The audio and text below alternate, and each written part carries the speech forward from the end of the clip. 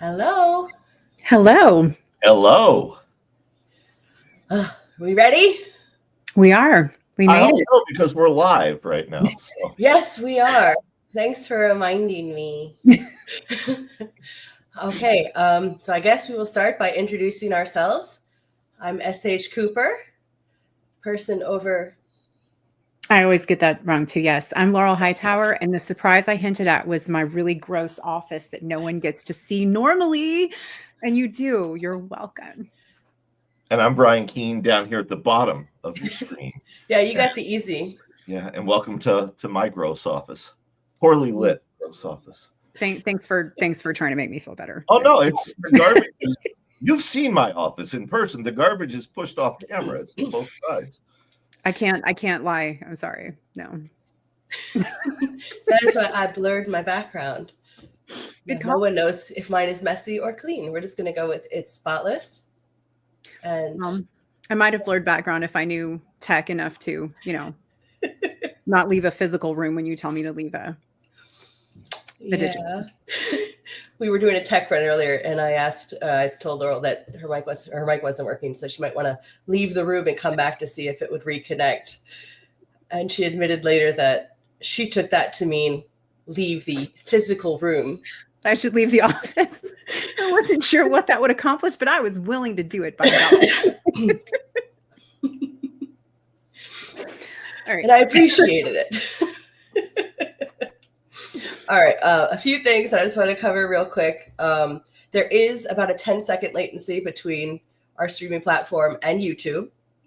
So if we seem a little slow to respond to things, that's why.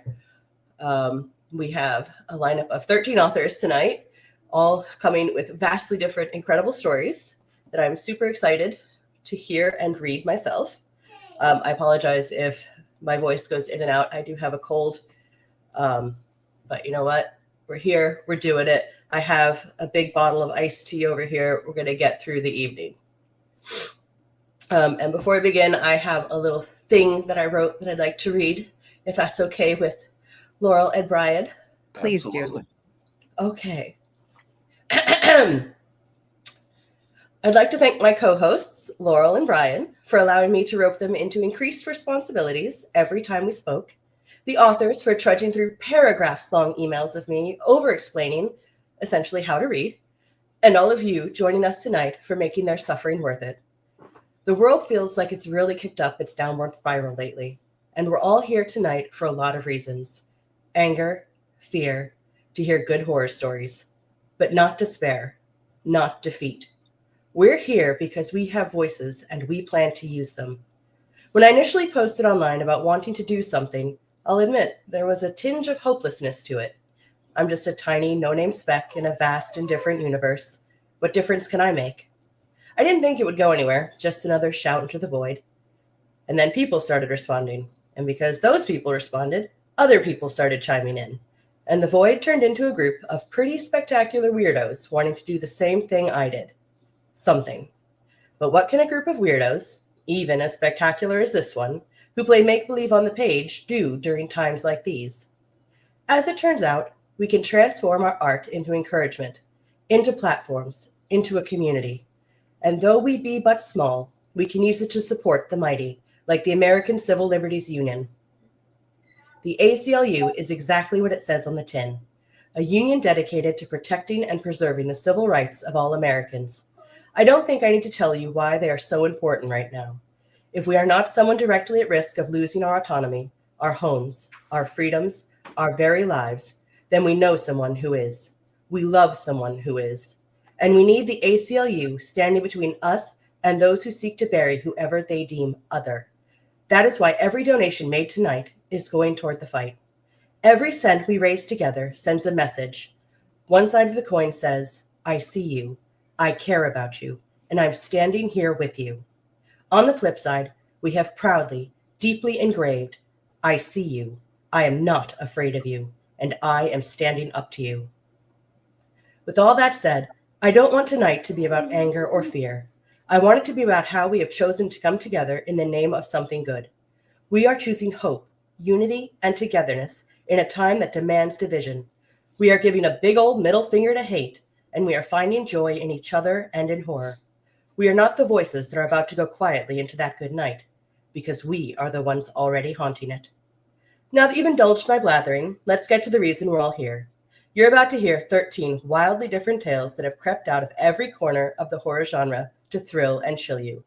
Without further ado, let's start living the scream. Thank you, Pippin. My dog is next to me whining.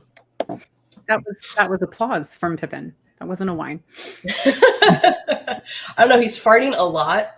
So if I just kind of keel over, if I just kind of keel over at any point in the evening, we'll keep going. Just keep going. I'm on the floor. I'll get up at some point when I can breathe again. I'll carry you, Mr. Frodo. Thank you, my Sam. Yes, my dog is also named Pippin. He's on the floor beside me, whining and farting. All right. So we have, like I said, a group of wonderful authors here this evening. Oh, and I did set up some things that I should. Do we have a way to put the direct link for donations on screen? We do. I can replace our little Living the Scream logo in the upper right-hand corner there with this QR code. There we go.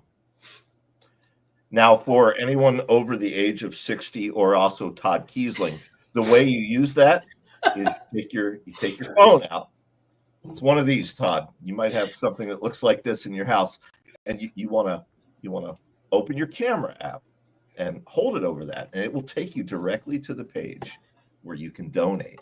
And speaking of that page, over on Tiltify, we are already at $285, and we're what? We're 7 minutes in. Five actual minutes live, and we're already at $285. Oh, that's awesome. That is fantastic. That's fantastic. That is really great. Thank you to all who have donated. We really appreciate you coming here and supporting us and the ACLU. So I have put up my thingy-mabobbers on the screen.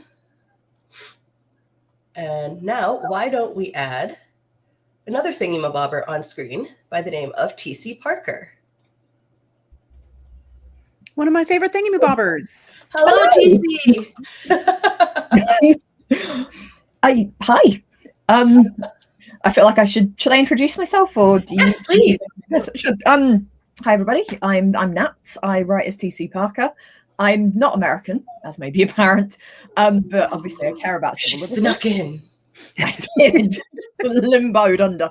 But civil liberty is very, very important, and obviously what happens in the US affects everybody. It affects the whole world. And as somebody who is a million different types of other, I can honestly say I do give a shit about what's going on over there right now and going on over here, kind of in terms of impact.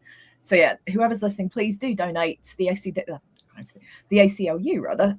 They do some absolutely fantastic stuff. Please, give if you can. Just look into them, and whatever you can do essentially to get involved, please do it.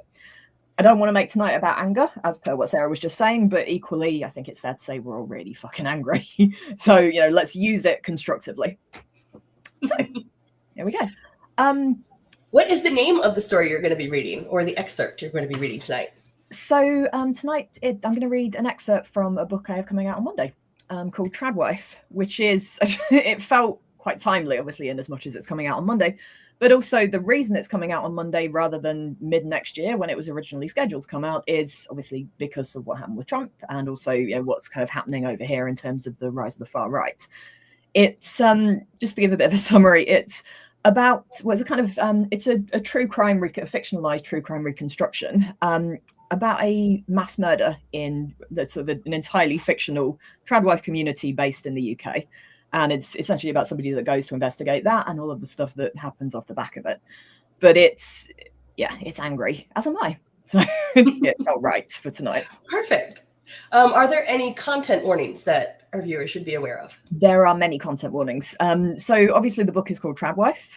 There are all of the content warnings you'd expect associated with that. So not necessarily in this excerpt, but certainly in terms of the book more generally, things around coercive control, around sort of intimate partner violence, all of that kind of stuff. In the actual excerpt, I suppose the most important content warning is horrible brutality. sort of dismemberments and general unpleasantness. So obviously we're all horror writers, so I imagine there's an element of people being fairly okay with that to begin with. But yeah, there's some fairly vivid descriptions of dismembered bodies, I suppose is the best way to... As Laura will tell you, this tends to be a recurring theme with anything I write. So yeah, One of my favorite parts, though. I love it. You warm my heart. But yeah, so shall I crack on? Do you guys have anything you would like to ask her or say before she begins? I'm ready. I want to hear it. I am too. My only question is for you. Do I need to mute my mic while she reads? Yes. Myself, Brian, and Laurel are going to mute ourselves, and we are going to disappear, and the entire platform is going to be for TC. Great God. Oh, All right, Brian, prepare you didn't have yourself to and do everybody that. for my big face. Let's do this. Okay, here we go. I'm just going to make her big, and we will disappear. Oh, wrong person. I'm good at this. Goodbye. Hi. Right, this is Tradwife, or this is an excerpt from Tradwife, I should say. So, on the 21st of September 2019, two married couples, Jason Ashland Wilshland and Brandon and Rebecca Cooper, attended a dinner party at the home of a third couple, Freddie and Nadine Taylor. Sometime between 8 p.m. that evening, when Nadine called her twin 8-year-old sons at their grandmother's house to wish them good night, and 7:30 a.m. the following morning, when Taylor's gardener Dev Thacker entered his employer's kitchen and encountered the bloodbath inside, all six were murdered. No bodies, or no full intact bodies, were found at the house. A number of body parts, however, were found in and around the kitchen and dining room, which subsequent DNA sampling confirmed as belonging to the Taylors, the Coopers, and the Wilsons. Much has been written about the details of Mr. Thacker's discovery and the police investigation that followed, often in forensic detail, and I have little to add to what's been documented. It is, however, and with apologies to those readers who may find detail difficult to stomach, incumbent on me to give a brief inventory of the body parts left behind, if I need to more accurately set the scene. Under the dining table, in a pool of their own congealed blood, lay a portion of the severed tongue of Ashland Wilson and the raggedly removed left hand of her husband, the latter still wearing its rose gold wedding band. A surgical-grade scalpel had been used to extract Ashland's tongue. Jason's hand, meanwhile, had been separated from the wrist with a meat cleaver or similarly sharp butcher's implement. Forensic pathologists later determined that the same sharp blade had been used to amputate Rebecca Cooper's feet, both of which Mr. Thacker found placed by the back door beside a pile of the Taylor's outdoor shoes, a particularly grisly visual gag on the killer's part. My apologies, speaking aloud is always a problem. Brandon Cooper's penis and testicles, conversely, had been removed with a duller blade, most likely a bread knife, and deposited in the food bowl of the Taylor's Alaskan Malamute Augustus, also missing since the time of the murders. An assortment of teeth, identified through dental records as Nadine Taylor's, had been scattered like dice across the dining room carpet, along with her fingernails, a section of her scalp, and a substantial portion of her white blonde hair. Most shockingly from Mr. Thacker's perspective, however, as he himself has since related in interview, was the dining table's centerpiece, Freddie Taylor's heart, presented on a stoneware platter on top of a bed of salad leaves. The heart and its valves had been sliced carefully into quarters. The rather mangled appearance of one of these quarters, and specifically the markings in the tissue he identified at the time as bite marks, gave Mr. Thacker the impression that a part of the heart had already been eaten.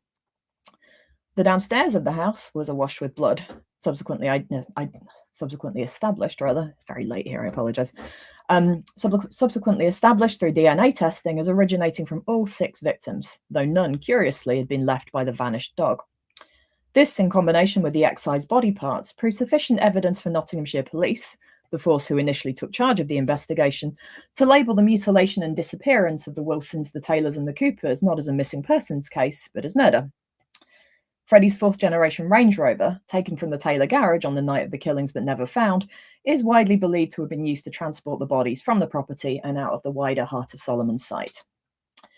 The marked and decidedly inconvenient absence of footage from, for example, CCTV and video doorbell cameras, both of which were strictly forbidden across the Heart of Solomon site, where the privacy of residents was deemed of significant importance to override any security concerns, only complicated the investigative procedures that followed.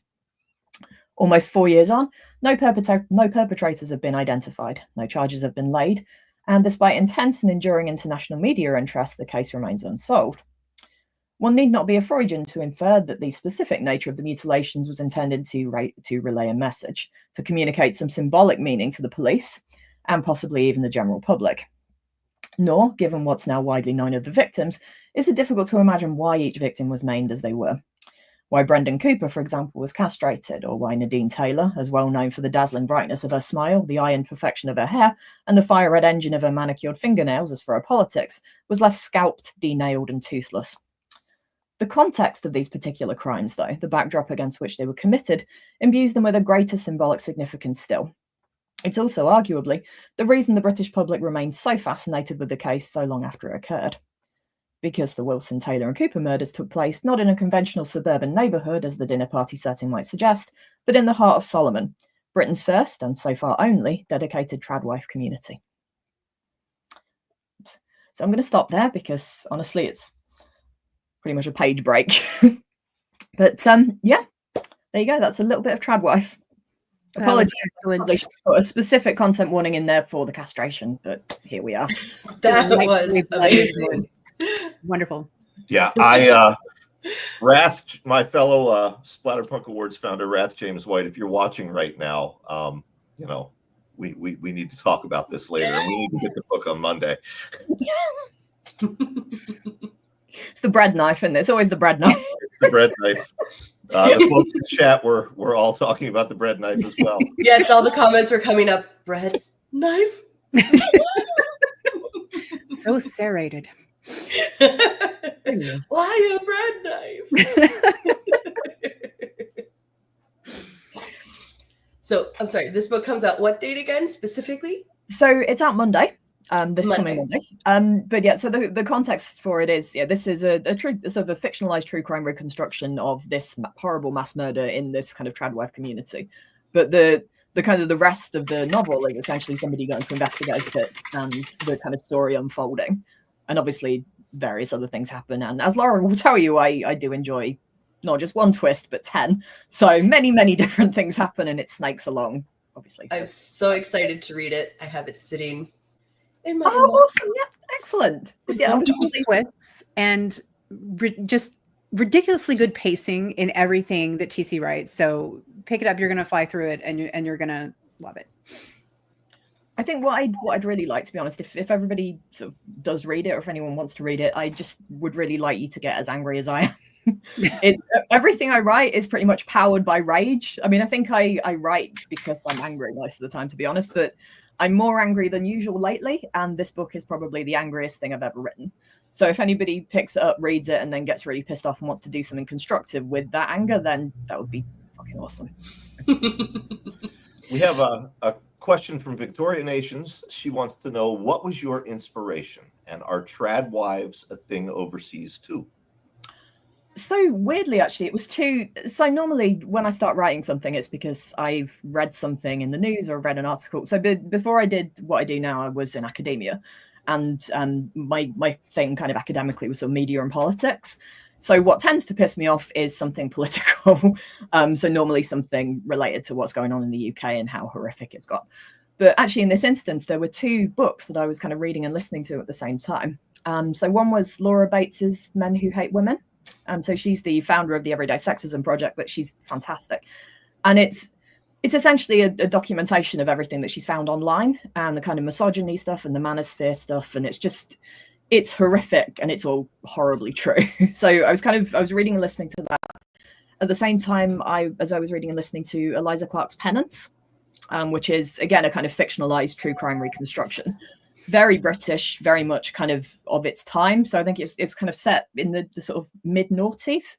I say a little bit too old for that, a lot too old for that particular time period, but it was kind of essentially about the murder of a teenage girl in the noughties and the kind of Tumblr subculture associated with that.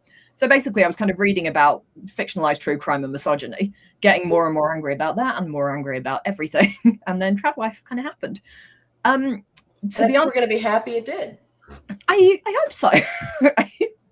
As far as it being kind of an established community here, not in the way that it is in the States. So obviously a lot of this stuff is driven by influencers.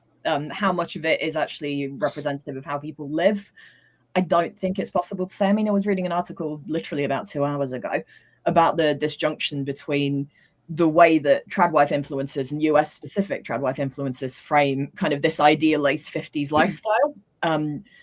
the way they actually live, and obviously the way that 50s housewives lived then. And, you know, none of it's really representative of a kind of authentic human experience. So in some sense, I'm not sure that trad wives are a thing. You know what I mean? I don't think that anybody actually lives the way that they present themselves online.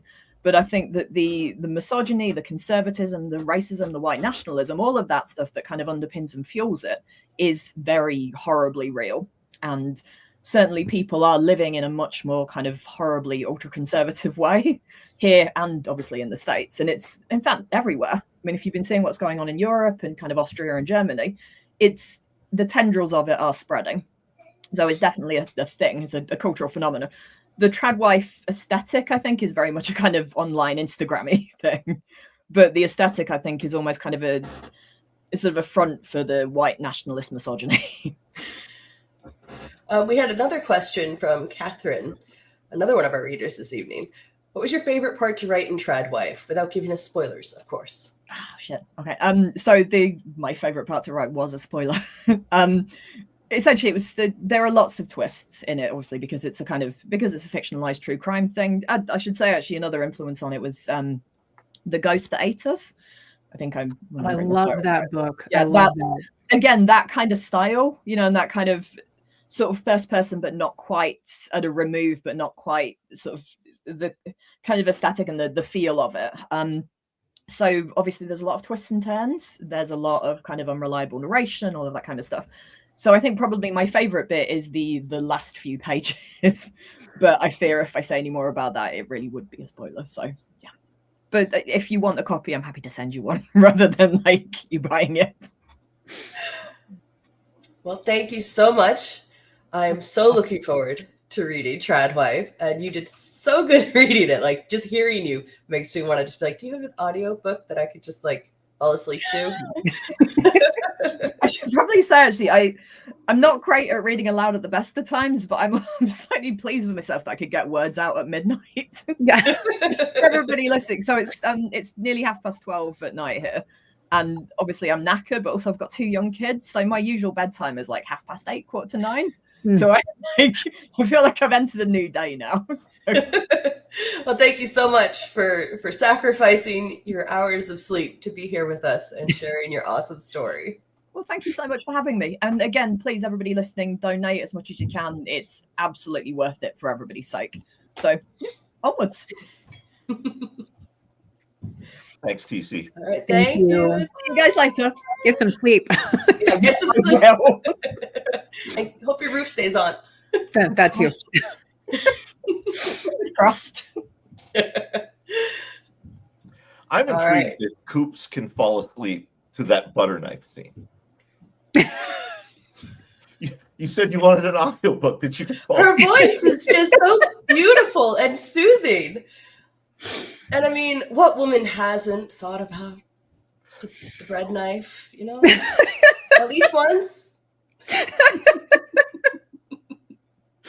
Brian All goes right, I to believe we have our next author waiting to join us in the wings. Yes. Are you ready to come on? Can I make an Okay. announcement before we do that? Certainly. We have already surpassed our goal. Our initial goal Yes. was $500. We are up to $680 even. Oh my goodness, I have to update the banner already. That is amazing. That is amazing. That is incredible. Thank you guys so much. Yes, that's you guys. Thank you. Yes, Thank you. this is incredible. I'm so blown away by your generosity and just being here with us tonight and we're putting up just with my getting voice. Yeah, you guys think you're donating to something, but my next book is coming out. No. All funds go straight to the ACLU. We never even see the money. We don't touch it. It goes straight to them. Just great All from right. that perspective. Yeah. All right. We are going to be bringing on our next author. Allow me to add them. All right. It is the wonderful Sapphire Lazuli, who is one of my favorite people, even though she doesn't know that. Sorry, I just made it awkward. But you're like at least 30% of the reason why I'm going to StokerCon. I want you to know that. And I just also wanted to give 2 facts, one of which is that Saf has the most spine-tinglingly mellifluous, beautiful voice of literally anyone ever. No holds barred. I don't care. I'm sorry. And the other part, this is a connection that most people may not be aware of, but Tiny, my 6-year-old, has sworn to protect Saf against all possible comers. So just be aware that if you want to mess with Sapphire, you're going to have to mess with Tiny as well. And I've heard Tiny has an army of unicorns at his disposal. And mermaids. And mermaids. Mermaids. Yes. Wow. So just So be aware. you're in good hands and hooves. Yes. I'm awfully safe at all times. Well, thank you so much for hi. joining us. Why don't you start by saying where you're joining us from? I'm joining from Australia. I adore that we're starting with all the non-Americans for this. We kind of had to because we were greedy with our start time. We're like, we're doing it 7 our time. If you want to join, deal with it. Yeah, it's early. It's not that early in Australia, but I'm a bartender, so it is early for me. It's 11 o'clock in the morning, which I would normally be waking up now. Well, can you start by telling us a little bit about yourself? Of course. Hi, my name is Sapphire Lasley. I am an author of weird literary fiction and strange poetry. As I say, I'm from Australia, so I'm not in America. However, that does not mean that I'm not dealing with the backlash of everything that's happened. Being a trans woman, a woman of color, it is not fun seeing all of that when so many of my friends are American, and just dealing with the backwash of what will happen over here in Australia. So there is rage, there's anger, there's sorrow, but I'm here, and it's not about the rage today. It's about hope and rising up a little bit, and Yep, and we are so happy that you're able to join us from literally across the world. I'm used to it. And you're going to be at Stoker this year? Is that I am, yeah. I was at Stoker this year, and I will be at Stoker next year. Funnily enough, Laurel, you're one of the reasons I'm coming to Stoker this year. So Oh, good. Then, that ways. makes it much less weird. Thank you. Well, it's going to be my first Stoker this year, so I'm so happy that you're going to be there, and I'll be able to meet you in person. That's really exciting. Excited for that. I'll be the one hiding behind Laurel, like, Yes. I'll make myself like a grizzly. yeah. All right, what are you reading for us tonight? I'm going to be reading the introduction to my debut novella, Our Witchless Flesh, which is coming out next year. It's a story about witches in Adelaide, which is where I'm from. It is a little bit cyberpunky. It's a little bit steampunky. It's very lesbian, and it's very fun. Very cool. Do you guys have anything you want to ask her before we just throw her up there? No, it's 11, and she just woke up. So let's let her get reading out of the way, and No, then we'll hit you with the no. questions afterwards. Yeah, we're going to let you wake up by forcing you to read aloud for an audience. All right. I And will without quickly further read ado. the content warning I have. Oh, yes. Thank you for reminding me. Content warnings. So this is just the content warning from the beginning of the book. This is an extreme horror novella, and as such, it contains some rather vile scenes. Within, you will find moments of extreme violence, gross mutilation, sexual depravity, and general liquefaction. Also within are descriptions of familial struggles and parental absence, and cults/religious organizations. The only ones that are really applicable here, though, are extreme violence, gross mutilations, and honestly, general liquefaction is a little bit in here as well.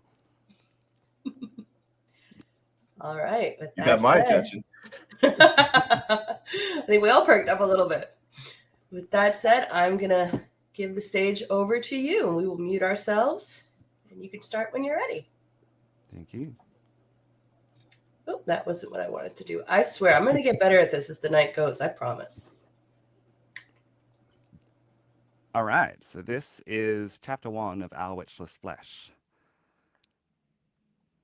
Clinking twangs of metal upon metal conjure bright sparks to fill the space between lesions.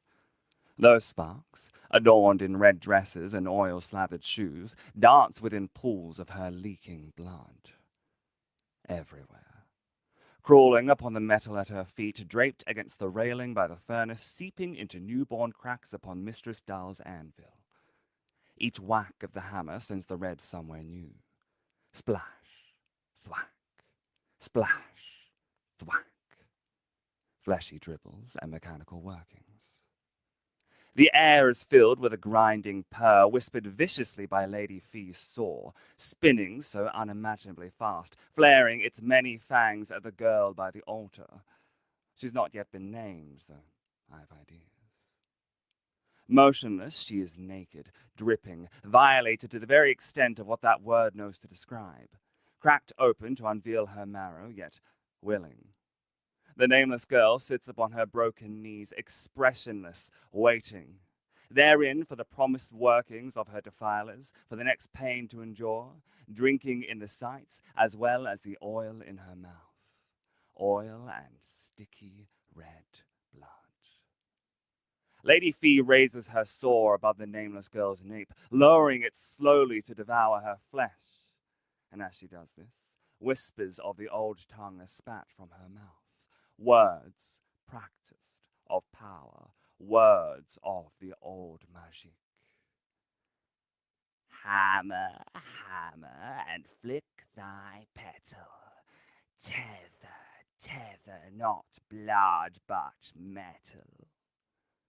As such, alongside comes through a violent whisper, one note, together in harmony across the many throats of those observing. It is deep and felt. As the monotone singing grows to rival Dahl's hammering, Fee removes her saw and plugs the hole with her hand, reaching. Slick promises within of a spine and tastes that briefly her saw had leaked. Greedy. She continues her exploration of the nameless girl's innards, digging deep enough for her fingernails to scratch the shattered treat, chanting, her lips unfurl. And with the pricked as thorn to thumb, be no longer tricked, reborn and numb. Blood rushing to escape, sparks dancing more furiously than ever. A faint tapping flutters out from the dancer's black shoes. And Fee's eyes narrow. She stills her hand. Of skin soiled, eyes harbour no glint. Be gouged, be saved by the iron splint. A ferociousness ignites within Fee's demeanor. It courses through her arm and tightens her grip. Within, sunken, Fee has wrapped her intruding digits around a wondrous prize. Sticky bones, fluid drizzling. The nameless girl's head falls forward. Her eyes look as though they may leak from their sockets. Searching the deeper parts of the nameless girl's flesh, hooked in, Lady Fee unplugs the hole, letting liquid cascade upon oil-slicked flesh. It is draped in scarlet. It stinks of rot, white and wispy, black and viscous, red and breathing, dead. The colors mix upon the nameless girl's thigh, a tapestry of black spectres swimming through a bloody sea, or perhaps serpent culprits of that very blood. No matter, it is all unwoven the same. Repeating her chant, Lady Fee returns to the hole, this time taking to it a piece of metal, the splint. So new is this tiny scrap found by the witches in wet bottom-dwelling ditches. So new is its promise of healing, of remolding, an unending loom of the blood and the flesh. It exists as many things, brass and mechanical, riddled with tiny gears as chewing teeth, luminescent and digital, impossible lights flash from the base. And an eye, watching, judging what terrible acts its wielder causes. If it weren't for the copper wire threaded through the hole, the weird thing would appear to be delighted. Lady Fee seems to tremble as she takes hold of it, marks, digs, and stitches. That is perhaps the most striking element of the thing, the muse from which it has been created. Though riddled with unknown intent and foreign design, the splint is suitably designed for the common weaver's needs. A needle, ready to stitch a new tapestry of red and black and white and purple and once more red. So, stitch it does. Fee takes the needle, a thread of copper wire in tow, and weaves it through the flesh of the nameless girl. It burrows along the rim of her obtrusion, kissing her spine as it weaves copper through the bones. The sight is electrifying. Voltage in enamorous patterns slithers in shining delight across her moist skin, all wet and tingly with each stitch. Soon Fee's chants roar louder, spoken thrice for the old mother, and thrice more after that. She sings in our ears, maniacal comes her chanting, weaving, scrunched up and showering to bring to the knees. So then there's naught but that and that and that. Still it pounds with a want to be heard. Yet the sound is a babe, as is Dahl's hammering. It whimpers, unable to reach a crescendo above what most encumbers the eardrum. Even the merry dancers are silent when upstaged by the stitching, weaving flesh and sticky bones. The splint, cradled like a parasite between Fee's shaking fingers, dives. As such, the sound of weaving is born. It begins with squishy tearing of the nameless girl's wet flesh, bitten and tasted, known. Delicious, the splint whispers, wiping its rust-strewn maw. Wet slush tickles the eardrum, peeling away wax to invite the next guest. That guest, the whirring, is not one often welcome. He stirs crowds with his metallic grating, gears turning at cosmic speeds, though left without the freedom that oil provides. And thus, turning, they grind upon the splint, sending dancers abroad, taking their show to see virgin orbs, whirring within. As it drills deep into the cranium, a third sound intrudes upon the ear, subtle at first and gross, the suckling tube, that disgusting pervert. Jealous at the point, hoping for a taste, it dives within the flesh and searches for scraps. Pressed against bone, a dripping spine, a squelching pull, a drinking of oils. Learning the forbidden tastes of the most sacred bones, the suckling tube drinks away the muck of it all to make way for more to come. And then digging through that which the saw had desired, burrowing a bone for a copper thread.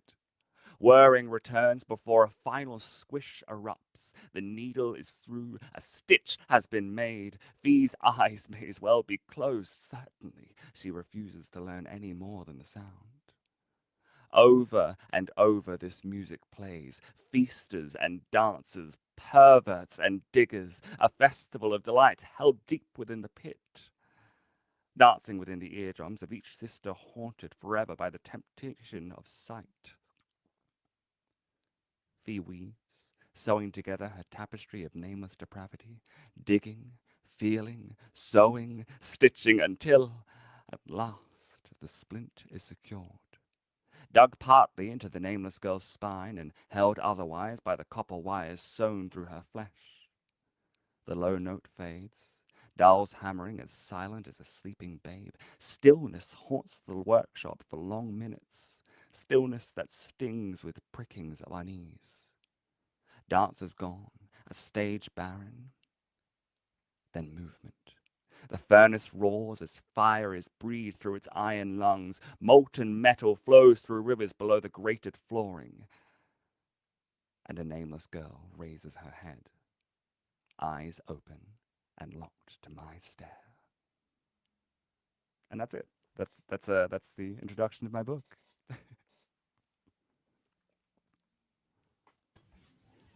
That was wonderful. That was absolutely wonderful. Mesmerizing, I think, is a good word for what that was. Everyone in chat was going, I need Saf to narrate my life, please. Oh, yes, Brian. I said At the risk of sounding like, the old guy, get off my yard, etc. Sapphire, I got to tell you, something that's been missing from extreme horror is the next generation Krista Faust, Poppy Z. Bright, Charlie Jacob. And I think we found her tonight. Thank you. Sincerely, that was fucking amazing. Oh my God. Thank you so much. Yeah. It's really flattering. No, for real. That was fantastic. I'm just going to show a couple of the comments that are going through chat right now. hair stand on the back of my neck. That was incredible. Amazing. I could listen forever. It had, when I even reading it, when you sent it to me initially, it had an almost Shakespearean kind of flow to it. And it kind of captures your attention in that same way. Just the use of repetition Shakespeare and is the my lyrical forever language. muse. Well, it definitely, you could definitely see it in your work. And I mean that in the best way. Thank Does you. anyone have any questions for Saf? I see some folks agreeing with me while we're waiting for questions. Bobby Matthews agrees with the Krista Falk nod. Aaron agrees. He says that my first thought was Poppy. You know, yeah. I mean, your voice is unique. Your storytelling style is your own, but it has that same feel and that same impact and that same flow. And yeah, I can't tell you enough how much we've needed that and missed having that from this new I guess fourth generation of extreme horror writers now. So yeah, I'm excited. When does it come out? It comes out. I don't think I've like officially said this anyway, but it comes out in July of next year. Okay. So yeah, like right after StokerCon. I think a lot of people want to know, when is the audiobook that you are narrating yourself coming out? I mean, look, I've not got any plans. However, the plan has always, since I wrote this book, to be the one that narrates the audiobook, if/when it ever happens. I would love to do that so much. Would you mind to tell us? Oh, go ahead. I was saying, someone's asking what the title of the novella is. It's Our Witchless Flesh. And then I was going to ask you to tell us some about your video projects. For those of you who don't know and who are dying for a Sapphire audiobook, get hold of some of these videos because it'll scratch that itch. That is true, actually. In fact, Laurel is in one of them. I have a whole series of video essays on my YouTube channel, Sapphic Sapphire, which are all about horror. The one that Laurel is in it's about House of Leaves, but it is kind of an adaptation of House of Leaves into live action, somewhat, in the best way you can do that with House of Leaves. That one's called Haunted Houses and Houses That Haunt. But I have a new one out. It's called what's it called? It's called Truth Lust Violence. That one's more of a traditional video essay, but there are 2 short films in there as well. So if you do like my voice and you do like that sort of audiobook thing, I have it. It exists. You can enjoy that. Where can we find it? It's on YouTube. I'm under Sapphic Sapphire. You should see the picture of me.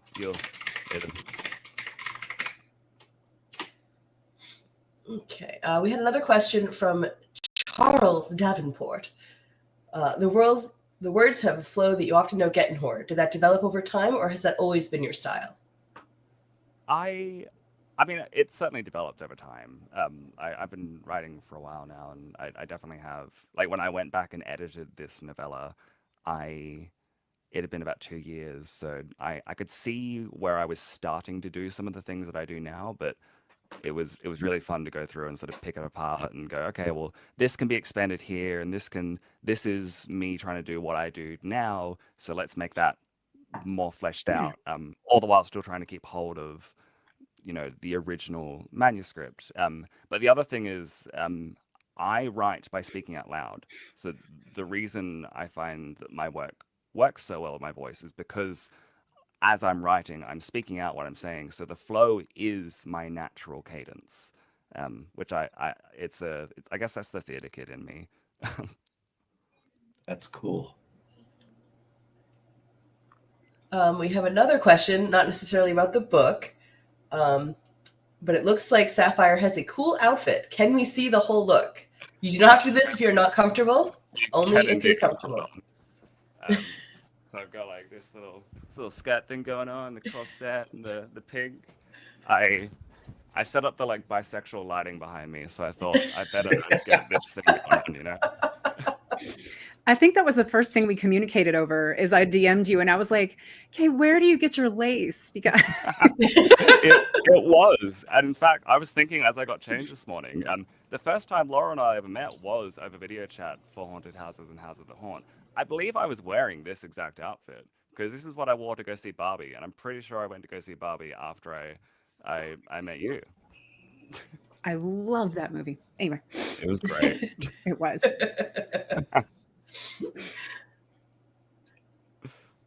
Just showing up some love for your outfit. People Lots of love love your for the voice. They outfit. love your outfit.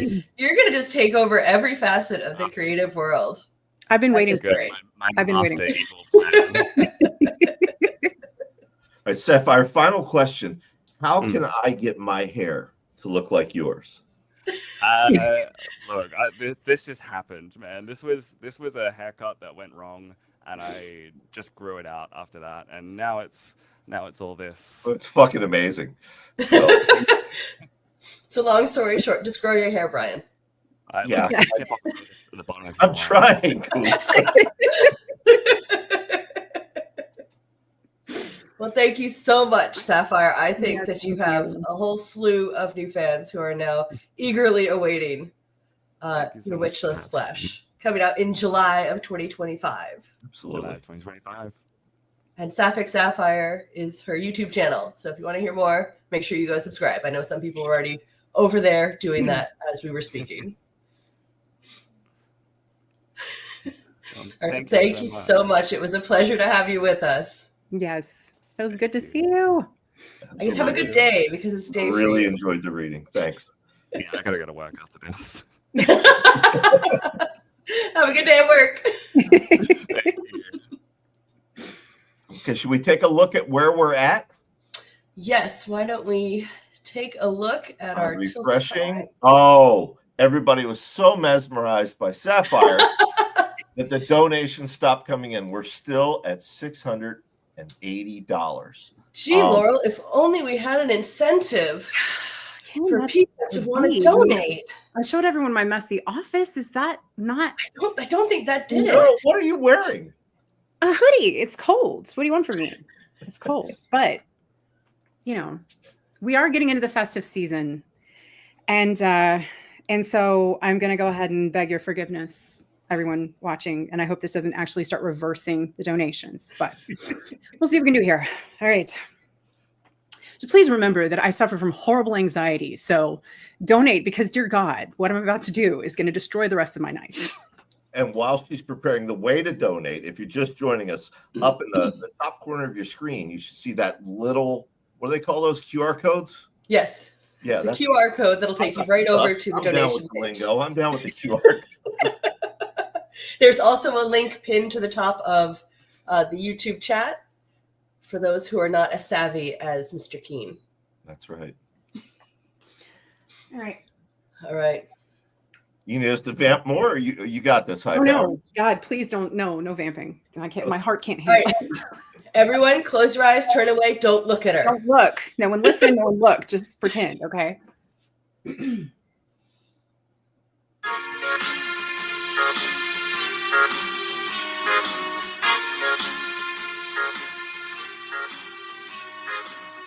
Santa baby, slip a bear bulb under the tree for me.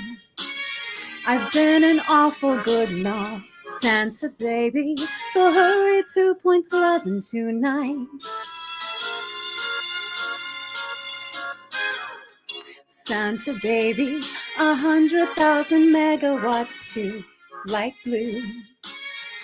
I'll stay up for you, dear Santa baby, so hurry to Point Pleasant tonight.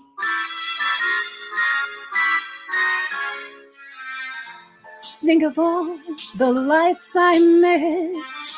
Think of all the lamps that I didn't kiss. I could be as good next year if you check off my Christmas list. Santa baby. I forgot my line. It's the best one too, damn it. I'm coming back for it.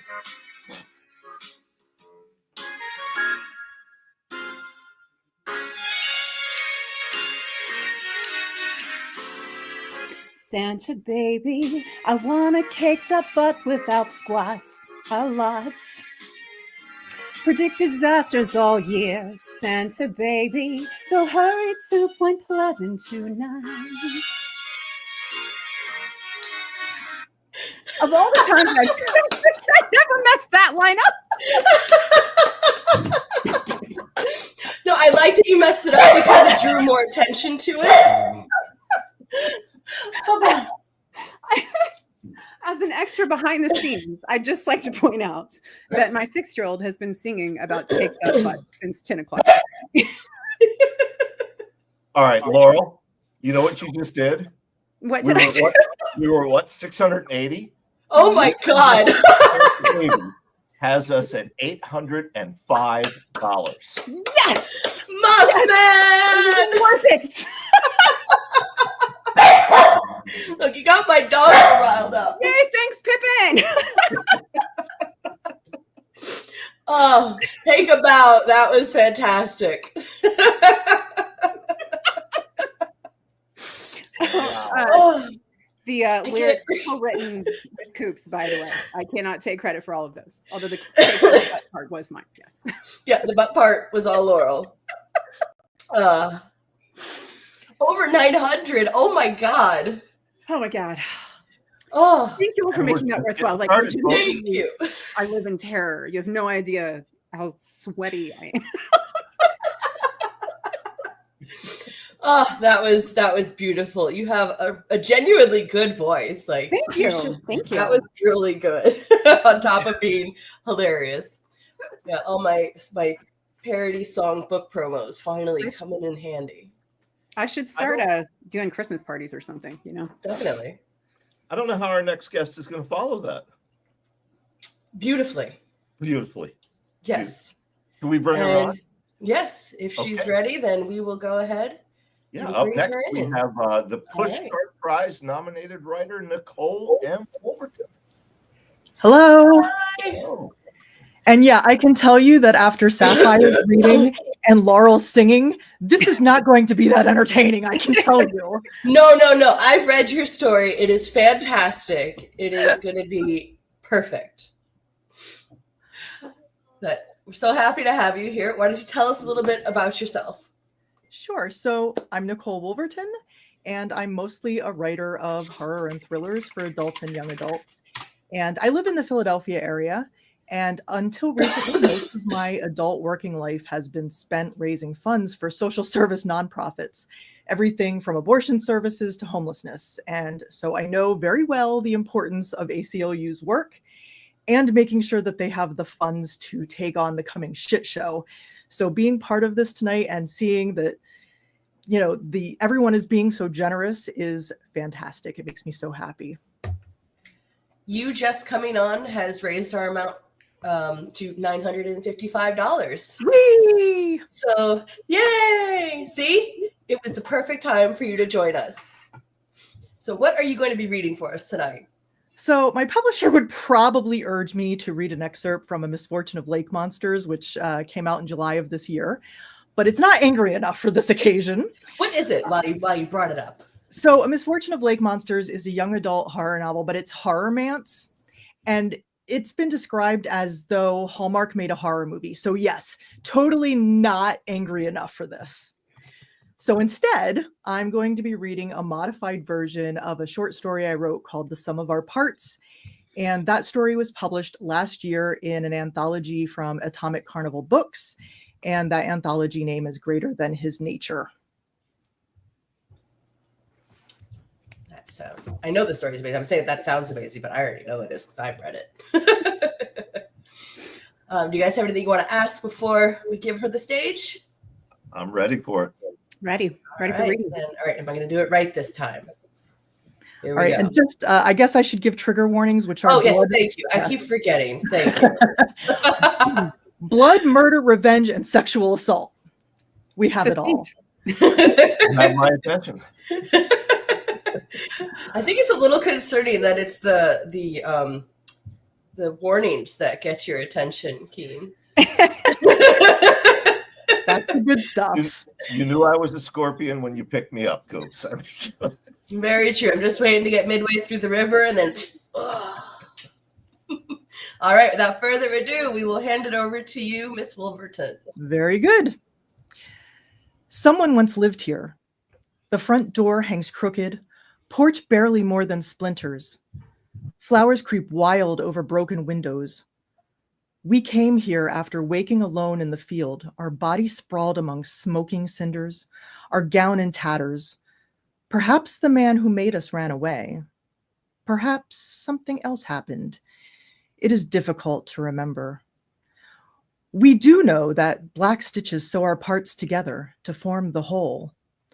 Our body doesn't move the way it should, not with all of us pieced together like this.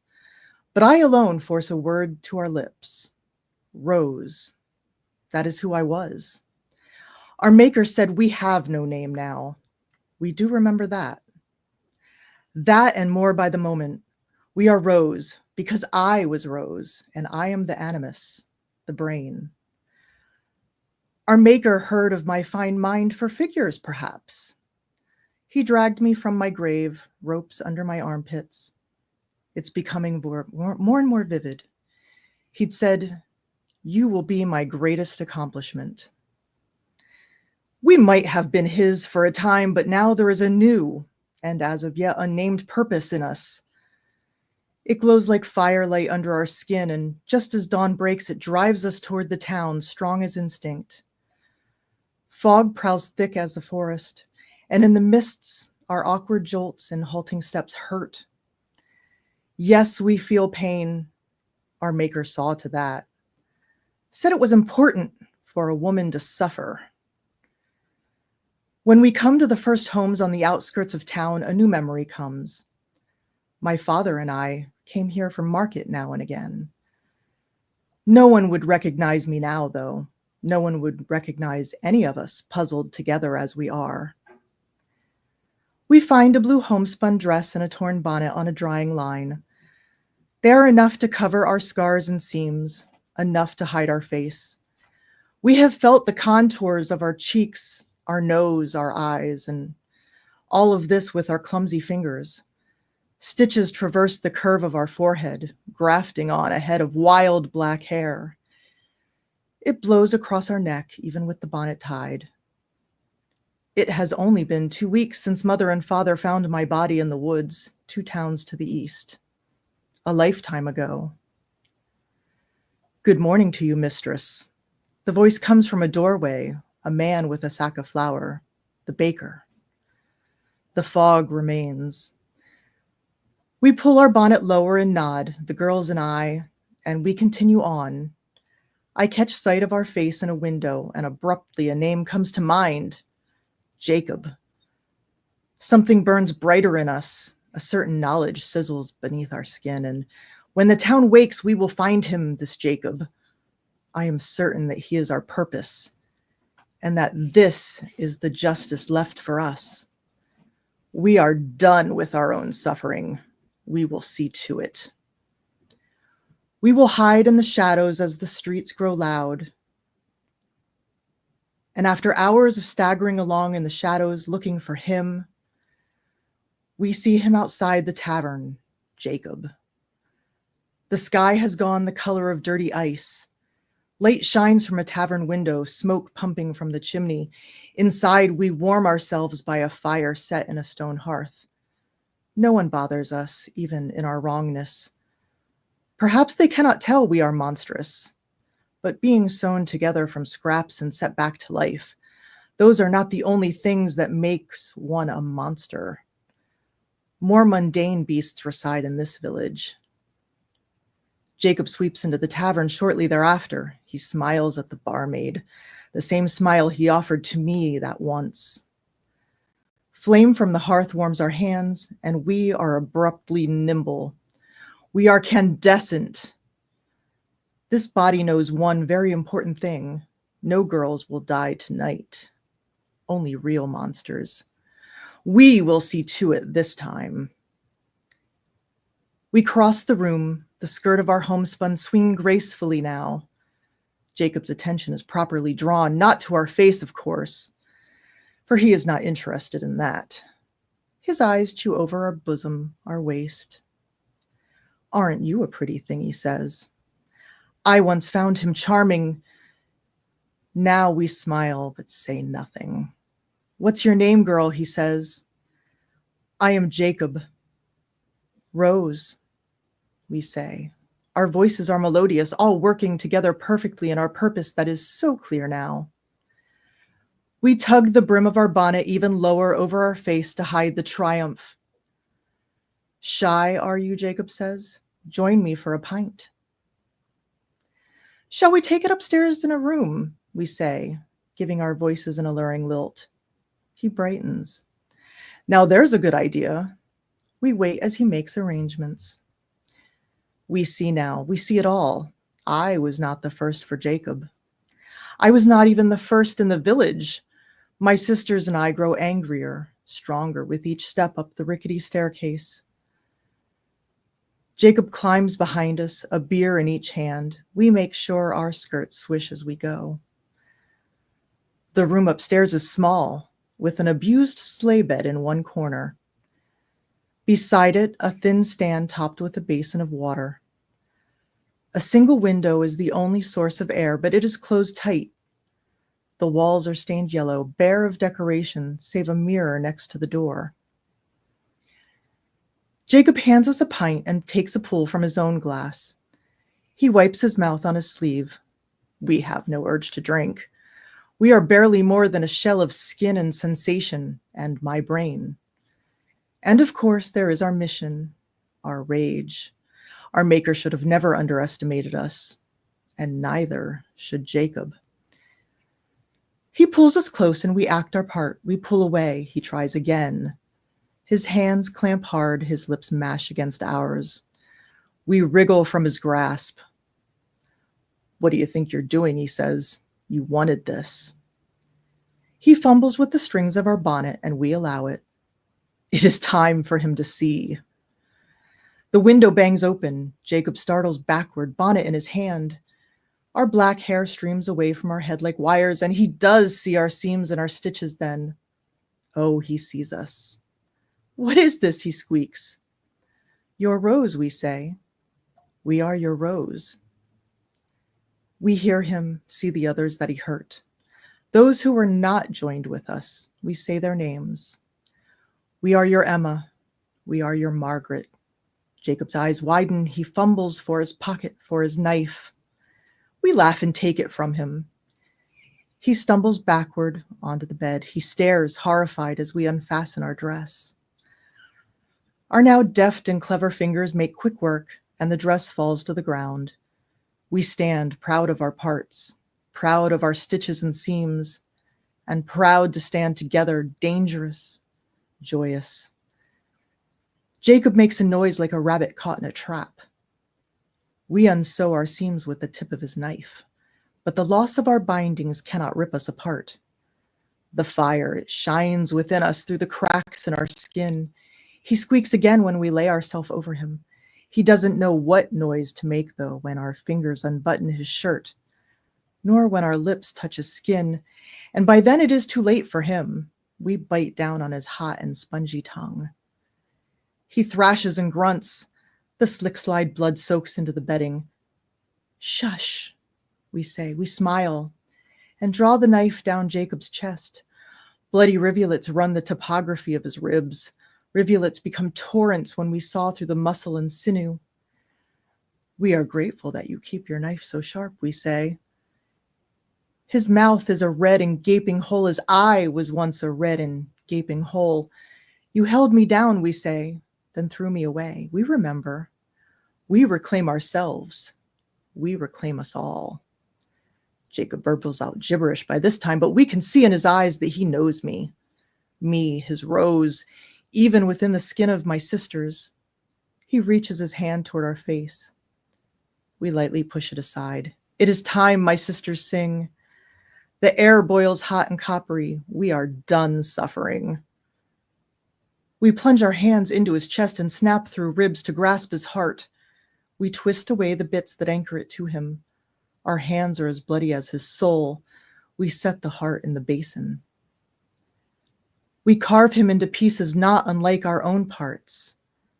But we will not see him put back together. We will not see him seamed and stitched. We pack Jacob's heart in a bit of torn bedding and wash ourselves in the dirty water. There is time to pull on our dress and bonnet. Time to see ourselves, our unsewn seams now puckering in the tiny mirror next to the door. We are beautiful. The fire in us fades just a little, but we can still manage the stairs. No one notices us leave, a small parcel tucked beneath our arm. Our seams loosen more and our light dims further, enough that we start to shamble awkwardly as we leave the village. There is enough strength in us, though, to find our way back to our ruined cottage in the dark. For the last time, we swipe at bonnet strings to free our hair. We unwrap Jacob's heart and set it in the fireplace. Our clumsy fingers tremble when we set the flame. The heart blackens and crackles. We stand together and watch, holding ourselves together, still joyous. The flames reach our dress and we bid each other farewell. My sisters, you were brilliant. We are powerful, and we understand one very important thing. Only real monsters die tonight. We have seen to it.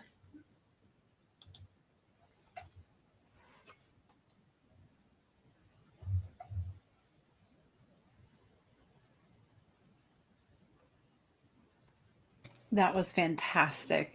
I love that so much. Thank you I so agree much. with I agree with Victoria's comment. I love the usage of we throughout. Yeah. That was dark. That was really excellent. Thank you so much for letting me read it. I appreciate the opportunity here. You read it really well too. Mhm. Thank Just you. have just an excellent voice for that in particular. That was great. Thank you. So I did have a question. At the end, it does say only monsters die tonight, as our main character, quote S, is burning. Is the implication that they believed themselves to be a monster as well in their final Absolutely. moments? They consider themselves monstrous, and of course the monster. Do you agree with your characters believing that they were monsters? Depends on how you look at it, right? They were certainly a thing put together by a man who didn't think much of them. So in that respect, yes, they're monstrous because they're other, but at the same time, the rage that they felt and what they took care of was not a monstrous thing, I think is fair to say. I would agree with that. Yeah, I think it's part of me is like, no, they weren't monsters. They were forced into this situation, and they are taking control back. And to me, that's not a very monstrous thing. And they're preventing him from continuing to harm others. So to me, it's like, no, they took a situation they were forced into, and they fought back, and Yes. they made sure that no one else was going to have to suffer. So I don't personally find them to be monsters. I think that they're heroes. To quote a favorite song of mine, dead men don't rape. Accurate. Very true. Very true. Erica would like to know what the title of the book is again. Greater Than His Nature. It's by Atomic Carnival Press. And if you know the press, you know that Eric, I believe his last name was Gurney or Giermy or something like that. He passed away earlier this year. He was the owner of the press. So reading this was also a little bit of a tribute to him. Yeah. I love that. Nicole, I have a question for you. So you currently live in or near Philadelphia, right? Yes. When are you going to sign at Vortex Books and Comics? Invite me over. I'll be there in a second. Consider this an invite. Excellent. So reach out. We'll set something up for Definitely. New Year. So I When just is had, your next book coming out? so I don't know. So I have a story and another anthology coming out actually in I think like 2 or 3 days at this point. Bridget's Gate Press is putting out an anthology called The Horror That Represents You, which is an anthology that has been years in the making. It is an anthology where all of the authors in the table of contents wrote about something that personally scares the bejesus out of them. And my story is about teeth and my fear of relationships, and it's set in my house. So that's fun. Teeth, fear of relationships, and your house. Yes. I'm not going to say anything more about it, except it makes me physically uncomfortable when I read it back. That's the best kind of story, though, right? When you can make yourself feel things. Yeah. And I also have another short story in an anthology coming out in January. This anthology is called, shoot, I'm forgetting it. It has something to do with hoarfrost. Boy, that's a long title. Hoarfrost. The publisher is going to kill me. But yes, that's also who's publishing it. Maybe we can look it up that way. Oh no. I'm having brain freeze. Blame it on menopause. I know when I'm put on this spot, I'll be like, I'll forget the title of my own books. Just type it in the chat later on. Yes, I will do that. As soon as we're done here, I will go look it up just because I'm having a trouble remembering it. I was in Iceland like 2 weeks ago to do a panel discussion at Iceland Noir. And I swear to you, my brain still has not quite unfrozen. That's so cool. Oh, is it Hauntings and Hoarfrost? Yes, thank you. Oh my God. You're welcome. Tick books, maybe? Titch books? This is where it becomes very clear that I need reading glasses. I don't know. The Kickstarter link that I clicked, I'm sure it displays it prominently. During this call, viewers, I'm going to pour another glass of larceny. So while Laurel's looking that up, there's a couple comments in the chat about the cat that made a cameo. Yes, that is Dallas. Mary and I have 5 cats. Dallas is my favorite, even though you're not. Are any of them bookstore cats? No, we'd love to have bookstore cats. But, some folks have allergies. We want to make our store a welcoming space to everybody. So no cats there. But yes, Brian? That was Dallas, named after, of course, Jack Ketchum, whose real name was Dallas Mayer. And like the real Dallas, he's a pansexual little attention whore. So that's why he was like as it should be. Yes, as it should be. Yes, Titch Books and editor Rhonda Parrish. Yes. Sorry. And it was prominent. Sorry. Anyway.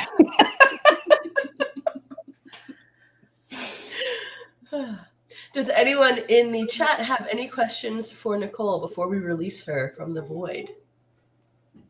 Pippin, you don't count. Jill says, "Oh my God, teeth falling out is my nightmare too." So, yeah. Yeah, Austin said, "I really want to read that now." I highly recommend it. The rest of the table of contents is amazing. I just started to read through the contributors copy today, and it's fantastic.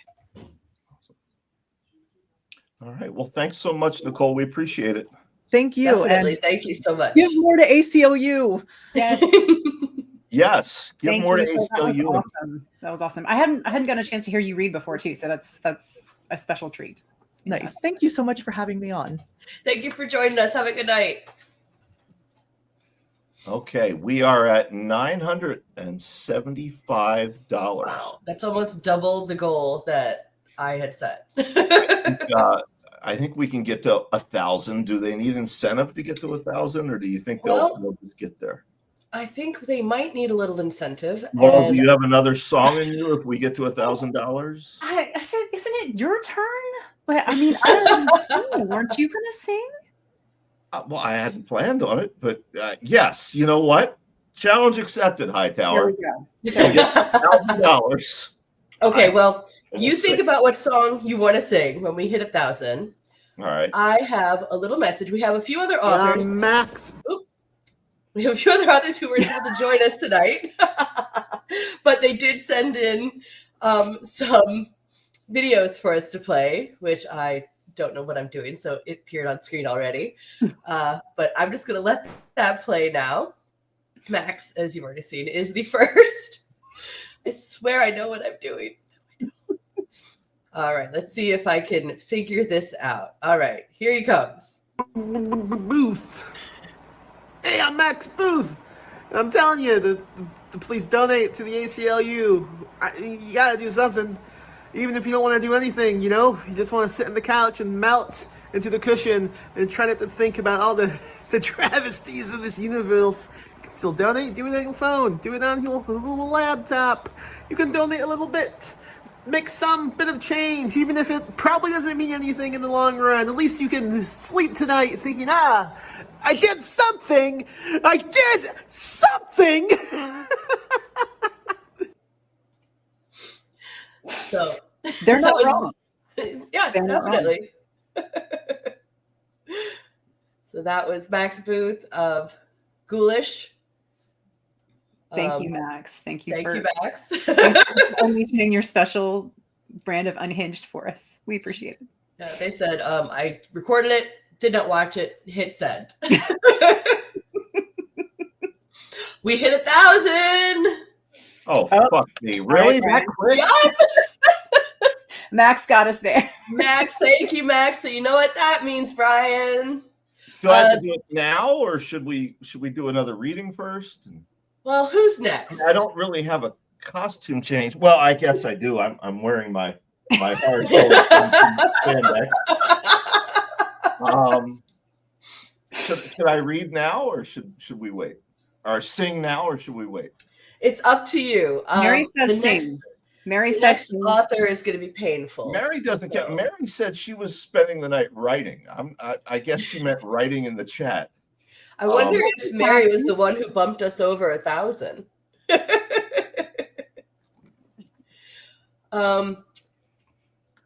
Victoria said, "Islands in the Stream" with Laurel and Brian. I thought we didn't have a costume change. I'm the only one who came without a costume. I'm not Brian. I am Keen. Right, so can you hear me through this thing? Yes. Yes. Okay. I'm gonna be singing from The Carols of Cthulhu by my pal Mike Slater, available wherever books are sold. I didn't really plan for this. Unlike Laurel, I don't have music, so this is going to be a cappella. And also, unlike Laurel, I can't actually sing, but this is called Silent Knife.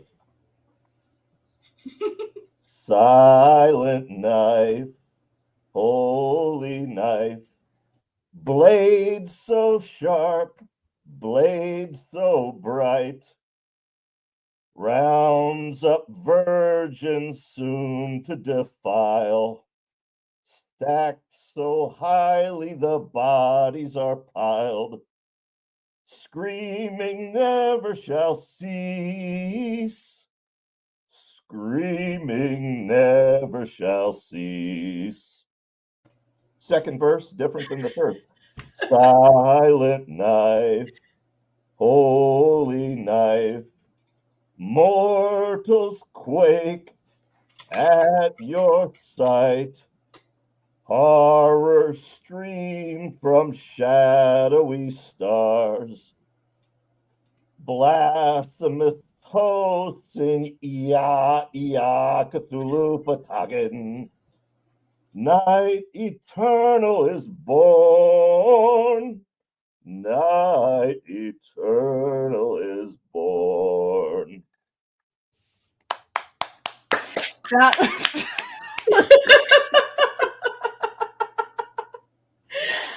That was That was amazing. I didn't know you were multilingual. Yeah, see, Laurel didn't have to break into a second language. Did Brian just send us into an alternative hell universe with this spell? I'm crying from holiday spirit and eternal terrors. I think Keith Lou needs to make another appearance at AuthorCon. AuthorCon, or fuck it, let's do it at StokerCon. Yes. Let's not ask anyone either. Just No, you need your moth onesie. You need the Cthulhu mask. We will march through the halls, following in your brilliant footsteps. All right, it's a plan. And I'm sure Stoker will not be upset about that at all. I mean, look, they let me throw the big party every year, and no one ever complains about that. We have carte blanche. We can basically do but listen, y'all, don't tell him. It's gonna be a surprise. Yeah. Okay. We'll keep it secret just between us and the internet.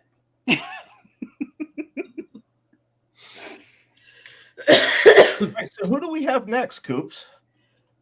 Someone that you're probably going to want to step away from the computer Todd for Keesler? a brief intermission. No, not him yet. Because I'm honestly not sure how this is going to go. I'm reading next. So I'm going to do my best. I thought the intro went well, so. It did, and I'll give you another little intro because you want yourself. Up next is S.H. Cooper, who is a fantastic writer. She should be read by literally everyone. There is no genre that she cannot make her own. And I want you all to explain to me in great detail why you don't own her books. I'm waiting. Because they've never heard of me. Now you have, and read it. It's fantastic. Well, thank you. My choice for this evening is called A Key for Any Lock. It first appeared in, I actually have it right here, the 2020 anthology. Can it come in? There, you can kind of see it. Which was, you can see, co-edited by Laurel, called We Are Wolves. It was a feminist charity anthology. I don't believe it's available anymore, which is a shame. I know where there are 4 copies. Tell us. Actually, 5. There's one on my shelf, and there's 4 at Vortex Books and Comics. So, well, there you go. There you go. So, We Are Wolves, edited by Gemma Amor, Laurel Hightower, and Cynthia Paleo. In 2020, fantastic book. Lots of wonderful authors that I snuck into. You are our first. Sorry? You were our first choice. Oh, thank you. There was no sneaking. And I guess content warnings for mine are sexual assault. And I don't want to say that men should cross their legs. Let's put it that way. Yeah. Men are going to want to cross their legs for this one. Yep. Tight as you can. So I'm wearing spandex, Coops. Maybe the wrong choice, especially if Mary has access to any kind of large box. So, a key for any lock. You got to knock it off screen. Oh, right. No, stay with me. And I apologize if I have to mute myself partway through because my dog is crying or because I am coughing. All right. I was a smart girl. Everyone said so. From the time I was a child, testing out different methods to build up static electricity for science fairs, to when I was accepted into university to study mechanical engineering. It was always one of the first things people said about me. Such a smart, smart girl. But I never heard it more than after that night. You're a smart girl. Why did you dress that way? You're a smart girl. Why did you drink so much? You're a smart girl. Why were you alone with him? Nobody asked him why he'd kept insisting on giving me drinks. No one asked him why he followed me into the upstairs bedroom when I excused myself to lie down. No one asked him why, for such a smart boy, he was so fucked up. It was me who should have known better, done better. He had a reputation, you see. Not one you should judge him by, mind you, especially not if you were one of those fine folks on the jury. Didn't he look so respectable in his fitted suit, standing there with his gaggle of attorneys, head bowed, sorry I regretted my decision, but innocent, Your Honor. I'd made the report. I'd had the examinations. I'd let them poke and prod my tender parts with their tools and their eyes and their questions. I'd been sexually active, they'd said, but that didn't prove anything beyond a reasonable doubt. College girls at college parties will do what college girls do. And it wasn't like this was the first time I'd had myself a little fun. They had some old flings to testify to that.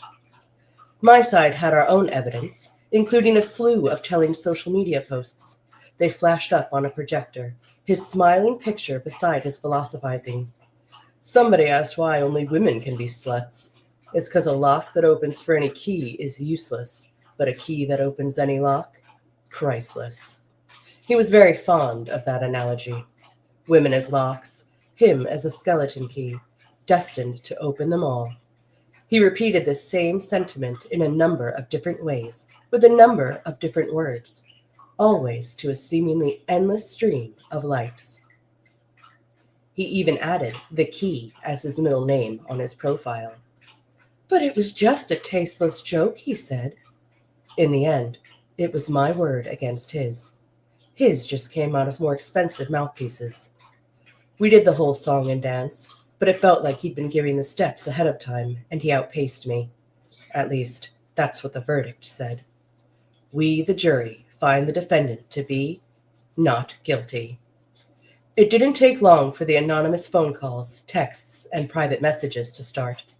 They called me names, said I was trying to ruin a good guy's life, told me to kill myself.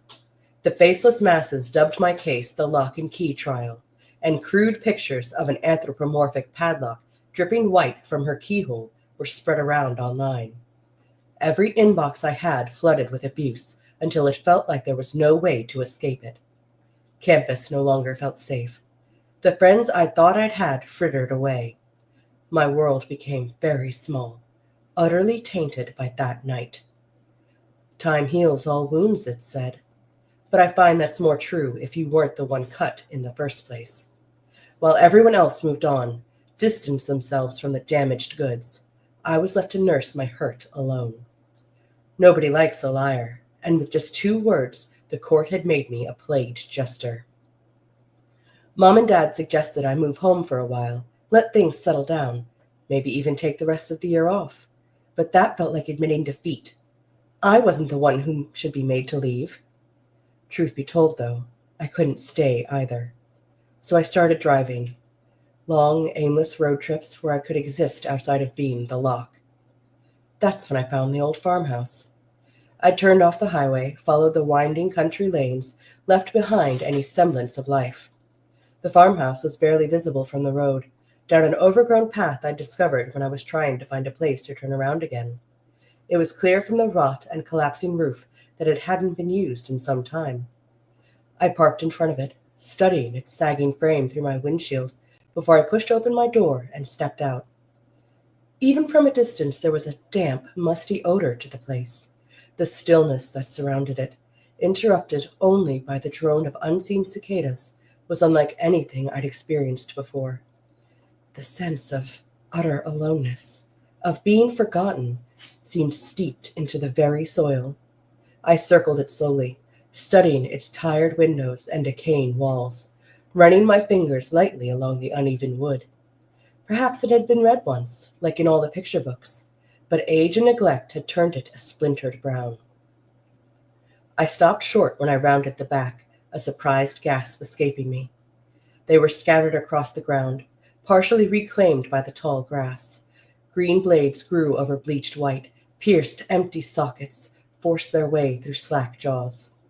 Skulls. Cows, maybe. Some kind of farm animal, anyway. Left as the house had been. A graveyard of unfortunate creatures with no one to tend it. I doubted anyone even knew they were there, or cared. Why would they? They were just animals, after all, probably slaughtered for some greater purpose. And it wasn't like anyone was checking up on the house to know of their existence. All the way out here.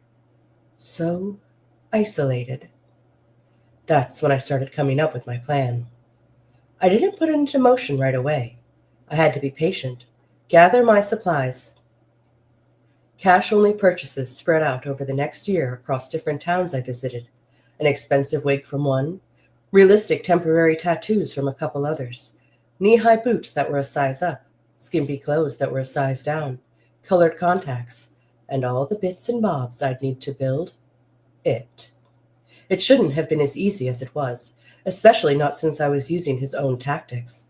I sidled up alongside him at a house party, my smile cool and coy while my heart jackhammered against my ribs. I expected him to recognize me at any moment, to see past all the contour and brunette bangs, recognize the hatred burning behind the dark lenses covering my natural blue. But all he saw was the ample cleavage spilling over my tube top, the butterfly tramp stamp when I danced against him.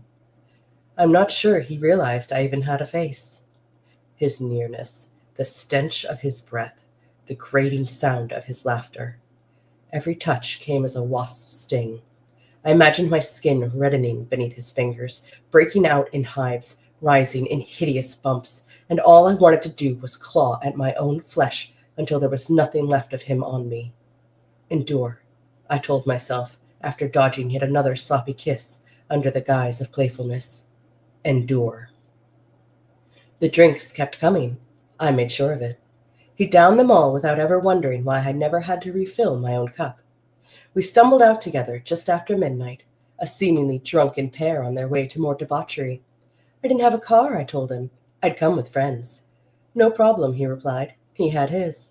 I snatched the keys from his fumbling fingers, plucked his cell phone from his pocket, and pushed him into the back seat. He tried to protest. Only he got to drive his baby. But the words came out in a slurred string as he tipped and swayed. I dropped his phone on the ground and slid into the driver's seat. He was asleep before we made it halfway to the farmhouse.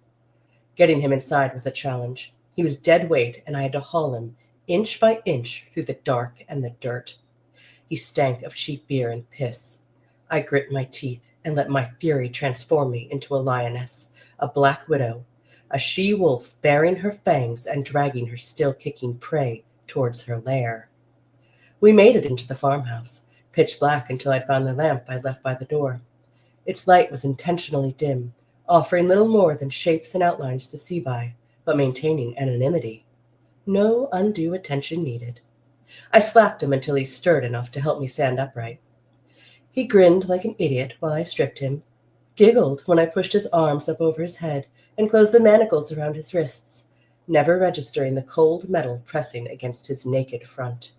His bout of consciousness didn't last, and he slumped, held upright by the chains, while I took a seat on the ground in front of him.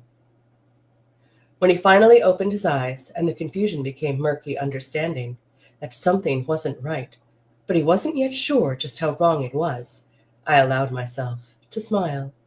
He looked down at me and demanded to know who I was, what was going on, where he was.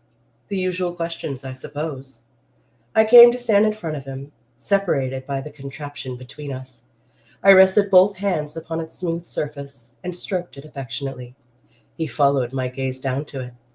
A giant padlock, its keyhole level with his groin. He sputtered, demanding to know what was going on and that I unlock the restraints. And this time, I obliged with an answer. I'm not going to hurt you, I said. Actually, I'm just going to leave you here. There was some name-calling, some chain-rattling, attempts at intimidation, but I was over being scared, especially of him. You can get out on your own, I assured him when he took a breath. You just have to want it. The look he gave me was a dumb one. You have the key to any lock on you at all times. You say so yourself. This one is no different. Finally, horrified comprehension began to creep into his face, pulling his eyes wide and his mouth into an O. He looked down at the padlock, pressing so close to his midsection again. It was a simple design, a plain metal face with a circular opening pointed toward him.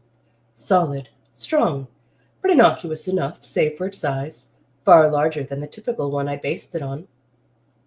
The kind of nondescript lock you might find in any hardware store, save all the wires and tubes running from it to his shackles.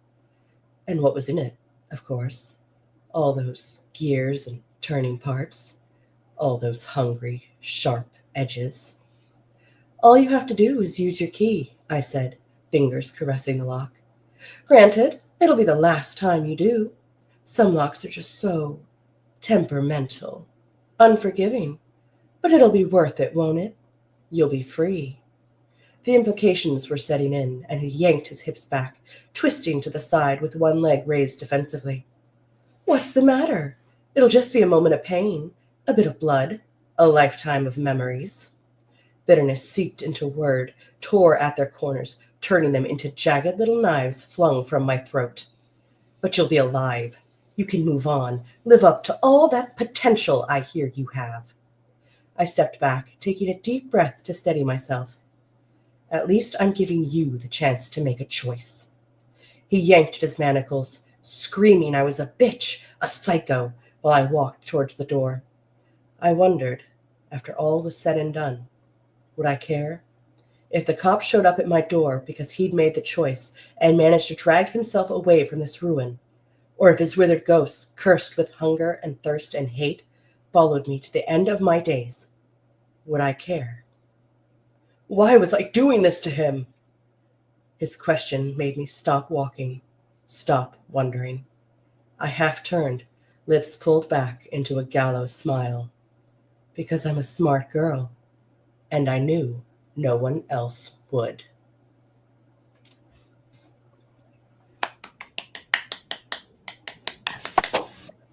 That was awesome. God damn. You weren't kidding about cross your legs either. Look, I had to change costumes. I now have. I'm now in a pair of Warning. You can't say I didn't warn you. spandex, you know? I loved your inflection in particular on finally. That was fantastic because there was so much like anger to it, so much revenge, so much like satisfaction, and so much like, yeah, I can't wait to see you bleed from, you know. Not to embarrass you, Coops, but for the viewers, I've been doing this almost 30 years, which means I've been to a lot of and most writers are not good readers. The fact that you delivered that, you know, your voice, your pacing, when you looked into the camera, all of that, and you did that while simultaneously hosting this and also suffering from a cold and apparently, you know, a toxic atmosphere from dog farts. Thank you very much. I do have I'm a voice actor, kind of, sort of, on the side, so I do have practice with narration to some degree. Yeah. So I cheated a bit. Yes, you cheated by using your talents. Yes. I cheated with experience. If anybody has questions for Coops, just go ahead and type them there in the chat. Lots of good commentary, lots of applause, lots of metal horns. Thank you all very much. Victoria, I see that we are up to $1,030. Yeah. Fantastic. I don't want to say it again. You have the book. You showed us you have a whole book. So I'll tell you what, and Laurel and I could get in trouble for this, but we actually have a secret that we're not supposed to tell anybody about yet. But technically we didn't sign an NDA, right? We haven't signed anything. Yeah, we haven't signed anything. So what are we at? We're at 1,030. Yep. If we reach 1,500, we'll give you some teasers within reason about something you may want to stick around for in 2025. I know 2025 looks grim, folks. But there's at least one good thing coming in 2025. Don't put that kind of pressure on me. Huh? Don't put that kind of pressure on me. It's only 50%. So you hear that, guys? We need donations so that we get a teaser of what's coming. We need a little hope for 2025. Right. So, what was the amount we're striving for? Let's say 1,500. We're at 1030. I think we could do it, guys. I think we could get to 1,500. I think we can too. And I see some folks are just now joining us, John. If you are, boy, you've missed a hell of a show so far. But number one thing I want to draw your attention to is in the upper right-hand corner of your screen, right above Laurel's head there. You'll see a QR code, and that will take you to the donation site for the ACLU. If you are challenged, I think is the word we use today, like Todd Kiesling or Stephen Kozanowski, also there in the chat, then just go to the very top of the chat, and there's a pinned link there for you as well. And just click that and donate, and we really appreciate it. Of course, the ACLU does all kinds of good things. They've been doing it for like almost 100 years. The important thing to remember is they defend and preserve the individual rights and liberties of all Americans. There have been times when they've gotten in hot water and disfavor over that. They've had to defend some pretty toxic people. But the fact of the matter is, they are the bulwark for civil liberties. And next year, they're going to be more important than ever. So please, if you can, donate. Whether it's for full equality of our LGBTQIA community, or establishing new privacy protections for our digital age, or ending mass incarceration, preserving the right to vote, the right to have an abortion. The ACLU takes up the toughest civil liberties cases and issues to defend all people from government abuse and overreach. So think about that. And if you have the means, please donate. Even if it's just $5, you're helping out. Yep, we have the QR code, and there's also a link pinned to the top of the chat. So, actually, I see a good comment there from Steve. He says, the fact that I hate who they defend sometimes is and they are apolitical, protecting everyone. Absolutely. Yep. I know there's probably some folks watching us tonight who perhaps did not vote the same way the three of us did. But keep in mind, the ACLU is protecting you as well. So think about that. Consider it. Please donate. I think a lot of people who didn't vote the way that we did are going to find that they appreciate the ACLU just as much as we do. I'll drink to that. In the coming days. We've already started to see some serious regret coming from a certain side. We have, and I recognize there's a lot of anger and a lot of stuff, going on between sides and everything like that. But if you change your mind, hi, we're here. Yeah, we're here. Glad to have you. Seriously, don't feel like you can't join fights that call to your heart. Because we'd be glad to have you. So. Exactly. Yep. We are now up to $10.45, $15 closer to the details. All right. I see that our next author is waiting to join us. All right. I'm going to bring him in. Let's welcome Charlie Davenport. Hi. Thank God, no technical issues. Thanks. That's been a big worry all night. Okay, so Charlie did join us a few nights ago when we were doing a tech run, and I left the chat. I clicked a button I shouldn't have, and I kicked myself out of my own room, and I panicked, and I remade the room, and everyone who was in the Discord that we created for this rejoined because they got the link. Charlie sent me an email that said, hey, just waiting I lost you guys. And I said, oh no, here's the link if you want to rejoin. And instead of sending him the link to our room, I sent him the link to the Tiltify. So it looked like I was saying, donate if you want to come back. You have to pay to play, Charlie. It's been the story of my entire life. And I genuinely, Cooper, was not going to bring any of that up. You just immediately, like in a police interrogation, you've confessed in like no time. I had to because I see Victoria down there. She's up next and she's waiting. And she and Bo were part of the tech run. And for like the next hour, like we laughed about it a lot. And I sent you the video of me realizing that I had screwed up. And so for the next hour, after that, every time they had an opportunity, they'd just be like, are you going to send us the Tiltify link because we have to pay before you let us do that? Oh, no. You did not suggest I leave the room. You made me leave the room. Yeah. No, actually, I left the room. Fair and then enough. I forgot that I could just click the link I had sent you guys to join the room. And I panicked and I remade it, or I made a different room. No, honestly, I've just been really like tackling the technology, a platform you've never used before, trying to organize all this. It's all very impressive, and a level of like drive and confidence I just wouldn't possess. So, applause to I you for that. appreciate that. I did have help from a very nice gentleman named Greg Green. Shout out to Greg, who had helped with Scare Up the Vote, and Victoria connected me with him, and so he spent about an hour a couple weeks back with me, walking me through everything we were going to need for StreamYard. So big shout out to Greg Green, great guy, for helping make this possible. All right, I've blathered on enough. Charlie, why don't you introduce yourself?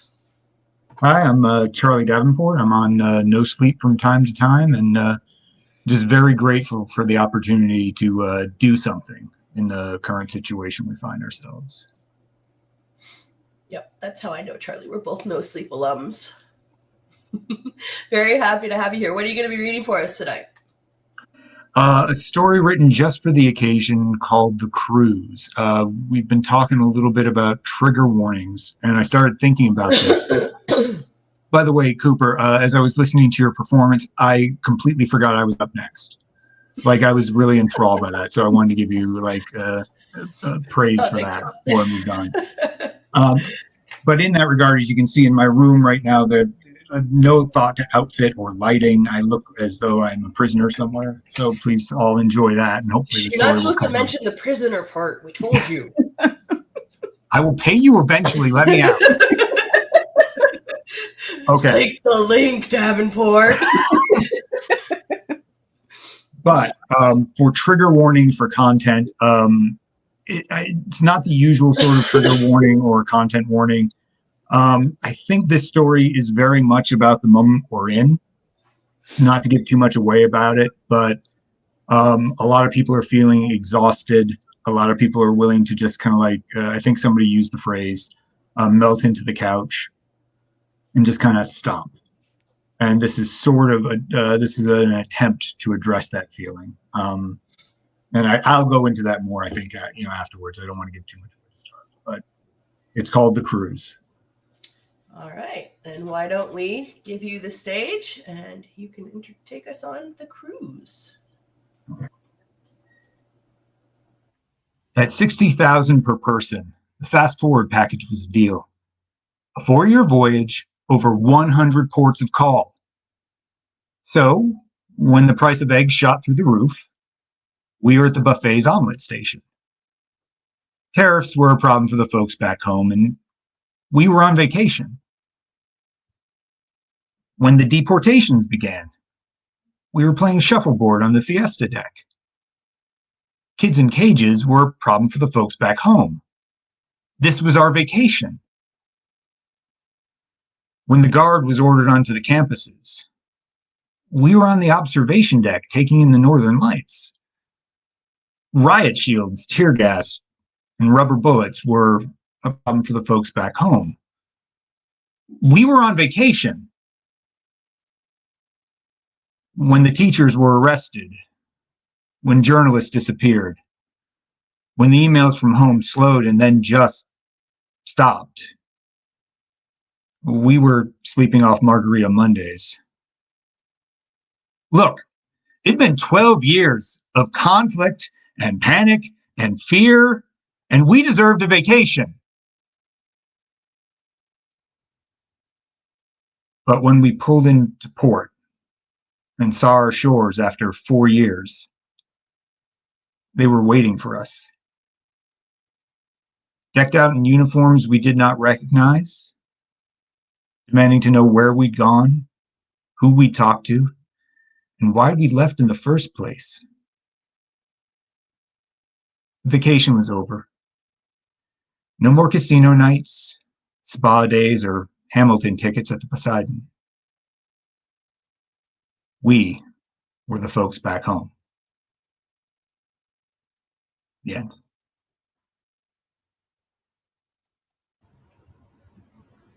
I love that story. And I think it's so different than a lot of other perspectives we're going to see tonight, because it does take in consideration something that people are genuinely doing right now.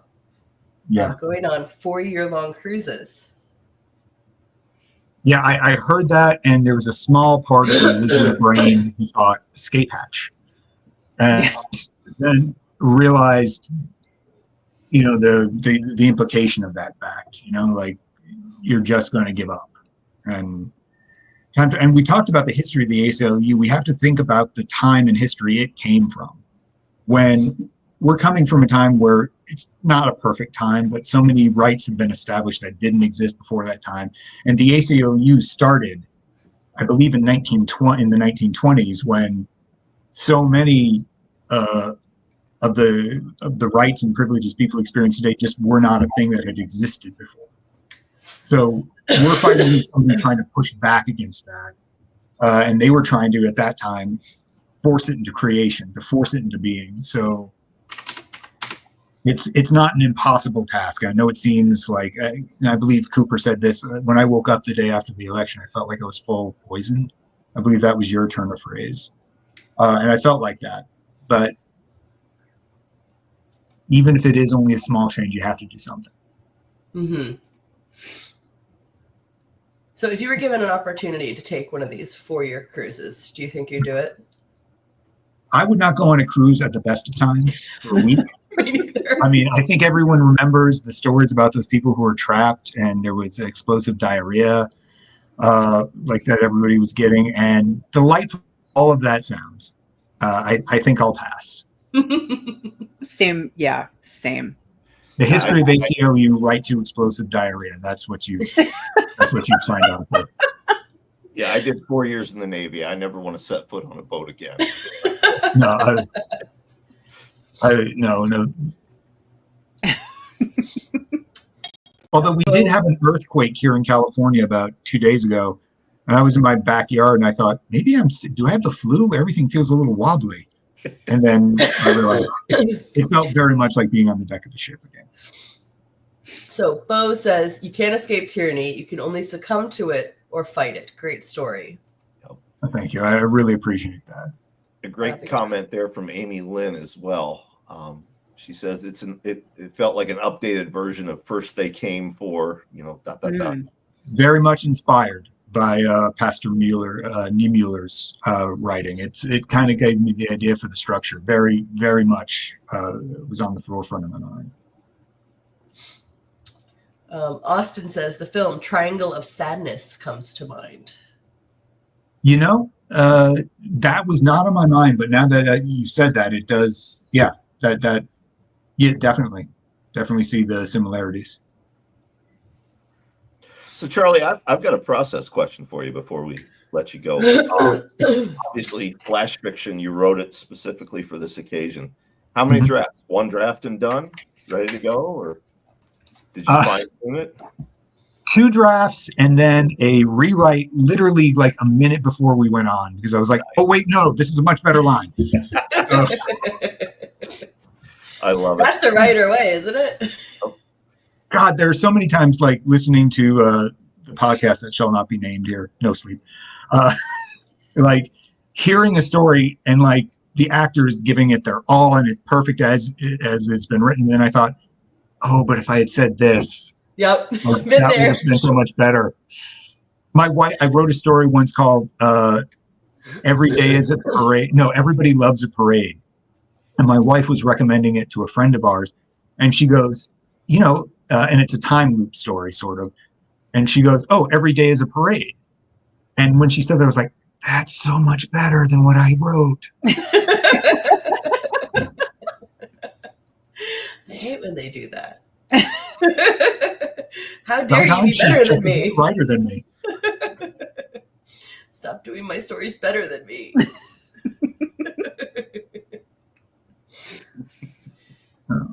Anyway, folks, before I rejoin the chat, I just wanted to thank you for the opportunity, like I said, to do something. Absolutely. And thank you, brother. Thank you so much for joining made me us. feel a lot better.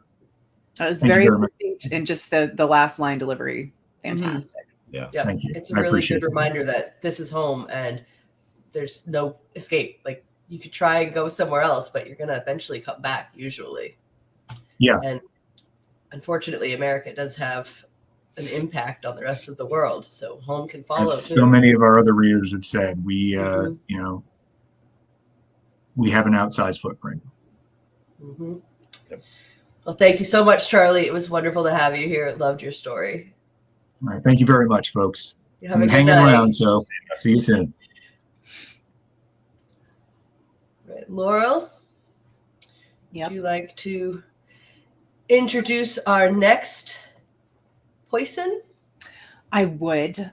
We have the wonderful Victoria Nations joining us tonight. There's an She is S a on there. fantastic author, and she's also like super fun to hang out with at Ghoulish. Mm-hmm. So you know, like if you're in Texas, I'm sorry, but then come to the Ghoulish Book Fair in when is it? March? San Antonio? Oh, March. Thank you. Yes, San Antonio. And I'm not trying to talk smack about Texas. Actually, we love San Antonio. We just, you guys need a better power structure. So, in so many ways. Yeah. I'll stop talking now. I feel like I'm going to dig a hole. Well, thank you so much for joining us, Victoria. Can you introduce yourself? I am delighted to be here. And even though I travel to Texas for Ghoulish, I actually live in Florida, which is kind of racing to that dystopian, end point with Texas. So, we're not worried at all. Books, so yay. So I write Gothic horror. I write a little bit of weird horror. I also write dark poetry. And I am a queer woman who lives in Florida, and I have been out for decades. And, the last couple of years I've been thinking, wow, this feels like the 80s. This feels like the 90s again. But now when I hear the rhetoric that's happening, it's even more disturbing. I don't remember in the 90s them talking about women maybe shouldn't be voting. And so, that's informing a lot of what I'm writing lately. And so I really appreciate you guys letting me be part of this, because I really do think it's these kind of grassroots organizing, events that actually build our community and build our support of one another and actually make a huge impact. Slasher says they love the Fangoria shirt. Yes. I wish they still made this one. I'm a Fango fan for way back. What are you going to be reading for us tonight? I am going to be reading a flash piece called The Mothers. And I would say that the only content warning would be internalized misogyny. It has me thinking about how folks in groups, don't necessarily support the things that will actually support them as individuals. They support the groups that are trying to control them. Which is a very important topic. Yes. Yeah. All right. If you are ready. The mothers. The mothers sit in a row of lawn chairs, holding their plastic cups and wishing they still smoked. 2 decades of sucking those menthol filters have dug lines around their mouths, scored deep into foundation too light for their skin tones, and sunk into their pores. Their dour looks deepen the lines into wrinkles, but smooth the lines at the corners of their eyes. The girl children play around them, hair pulled tight into smooth ponytails. Bright barrettes tame any strays, and cotton shorts hide their legs under their swinging skirts. They clump and scatter in groups, bouncing off each other like gas particles. A girl bumps free and joins a new group with each collision, negative electrons finding a new orbit. The mothers watch, fixed to their spots, eyebrows raising and lowering. They talk, but their eyes track the girls as they do. The mothers say this is because of the fathers, because the fathers left, because the fathers travel for work, because the fathers were raised by their shrew of a mother, because the fathers never existed, dismissing their presence before it had any chance to adhere and sink into their girl's skin.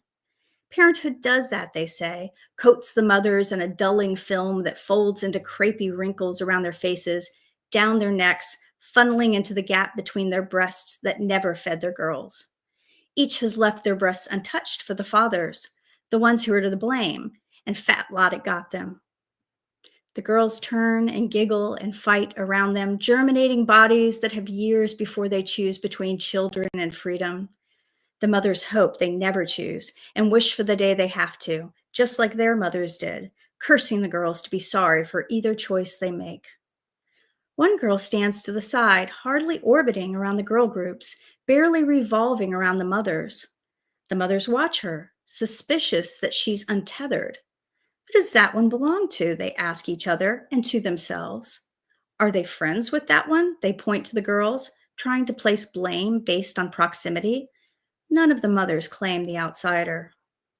The mothers do not ask the girl, preferring to decide without her input, muttering in low tones not meant for her to hear. Not yet. She and her missing mother are unaccountable at the least, but likely so much worse. A mother says, "Sluts come from sluts." The mothers show their teeth when they smile, as if each of them had said it. This is the father's fault, the mothers agree. The mothers say, the fathers keep Christ in their houses. They say, the fathers wouldn't rest if their girls wandered off like that, simultaneously vulnerable to attack and liable to pick up loose morals. The mothers say, she'll be lost, physically or her virginity, before any are the wiser. Both fates are dreadful, and the second a little more so. The mothers say they've warned their girls, impressed on them their responsibility, the need to preserve their sanctity.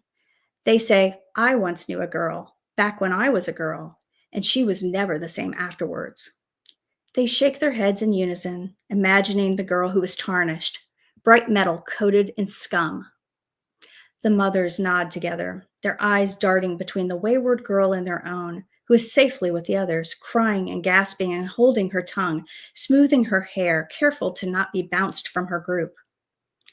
The solitary girl is spinning by herself now, eyes bright, arms held out from her chest. Her posture is open, focused on the moment, her body moving with grace and strength. She lets out a laugh, full-throated, spilling from her mouth and bouncing away like frogs and hummingbirds.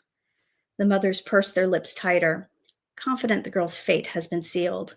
The girl's face crinkles with deep laugh lines from the corner of each eye, like sprays of fireworks. Her cheeks spread wide, and her smile shoots them even further. The mothers look away. They say, the girl is nothing like ours, if she is even a girl. They agree, the girl has not wandered away from them, but is trying to infiltrate them. The girl will spread her dangerous behavior like a disease, trying to tempt their own girls away. The mothers look at their girls, counting heads, desperate to be sure of themselves and each other. The solitary girl deserves what's coming, the mothers say. Their grins crack their lipstick and spread it, so for a moment it looks like blood is seeping from their mouths. Each says a word that looks writ in red as they mouth it, louder now. Mothers hope the spinning girl hears it and hears them, the little whore. They say, our girls must learn what real danger looks like, and it's for their own good. The girls must learn they can never stray. The girls cling together in their groups, away from their father's eyes, but within their mother's reach. They pretend not to watch the spinning, sure-footed girl as they stumble to keep their steps in sync. The joyful girl's movements, moments before the mothers tear her apart, are as smooth as their unmarked skin. The mothers fold their hands in their laps as they sit again, refusing to see them stained with blood. The mothers say, look how protected our girls feel. They say, this is because of the fathers.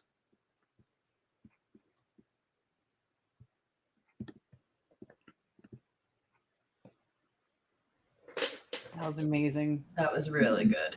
Thank you.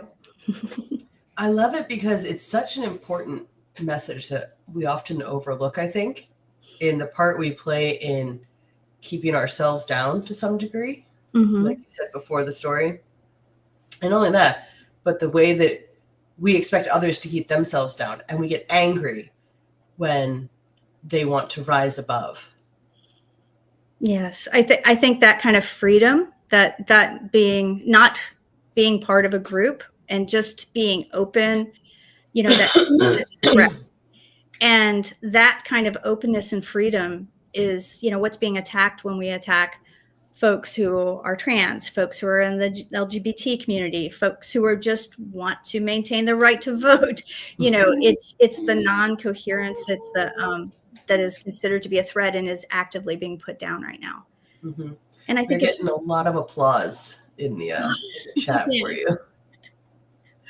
And I think we have to be careful not to perpetuate that generation to generation too. Yes.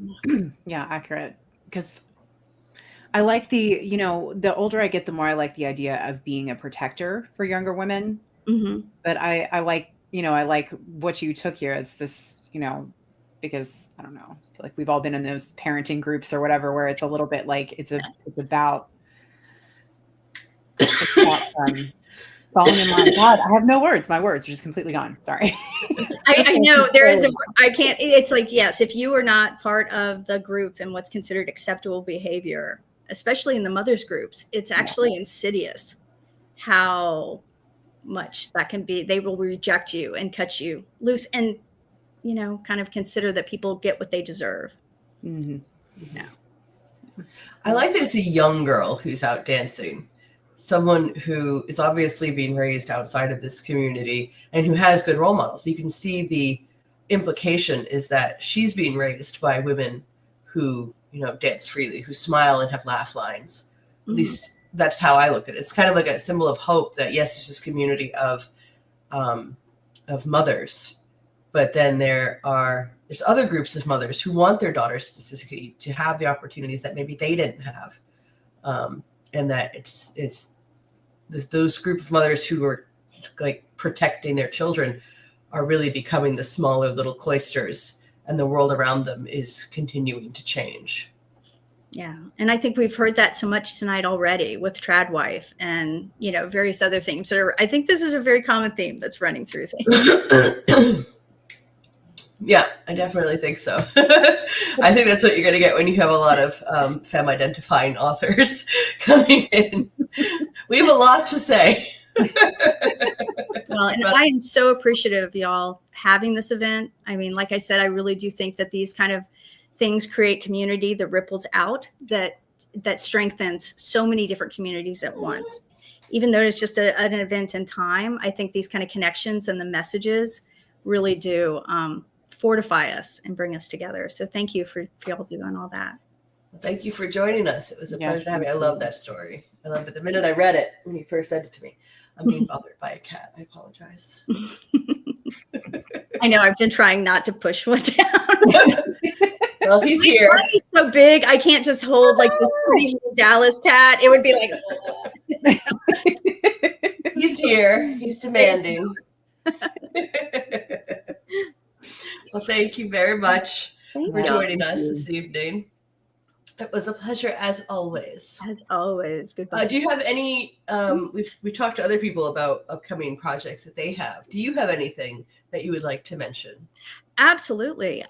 So Dark Spores with Crown Girls Press, I think it was going to come out at the end of this year. I get the feeling it might be at the beginning of next year. I have a story in there that is, it is very much a cataclysmic event that has changed the world, and yet it's all about found family and queer joy. And then I also will be having an essay and a story in the, I'm going to get the thing right, Poison Soup for the Macabre, Depraved, and Insane. So that is all nostalgic horror. So I'm pretty excited about that. Awesome stuff to look out for. And Great Thank title. you again. It was wonderful to have you here. see you later.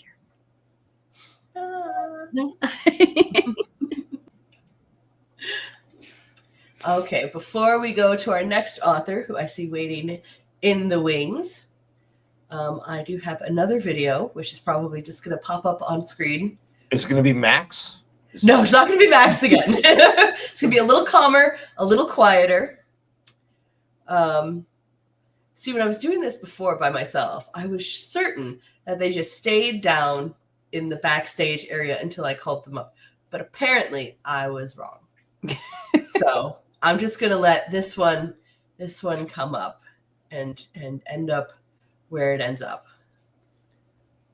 I'm Red Legault, and this is my oil painting. This is the famous Lady Justice. There is a storm, not just on the horizon. It is here. It is overhead. It is crashing upon us. Now is the time we need justice to prevail. We need it to be strong and infallible because the civil liberties of millions of people are at stake. The ACLU is a nonpartisan public interest law firm that for over 100 years, they've been on the right side of American history.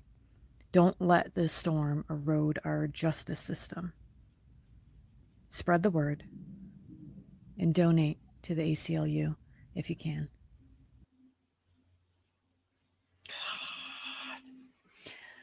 Red is so talented. Like her art is just incredible. And I think, am I correct that isn't she selling prints of that to benefit the ACLU? You're muted, Coops. I'm glad I'm expressive enough for you to know that I was talking. Oh yeah. But yes, you are correct. She is selling prints, and all proceeds are going to the ACLU. There is a link in chat where she details how you can get one if you're interested in having a copy of Red Legos. Yes, my face is very expressive. Thank you, Charles. By the way, if you see, like, I'm going to not do it anymore, but I commented, and apparently when I comment, it shows up as you. So, okay, I was wondering about that. That's why you go, I kind of figured it was you, but I was like, yeah, I didn't realize it would do that, so I stopped. I was like, I'm going to, like, I keep wanting to say you can things. be me. I'm not just make me really funny and interesting, though. Oh, that's not in my wheelhouse. Sorry. Not even Laurel Hightower, as talented as she is, can make me funny and interesting. It's okay, Pippin. We'll get by. Should we bring on our next guest? Yes. Why don't we bring on our next guest? I do believe he is ready. You know, one of the horror show with Brian Keene was on the air for 5 years, almost 6 years. And one of the ongoing bits was I never knew how to pronounce anyone's last name. You know, There was the Arthur Mocken, like Dokken, Gwendolyn Keist or Keist. We never did get to the fucking bottom of it. Bo, you edited one of my favorite anthologies of the last decade, Appalachian Horror. Oh, thank you. Yeah, I'm glad you enjoyed that. There's so many talented writers in that book. Is it Chapel or is it Chappelle? Both are correct. It's Chapel, but I accept both because growing up, I heard it's completely interchangeable. All right. Now, yeah, I'm glad you read that. That's Father Crown. Those guys are great. That was a lot of fun doing that book. It was a great book. I'm glad you enjoyed it. I do have some grievances to air though. With me personally, or maybe. All right. See, let's do it. Okay, so I told Coops, she's like, we'll just put you anywhere, and I'm like, okay, put me anywhere. Yet you put me after Sapphire. I had to. Sapphire's Australian. My hands were tied. That's like having Christopher Lee open up for Gilbert Gottfried. It's not fair.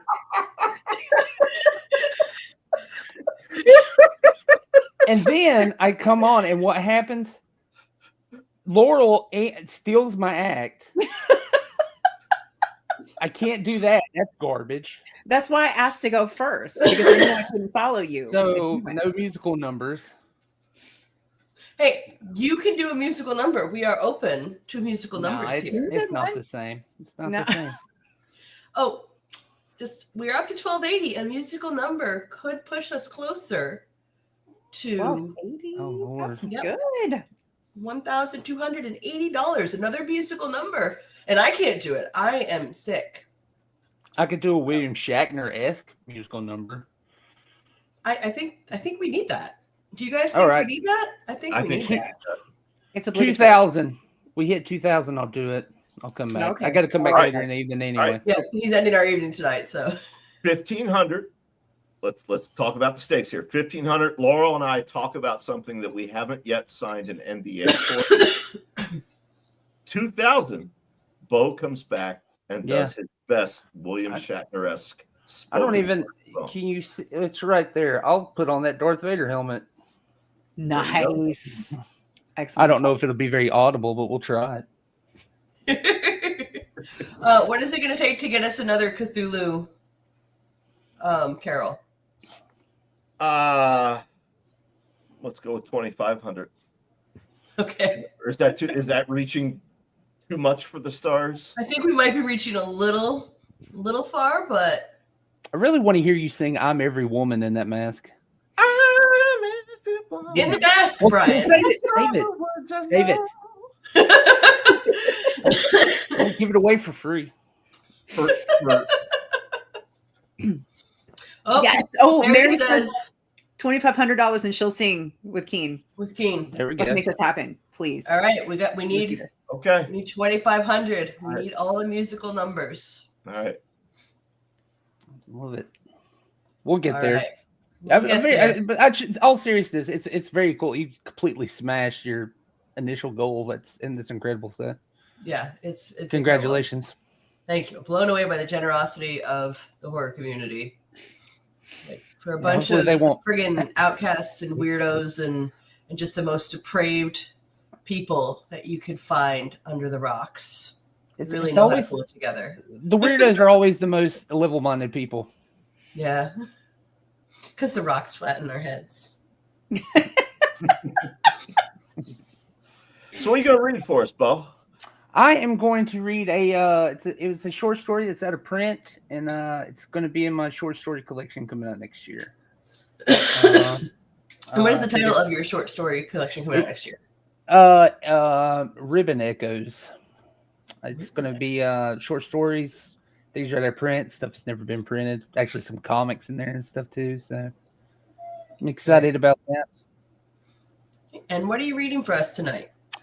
This is En Route, a nice little short story that was, I believe it's in. I'm pulling the wolf. I forgot the name of the collection. But it's an out of print collection. It was with horrorwriters.com. I miss those guys. That was a good website. But yeah, resurrecting an oldie, but I think something that kind of relates to that. So I figured it would give you a go. And I know you have content warnings for us. Yes, absolutely. I don't know how to do the one warning. I will just call it body horror. And if domestic abuse, if that's something that, or if you just go ahead and sit this one out, shouldn't be more than a few minutes. Definitely those two things. All right, then we will give the stage over to Bo. Okay, thank you.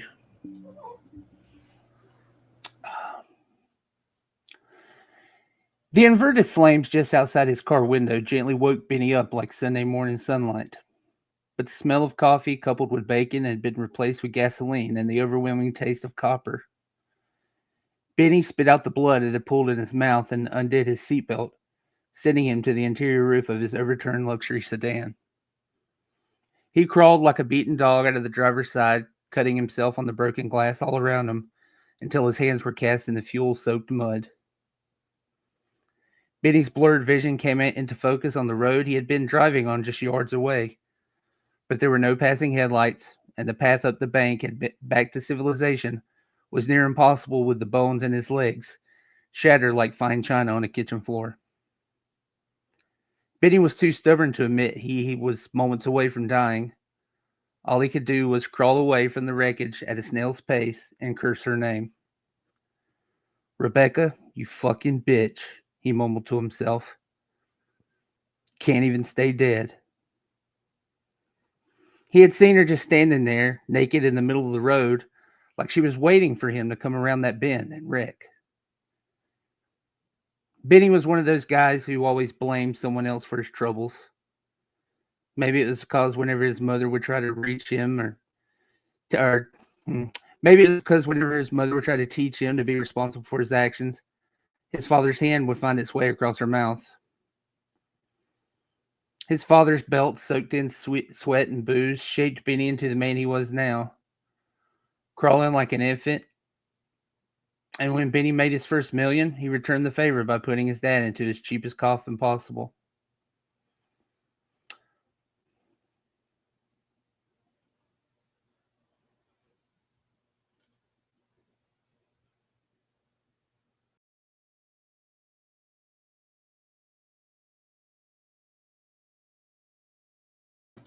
I think we lost Bo. Oh no. Oh, wait, he's back. Oh, I'm back. Sorry. What happened? I don't I knew know. it was going to happen. I knew it was going to happen. I willed it to existence. Suddenly, I was in the middle of the screen and I didn't like it. All right, Sorry. I'm gonna give you the stage again. So sorry. Okay. Where was I? I'm sorry. Coffin. Coffin. Thank you. Thank you so much. Writing his mom checks instead of letters kept Benny's guilt on the dry erase board and left him without a conscience. How anyone could come to love Benny was a mystery, even to himself. But Rebecca did. She loved him like anyone wishes to be loved, unquestionably. But Rebecca should have questioned. Benny was hesitant to respond to his father, to someone who reminded him of his mother. She treated Benny like he was a god, and he rewarded her mistakes with the finesse of the Old Testament. But no matter how many black eyes, comments about her increasing weight, or worried inquiries she received from her family, Rebecca still loved him, even up to the moment she broke her neck on the bottom stair. The rum and coke soaked shoulder of her blouse where Benny had shoved her away with drink in hand wasn't near enough to convict him. No matter how much alcohol soaked his collar, it was still white, even if the neck behind it was red. It sickened her family and what few friends she had of how he was allowed to remain in society. If only they could see him there, tucked neatly out of sight from passerbys, desperately trying to reach help like Rebecca had done countless times. The invisible path beneath him was exposed in crimson with each recurring blink from the tail light. The dry leaves of the forest floor crackled beneath distant footsteps. As Benny turned to look behind him, he caught a glimpse of a pale, nude female figure as it exited from the blackness at the edge of the car's headlights against it. Following the methodical steps leading around him, the strobing taillight exposed what lurked in the darkness, gracing her body with repetitive veils of bloody luminosity. She held her arms around her midsection, barely covering her breast in favor of her stomach, as if she were cold but never shivering. As her beautiful details arranged in his disjointed brain, Benny realized that her face, though reminiscent of Rebecca, was not hers. It was more youthful and sharper. He was more than relieved to know that Rebecca was still dead, perhaps a symptom of the booze again. Baby, I don't know what God sent me a fine-ass angel like you to rescue me, but sign me up for his church. His words dragged and crumpled as they spilled from his mouth like cheap wine. Only God could have known and allowed what was in store for poor Benny. With each scintillating snapshot from the taillights, Benny's eyes traced the provocative lines of her curvy body towards her exposed front. But the red lights of his untimely sleaziness was interrupted by the sight of her umbilical cord cascading from her arms as she dropped them to her sides.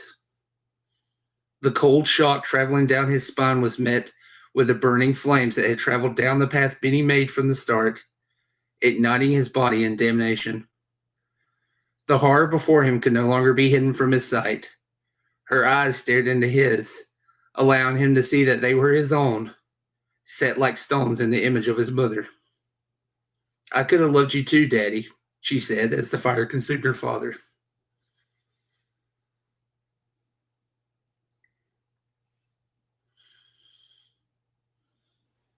Damn. Sorry. Yeah. Good. Nobody took back money, right? No. Okay. No. The chat encapsulates it. 3 comments in a row. Wow. 4. Wow. Wow. 4 in a row. Wow. And a she. Yeah, good. Perfect reaction. I appreciate it. Steve says, I got nothing. Yeah. That was beautifully delivered. It is funny because Brian mentioned about, horror writers or writers in general, I guess, like being able to read. We just, good Lord, y'all. This group is just, but I mean, again, I'm super articulate this evening, but especially God, those last lines just like Yes, suffering just the way I like it. Thank you. What I Appreciate liked it. about this, and I mentioned it to you when we spoke previously, was how self-aware the main character is. He knows he's a dick. It's very clear that he's aware that nobody should love him, but this woman did. Hi, Mary. I'll just remove Keen from stage for a moment. Oh, God. You don't want Mary to be part of this show? She was part I of the wasn't show? sure if she wanted to be part of the show. I could put She them. knows what's She up. wants to be part of the show. Yeah. She was kind of sneaking in, so I didn't want to like put her on. She No, brought we me wanted to be part of the show. Aw. Hey! Where'd you go?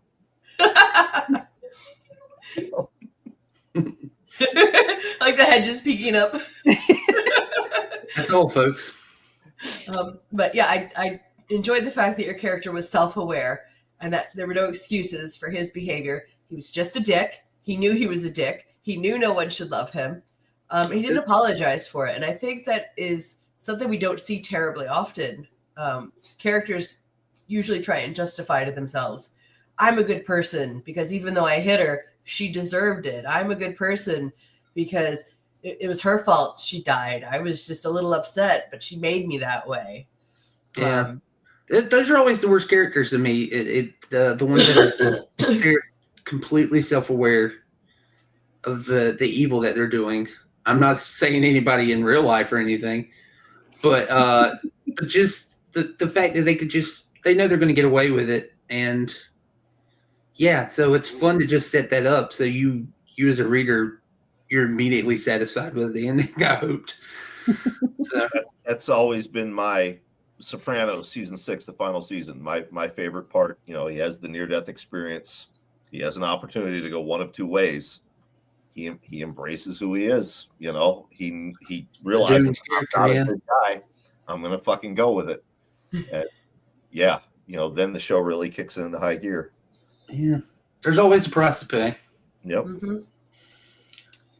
Now, do you think this daughter character is going to torment him in hell? Is that sort of where or was she just like, this is the life you could have had with a child who loved you and a wife who loved you?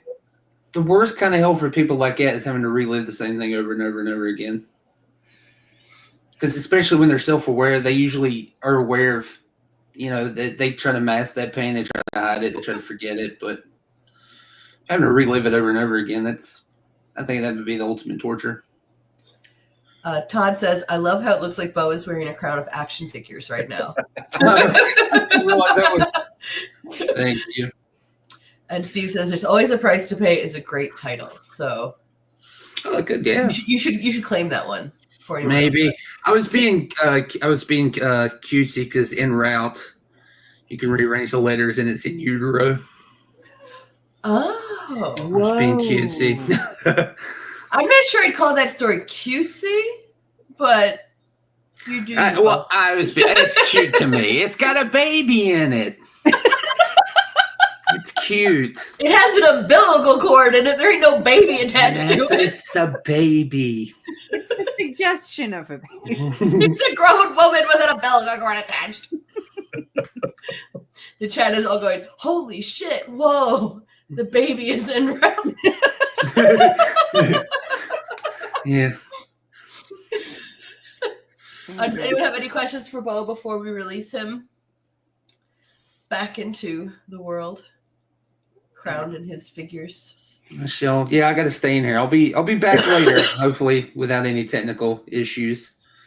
The suggestion of a baby is also a great title. That's right, you're coming back. You're playing us out. So yeah, you're very gracious enough to let me. Yeah, very gracious enough to let me come back and do a second one. So I appreciate it. Mm-hmm. We're very much looking forward to it. All right, then we shall release you back into the void for now. Thank you, Bo. But you'll be back. Thank you. Thank you. All right. All right, we're sitting at 1280, folks. Now we can do better than that. Granted, our initial goal was 500, and we've already blown that the fuck away. Yeah. But I have faith we can get at least to 1,500 tonight. Yeah, we want to hear the secret, right, guys? Yeah, well, not only The Secret, but we've got a lot more coming up. We've got We are actually only halfway through the evening. we've got Catherine Silva, we've got Ian Roy, we've got Kat Valor, Bo making a comeback, Todd Kiesling. There's a couple others on that list, but we don't have to get into that.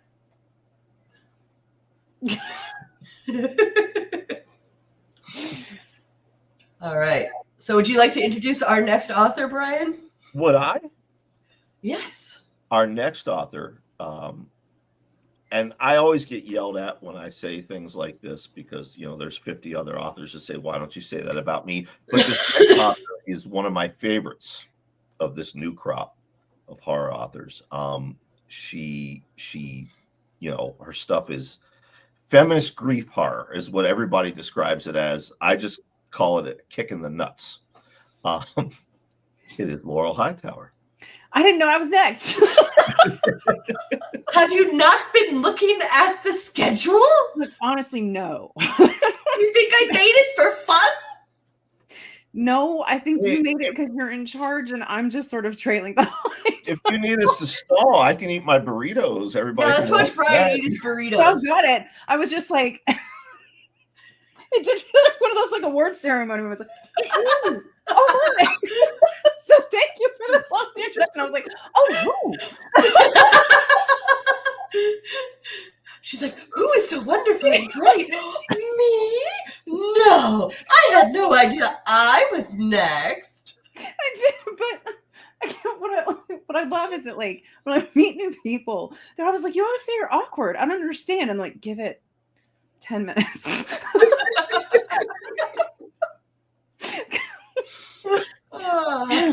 you for the lovely introduction. Chat is begging for your burritos, Brian. Mary, we're going to need like 30 more burritos. 50 to eat burritos while wearing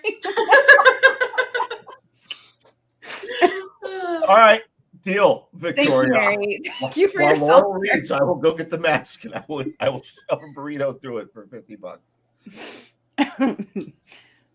All right, so now that we have figured out who our next author is, tell us what you're reading. So I am reading a story called Life Begins at Possession, which is in which one is that one in? Every woman knows this. No, it's not. It's in Hell Hath Only Yes, Fury. Hell Hath No Fury. Hell Hath Only Fury. Hell Hath Only Fury. God, see, I'm bad at this. Which is a charity anthology that Coops put together. And is absolutely wonderful. And God, the cover is amazing on that too. I've always loved that one. So this one was sort of just written based on a pun, taking a page out of my dear friend James Sabata's book. Almost, or everything he writes is just because he came up with a pun that he wanted to use. So, are there any content warnings we should be aware of? I was thinking about that. I'm gonna go with cross your legs. Well, there's some sort of I don't know, if you don't like stirrups and just generally the gynecological arena, that's fair. Bounce. Yeah. And it's another men cross your legs story. I'm running out of spandex here. The world mourns. All right.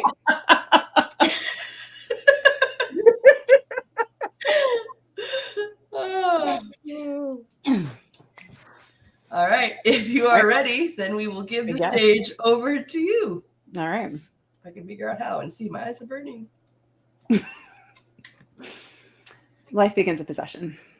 Nausea roiled in Jordan's gut, acid shooting up the back of his throat. Wrenching pain twisted through his belly, bad enough that if he wasn't queasy already, the force of it would have made him puke.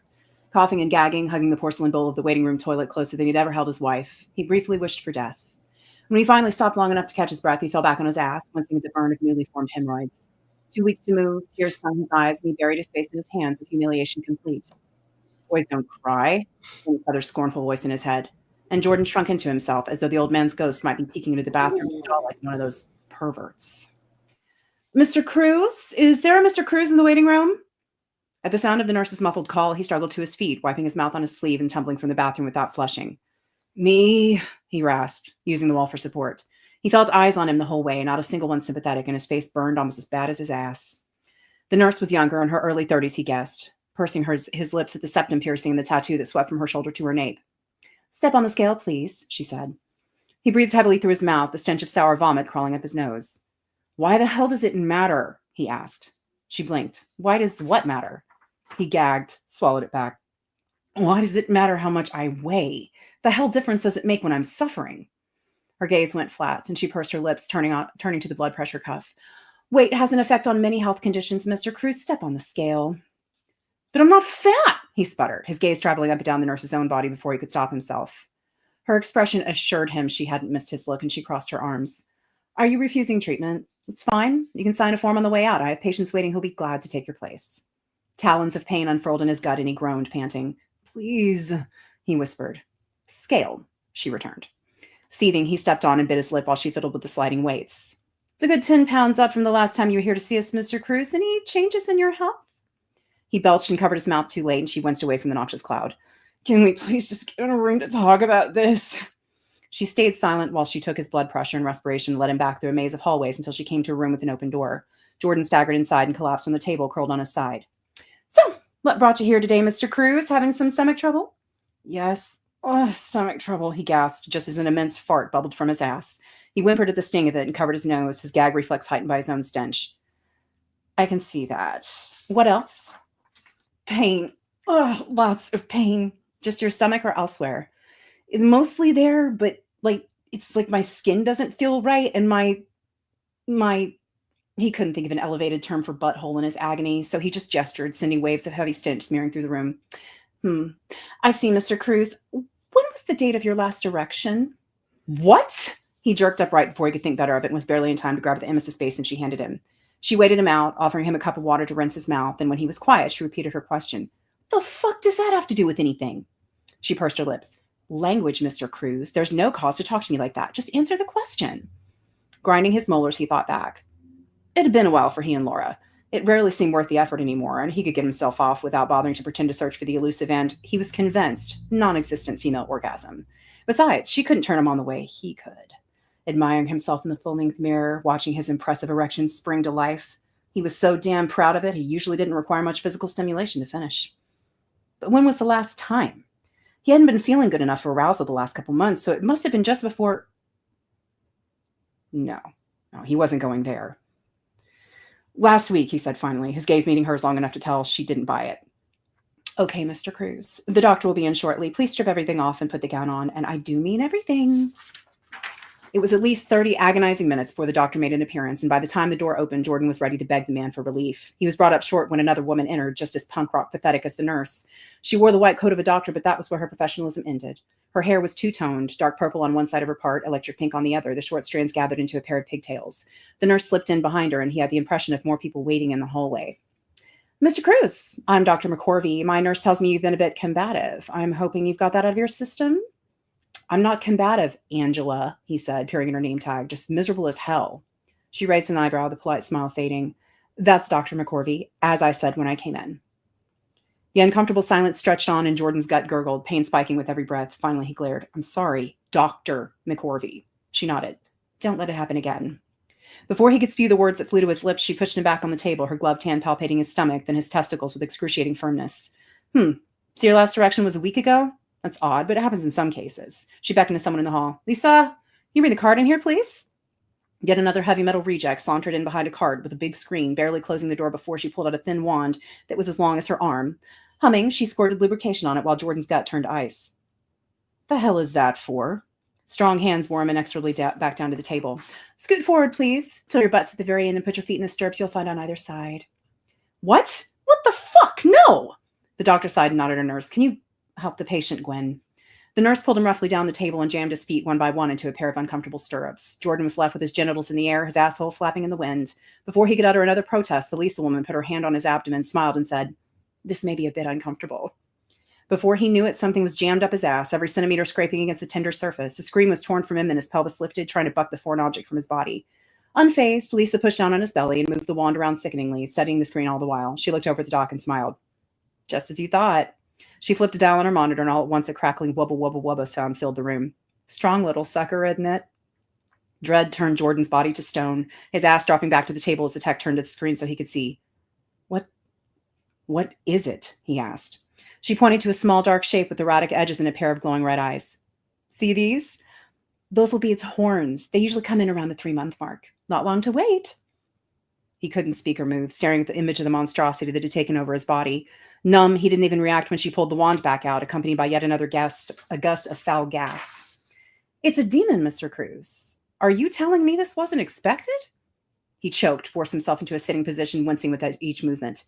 Of course not. No one in their right mind wants a fucking demon growing inside them. The doctor frowned, gestured something to the ultrasound tech. Lisa left, closing the door behind her, leaving him alone with the other two. Dr. McCorvey seated herself on a rolling stool and pulled closer. Get it out of me, he blurted before she could speak. Get it out. I know there are exorcists, even if they aren't in the state anymore. I know, like Indiana.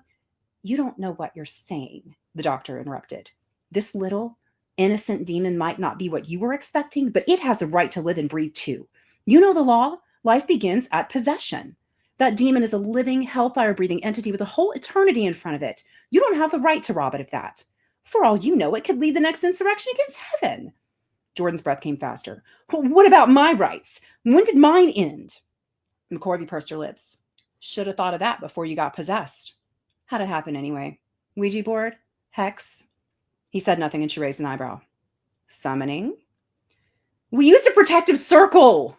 The doctor shook her head. No spells are 100% effective against possession, Mr. Cruz. You know that. You were playing with fire. Asking for it, murmured the nurse. I didn't want this, he moaned. I did everything I could, but the circle, it broke. The doctor nodded, came back to his side. I understand. You can't plan for every eventuality, but you need to look at this as a blessing, an opportunity. He stared at her, his fury rising. I'm not keeping it. Get me the fuck out of here. I'll find someone else who can help me. The doctor's eyes hardened. I'm a mandatory reporter. Do you understand that? I can't let you do that. You can't fucking stop me. Get out of my way. A heavy knock sounded on the door. Dr. McCorvey, came a deep voice from the hallway. Come on in, she said with a sigh. The door opened and two people in dark security uniforms filled Jordan's vision. One was a woman, just as freakish as the rest of them in this cursed place. But the other was the salvation he'd been looking for. A man. Oh, thank God. Tell them they can't make me do this. The young man stared impassively. Mr. Cruz, your wife is here. Laura? The two gargantuans in the doorway stepped apart to reveal his wife standing between them, a grave expression on her face. Jordan, she said in a low voice, I'm so very disappointed. It took him several seconds to process that it was his own words she used on him, the same phrase he pulled out time and time again on his family. Directed now at him, the head of the household, a man of God, of his church, a model member of the community, a board member at his company. They would know. Everyone would know. No, he screamed, letting go of all semblance of sanity. He barely noticed the handcuffs someone slipped around his wrist, securing him to a gurney. A haunting image of Laura's face, a gleam in her eye, a twisted smile that made his blood run cold. Two someones, wheeling him away down a series of dark halls until they reached a room with padded walls. This is just until you can calm yourself, Mr. Cruz, said the male security guard, his words finally enough to penetrate Jordan's maelstrom. What? Wait, he called. The guard stared, face set in stone. Yeah? Jordan licked his lips, glanced down at his gut. How do they get it out? I mean, when it's full term, how? The guard shook his head, this time in sympathy, Jordan realized. They got a 50-50 chance, he said, with a suggestive glance at either end of Jordan's nether regions. The screams of the new vessel only bothered those around him for a few seconds before the door mercifully closed. Another day, another miracle, thought the guard, strolling down the hall in his partner's company whistling, secure in the knowledge that it could never happen to him. This was America, after all. Land of the free.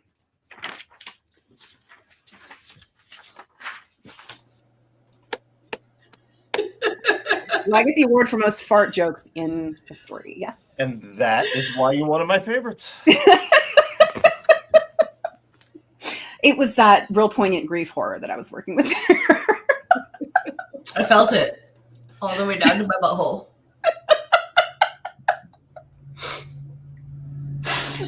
Let's see. I need an adult after that. Holy shit. Holy shit. My ass is full of grief right now. Legendary, yay, love it, Laurel. Laurel's evil little smile. Might have been feeling some kind of way about that when I wrote that story.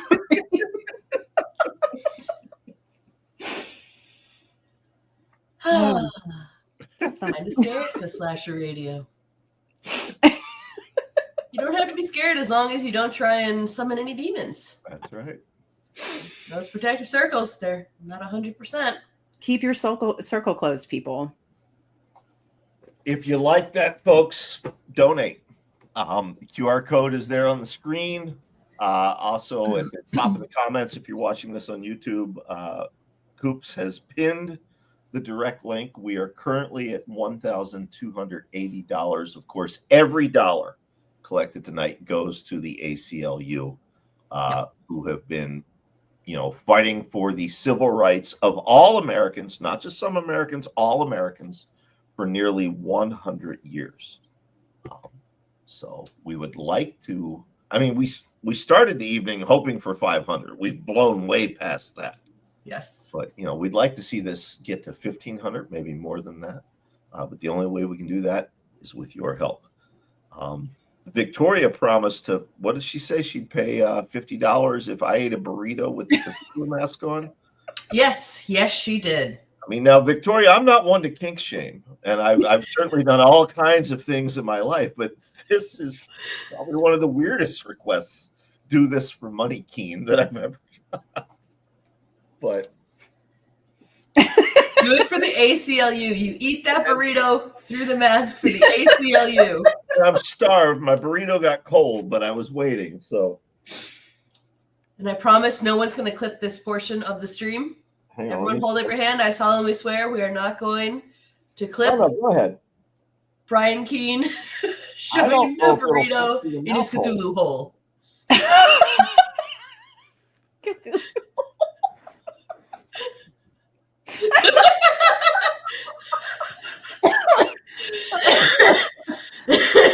Victoria says, I believe artists should get paid. Oh no, he's gonna choke. You're killing Cthulhu. My burrito tastes like latex.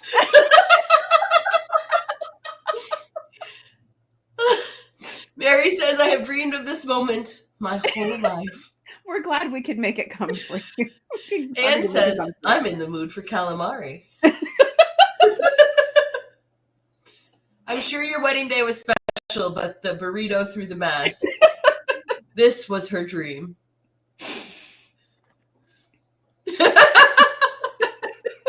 That did gain us another $10. We were promised 50. 10. We were promised 50. Well, the 10 was not from Victoria, as far as I know. It was another person who enjoys watching burritos go into Cthulhu's hole. Ooh. Flashback to my days working at the strip club. Oh no, we're killing Austin. He's laughing so hard he can't breathe. And Mo says, this was it. This is what I was waiting for.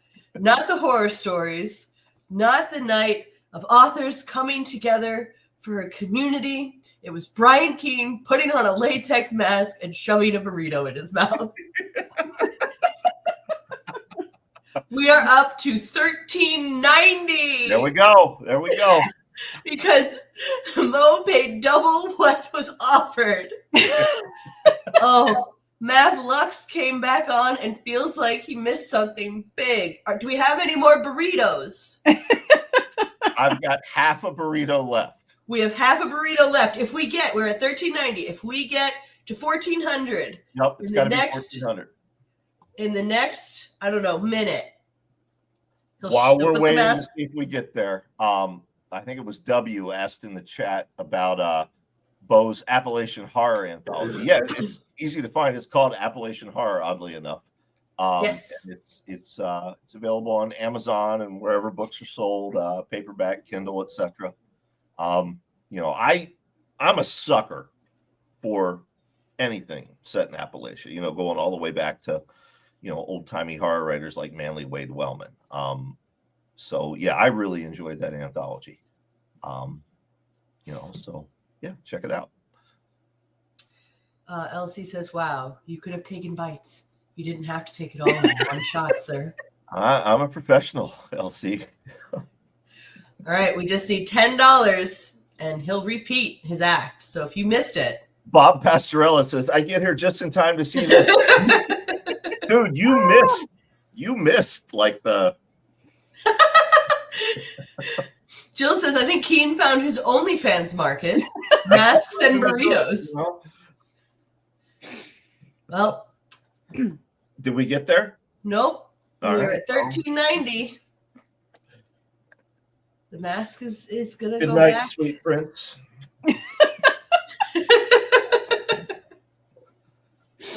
I'm gonna eat my burrito the old-fashioned.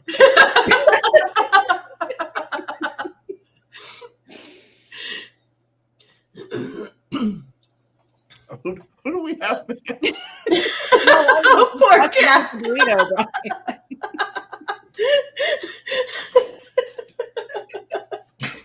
All right. Now that we have gotten the sillies out of our system, let us get back to the reason for the evening. And we're going to bring on our next author. Oh, 1420. I saved the bite. Mask Hold goes on. back on. We'll bring Kat on for this. You can join us, Kat. Oh, join God. us. How am I supposed to follow this? Are you kidding me? Like, do you have a mask and a burrito? Do you have burritos in the freezer? Because I can stall for time. There's no burritos. I can't. This is it. It's the whole show. Hang on, I have to find the mouthful again. All right, here we go. You, Bob.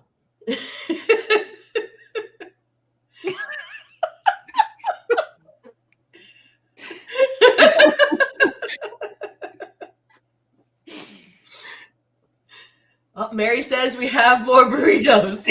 Just saying. Mary, your contributions have been like yes. Don't encourage her, Laurel. My God, it's beautiful. We're up to 1430. And it's from Elsie, and it says, "For the burrito."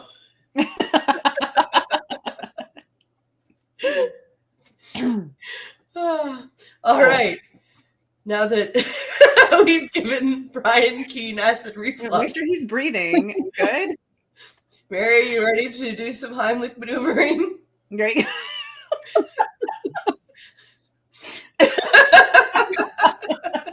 Okay, I'm better now. Okay. Oh my God. All right, let's get us into the proper setup here. It's Kat. It's Kat. All right, thank you so much for joining us, Kat. Why don't you introduce yourself to everyone? So I'm Kat, and I'm Kat Silva, Catherine Silva also, and I'm in Maine. I'm a horror author. I'm a grief horror author, so I will be the total letdown of this show in terms of mood and sadness. And I'm really trying to figure out how I'm going to follow the burrito mask thing and Laurel's story also, because that was brilliant. Thank you. So you're gonna. But yeah, I'm here to read a really sad piece, which is like my face, by the way. Well, I thought of you. It's called Dead Folk. It's the sequel to my novella Undead Folk, and it's well, I don't want to give too much away, but it's basically about a dystopian land where a woman is searching for a little bit of revenge with some backwoods magic as her thing that she can do. And yeah, so I'm going to jump in with chapters 1 and 2 of the sequel. There is content warning, and I do apologize. There is animal death, so I'm sorry. Steve says, I'm reading Undead Folk now. Do I need to cover my ears? Well, I'm just going to read chapters 1 and 2. So if you haven't read chapters 1 and 2, then you're probably okay, I guess. You're probably okay, Steve. Live dangerously, Steve. Live Yeah. dangerously. You can't quit on us now, Steve. No. We've come so far. Steve, I just ate a burrito through a latex mask. You can stick it out. All right, then we are going to give the stage over to Kat. Okay, so here is chapter 1 of Dead Folk. For a while, there was peace. For a while, Ella tended the small patch of dying land that used to be her backyard. She walked the trail that led into the trees behind her house, culled water from the shallow creek there, and grew flowers. Her intention was to grow vegetables, peas and carrots. Nights were shorter than they had been in a long time, no longer filled with nightmares, but at times with bittersweet memories. She found comfort in the stars and in an old book of poems that used to belong to her father. Until one day, a fox appeared. Peace became hope. Acceptance of things as they were became yearning once more. In the morning, she watched the creature as it padded along the creek bed, bathing in its light current. She'd track it along the dusty roads out to the railroad tracks that sometimes still sang with the distant songs of oncoming trains. She'd follow it until it reached a tunnel about a mile down the tracks, and then she'd return home. The tunnel was a reminder of awful things she'd put behind her. Weeks passed. Daily rituals were made. She never spoke to the fox. She never tried to get close to it. She never tried to feed it, even though she could see its ribs beneath its rusty fur. The creature had survived this long. It had belonged to the land, to the sky, to the fields and the furrows. It was not hers to command. It was not hers to save, though a seed in her mind begged her to. Nature had to contend with nature. That was her new tenet. She had made a choice. Ella watched for the fox in the evenings as it danced in the thick grass while chasing lightning bugs, its tail wiggling, its paws prancing amongst the asters and the daisies. She'd fall asleep and dream of music, of her and her parents dancing to fuzzy songs on the record player. Promise and harmony mingled.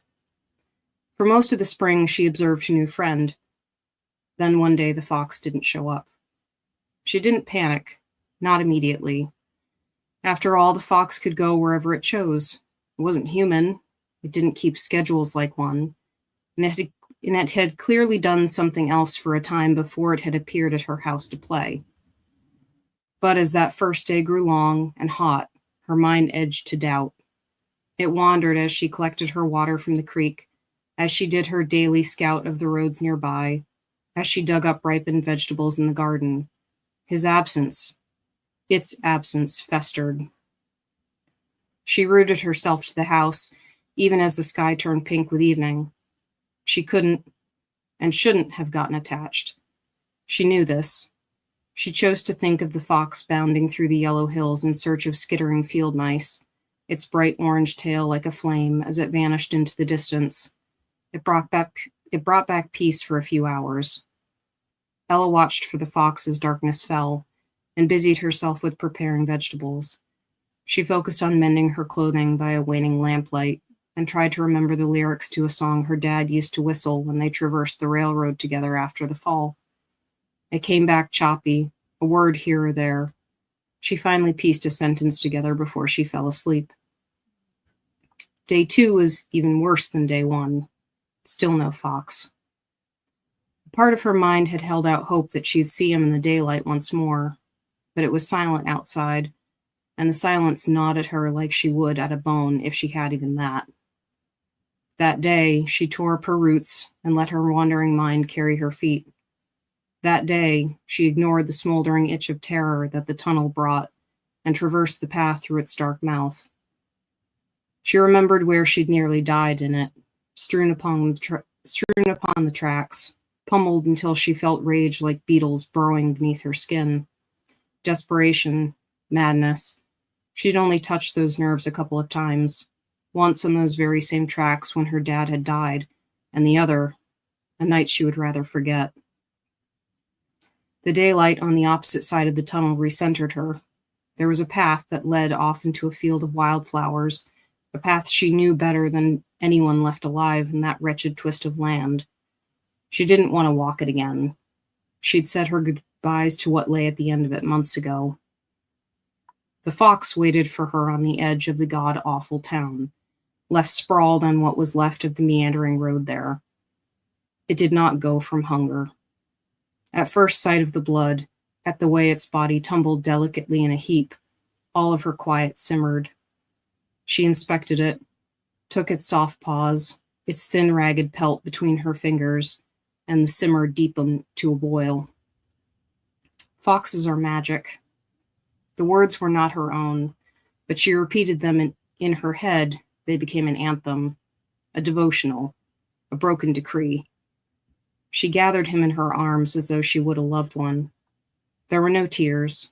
There was no trying to grasp at anything or trying to deny what had happened. There was only acknowledgement. There was only retribution. For a while there was peace, and then there was fury. Chapter 2. The wandering merchants in the outskirts of town had all but left. Spring was dead, and summer screamed in outset. The heat in these parts was too much, and the inhabitants of the town were scarce, with their only water and supplies. They didn't want to encourage the scourge of mankind who camped outside its walls to stay any longer than they had to. But they knew they'd be back eventually in the fall, like strays returning in hope of a left-out plate of food. The taxidermist van was still where Ella remembered it. The night she traded her foxtail for the body of a marten. The night she tried to exact revenge. The night she finally lost her father for good. She tried to bury those thoughts to keep her sights set on hope, and all it had done was blind her to the nature of that world now. Hope had left her unprepared and soft. That wouldn't happen again. The tent was wrapped up, the old particle board tables folded and leaned against the side of the van. Ella had made it in time. The taxidermist swept out the van with something that was once a broom. Most of the straw was brittle and charred. At the sight of Ella, she stopped her sweeping, eyes deadening like the many subjects she worked on. Didn't think I'd ever see you again, girl. Not after what you did in the spring. Ella knew the words were sharpened, meant to shame, meant to turn her around, but that wasn't an option. The fox corpse weighed heavy on her shoulder. For a moment, she wondered if she felt the tickle of a fly, or perhaps a maggot against the skin of her neck. I need something from you. The taxidermist chuckled without humor. You think we can still trade? You're wrong. Do you even know what your little snunk cost us? Ella had considered that town might not think kindly of the outer ring after she made her escape. After all, she'd used them as cover to sneak in during the eerie quiet of early morning. She'd used their hospitality to meet her own ends. But she hadn't expected to come out of that ordeal alive either. She'd expected absolution. She thought she'd made her final choice. And then Amos had to go and ruin it all, had to make her care. The town questioned everyone. When they didn't get answers, they started setting fires. It was chaos. People couldn't pack up fast enough. Only those that gave them information to go on were allowed to stay and avoid the massacre. This place became a ghost town overnight. It was hard to imagine a place already as empty as this becoming more so. Where did ghosts go when they had no dwellings left to haunt? Ella stared at the van, stared at the impeccable pieces of the taxidermist collection, at the state of that broom. You told them something about me. The taxidermist raised her hands, shrugged her shoulders. The price was fair. All of Ella's hatred was reserved for townsfolk. Try as hard as she might to pinch some away for the taxidermist, she couldn't. Though they lived in a world that didn't support human tenancy anymore, people still survived. Ella had endangered the outskirt community with what she'd done that night. They'd had every right to toss her like bait to the predator's maw. Ella hefted the fox corpse from her shoulder and tenuously lay its body down in the dirt at her feet. I'm not taking that, the taxidermist grumbled. No matter how new it is. He isn't for you, Ella answered. The woman cocked her head at the pronoun, but before she could question it, Ella said, I need you to tell me where I can find him. The taxidermist's eyes narrowed. Ella, I already told you. It's Janet now, she answered. A slight breeze rustled her hair, weaved in and out for a moment before settling. Where's the undertaker? Something akin to fear had wormed its way into the taxidermist's gaze. What are you going to do? She said barely above a whisper. Exactly what you think I'm going to, she said. The taxidermist shook her head. You're on a devil's path, girl. If you keep following it with your witchery, you'll end up so deep in the dark you won't ever find your way out.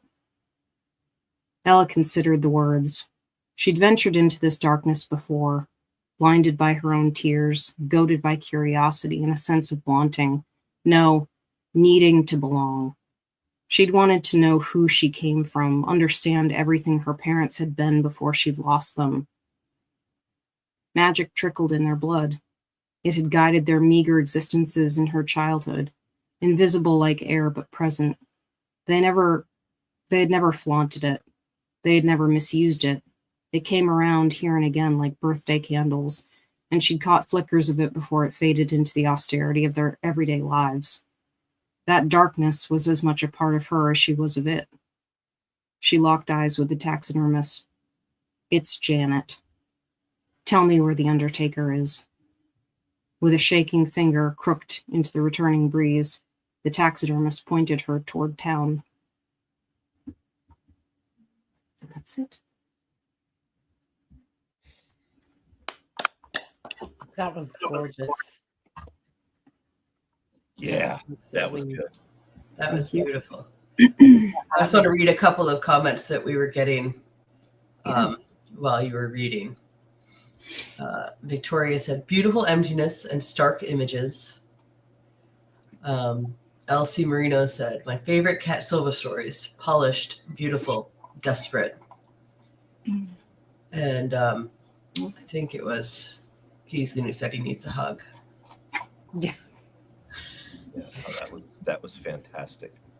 It was so atmospheric. I just felt, I mean, and I'm familiar with the cover. It just captures it so perfectly. It feels like walking through this like frost wasteland with you, you know, like you convey it so well. That's just, I loved that. It was beautiful.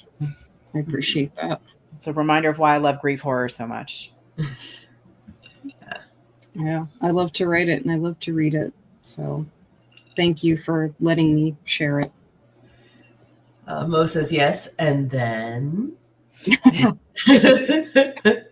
And then there's you just have to read. Brian Baker as well. I guess I need to see how that story ends. So the first book is titled... The first book is called Undead Folk. I actually brought visuals here so that... that's what I was hoping for. Yeah. And of course, my thing is going to try and blur it. It's stupid, but there's one. And you do the covers yourself, right? I do, yeah. And this is the one I read from is two. That's beautiful. I didn't realize you did the covers yourself too. That's incredible. Yeah. Yeah, I love doing covers, so I just plus I don't have any money, so I had to figure out how to do it myself. Keesley says the first book is fantastic. Steve says that one is a banger so far. Almost done with it. Need to hurry up so I could start the next. Thank you. And is that one already out or? There is a third one coming out December 20th. So nice. Soon. Wow. And is this just a trilogy or are you planning for there to be more? It's the plan originally was just to write one, and then I got addicted. So there's 3 for now, and then in this trilogy it's just going to be 3. But you never know. We might see the world again in the future. I am just pulling up your Amazon page because I saw someone asking for a link, so I'm just going to throw that in. While you're doing that, Coops, we have a question for Kat in the chat. Do you find a greater sense of accomplishment by doing it all yourself? God, I don't know how to answer that. I like that I can do it all myself, but I think I wish that I had better financial security so that I could partner with amazing artists and people to do more.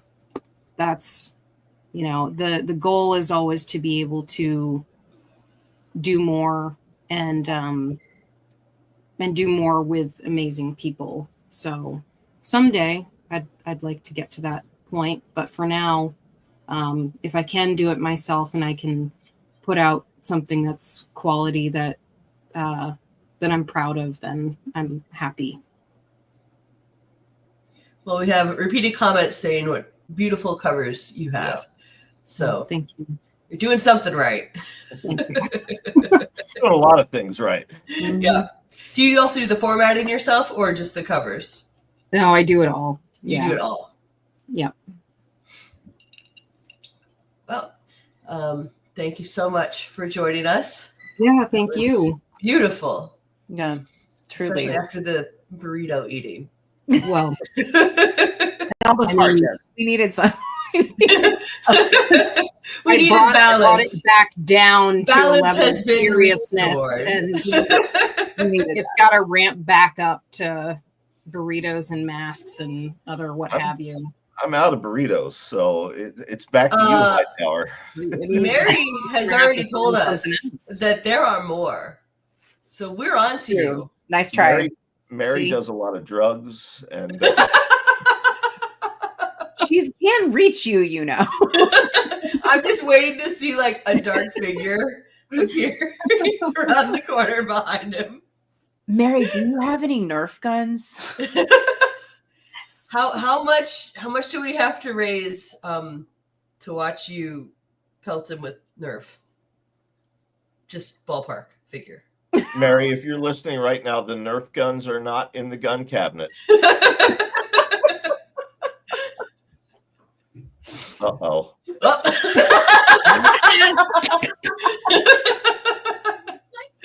You're one person that ain't got to write downstairs. Oh. I need more burritos.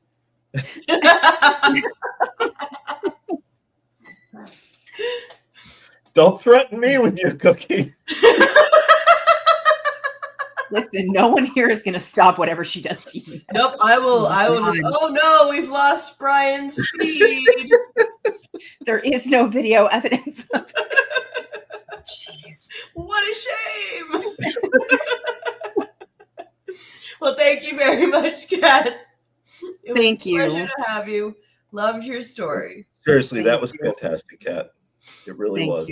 Remember, undead folks, dead folks, and I saw someone say that you offer signed copies through your store, your own shop. Yes. Yeah. Yep. I've got signed copies in my shop. So makes a great Christmas gift. Christmas is coming. All right.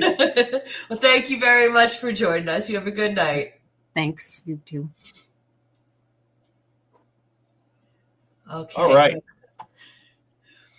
We are still sitting at 1440.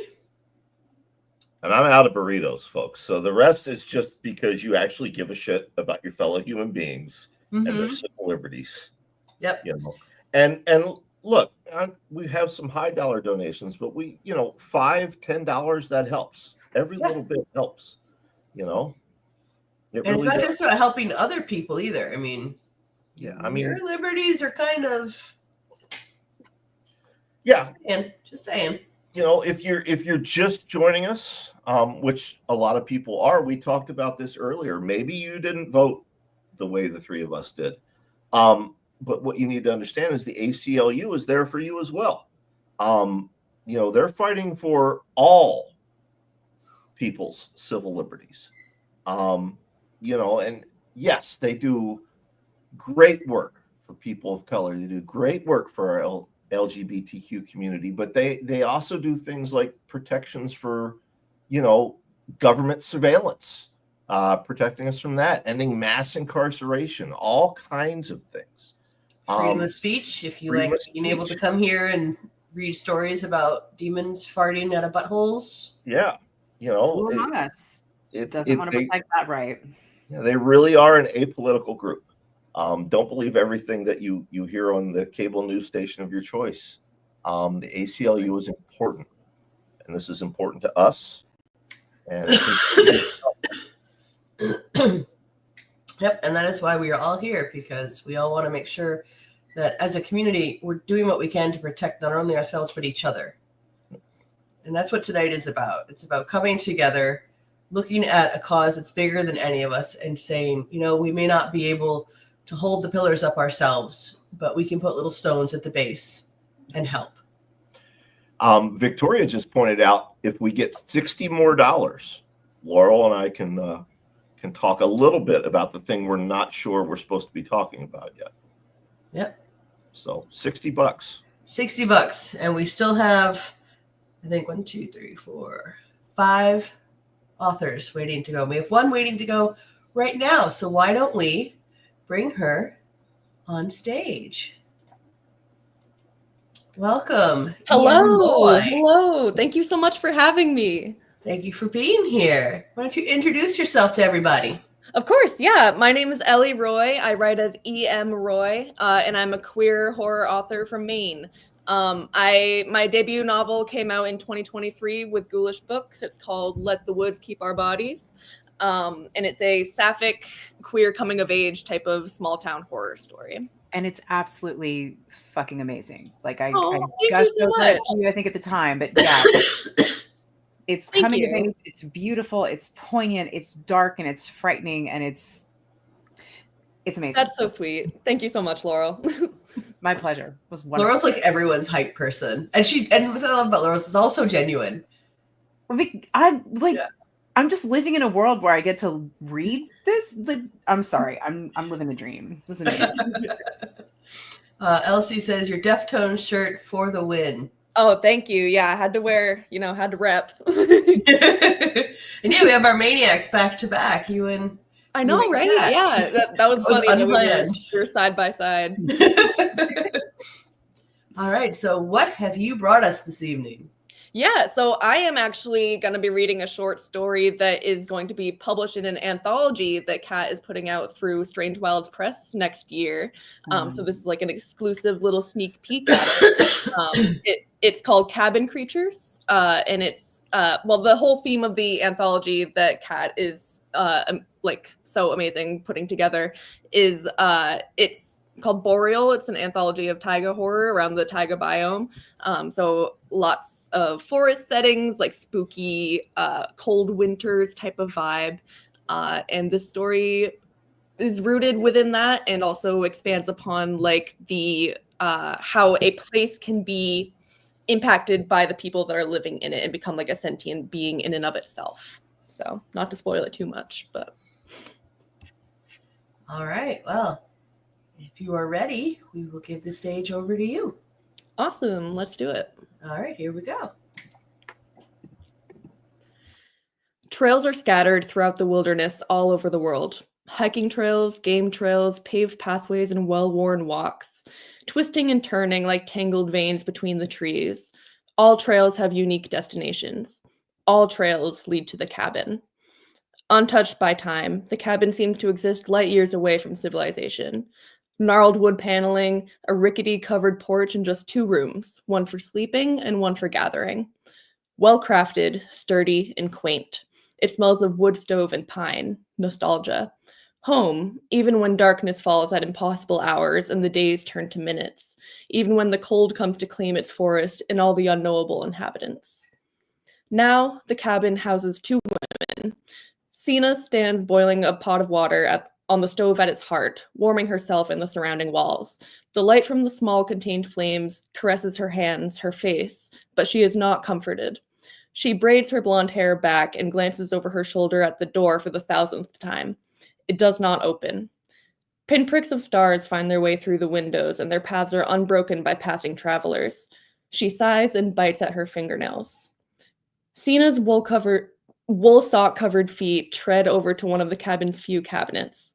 It opens with a shrill noise on tired but willing hinges, and she retrieves 2 tea bags from its depths. The cabin knows they are tea bags because they always make its room smell of lavender, lemon, and elm. Floors creak beneath Sina in anticipation of such delicious warmth.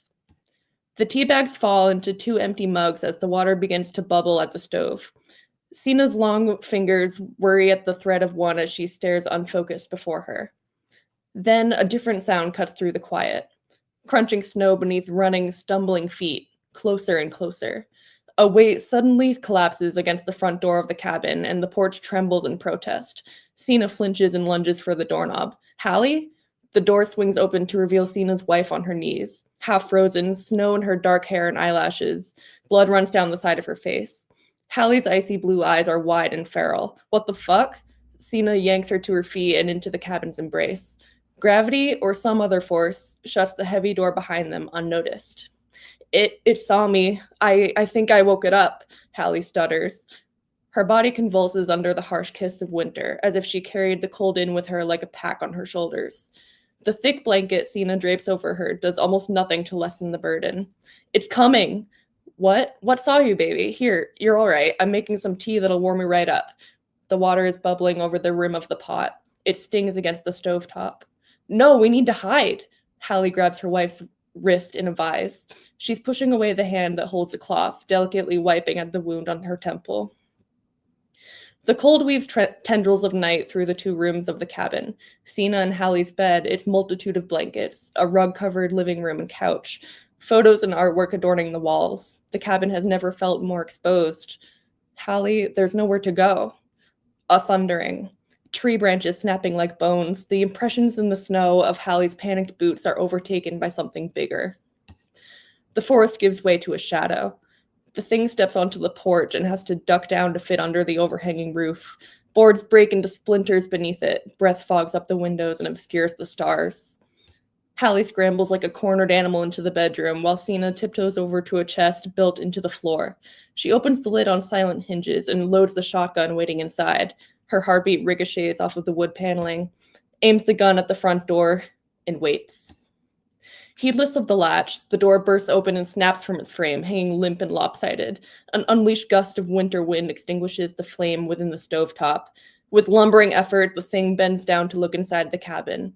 A penetrating red glare is framed by massive, molting moose antlers. Bloody tissue falls in tendrils from the forked branches. A broad and fiendish countenance glares inside, with red reflective corneas that feel too far apart.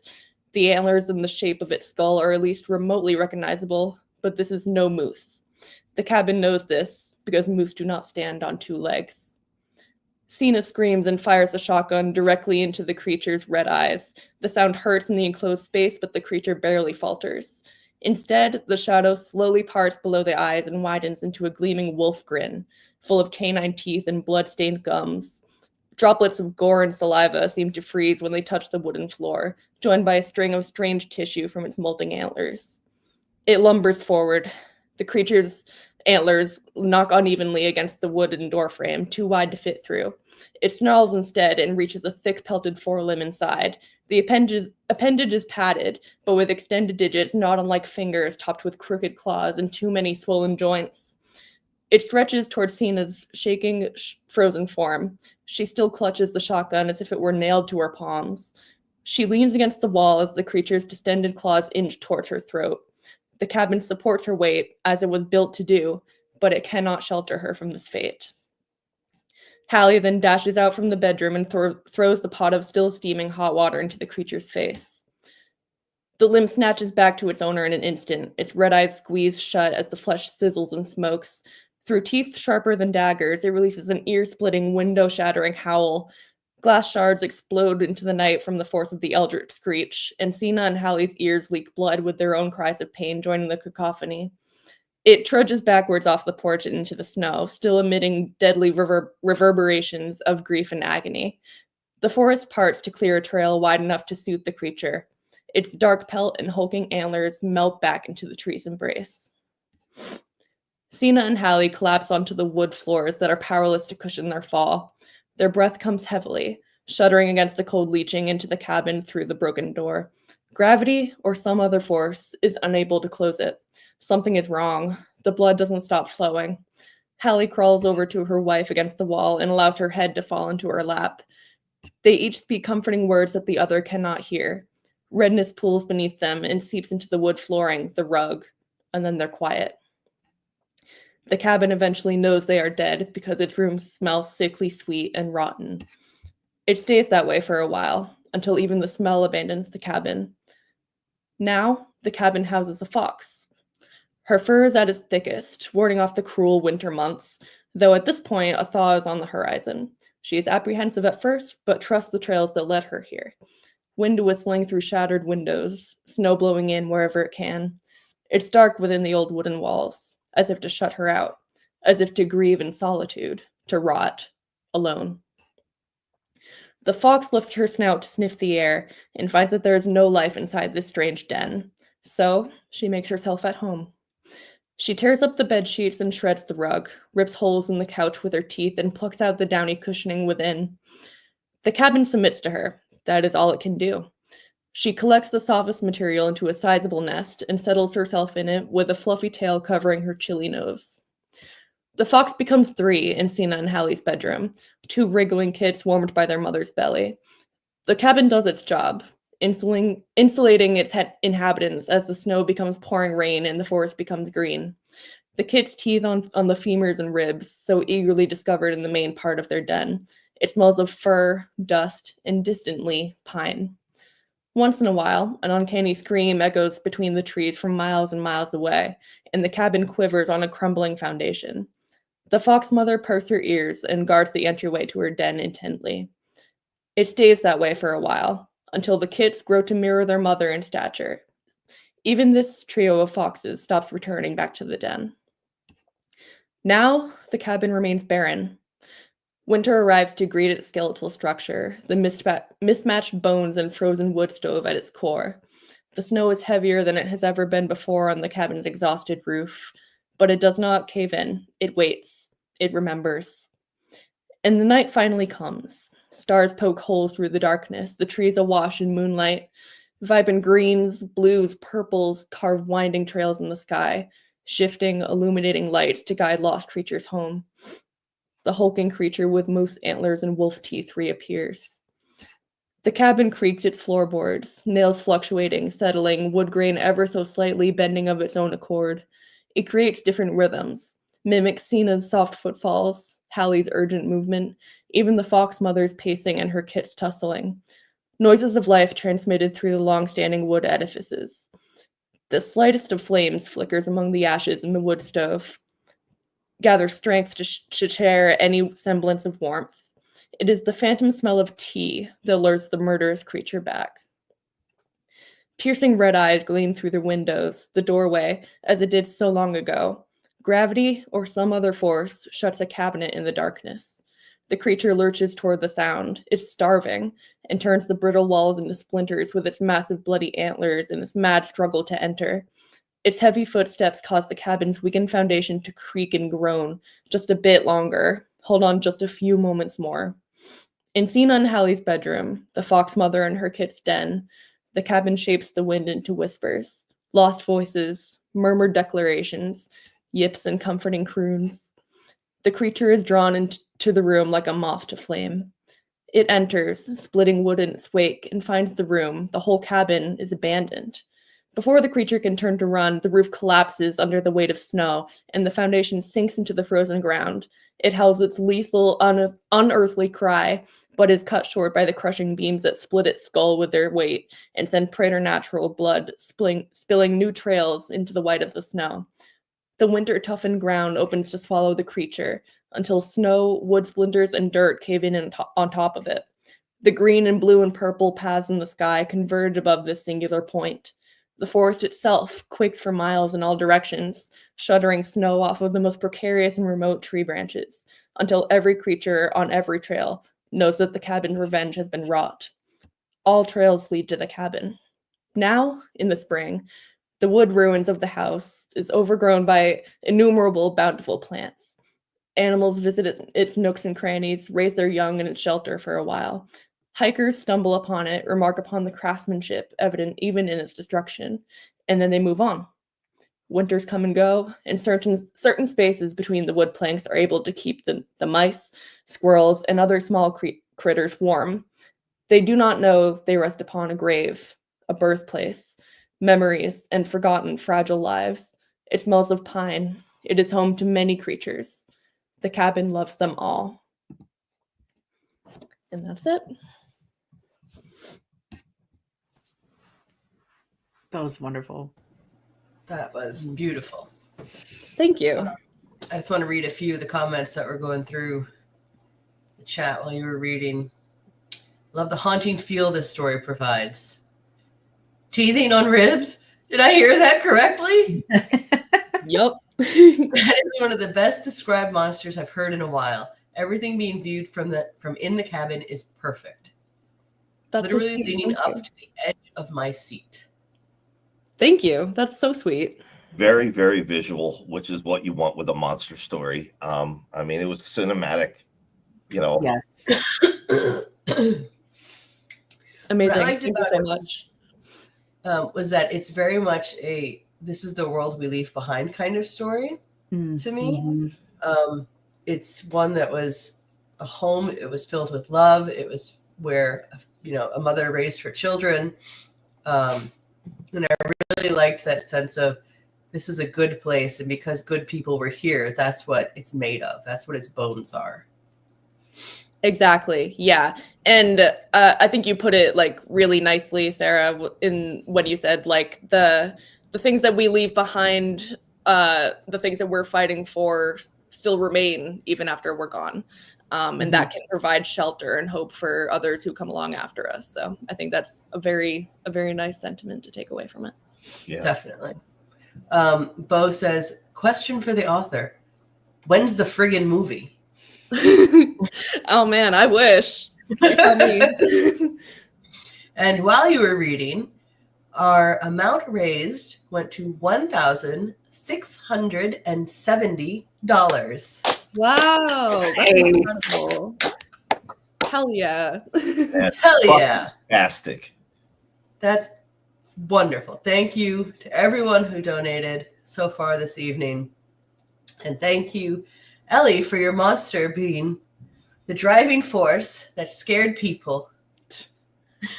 Enough. Hardly the driving force, but thank you. And yeah, thank you so much, the three of you, for putting all of this together and organizing everything. It's been an honor to come on and share my little story with you guys.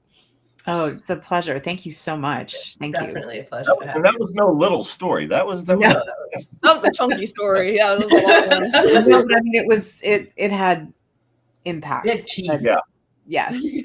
Thank you. Thank you for joining us. You have a good night. You too. Thanks so much, guys.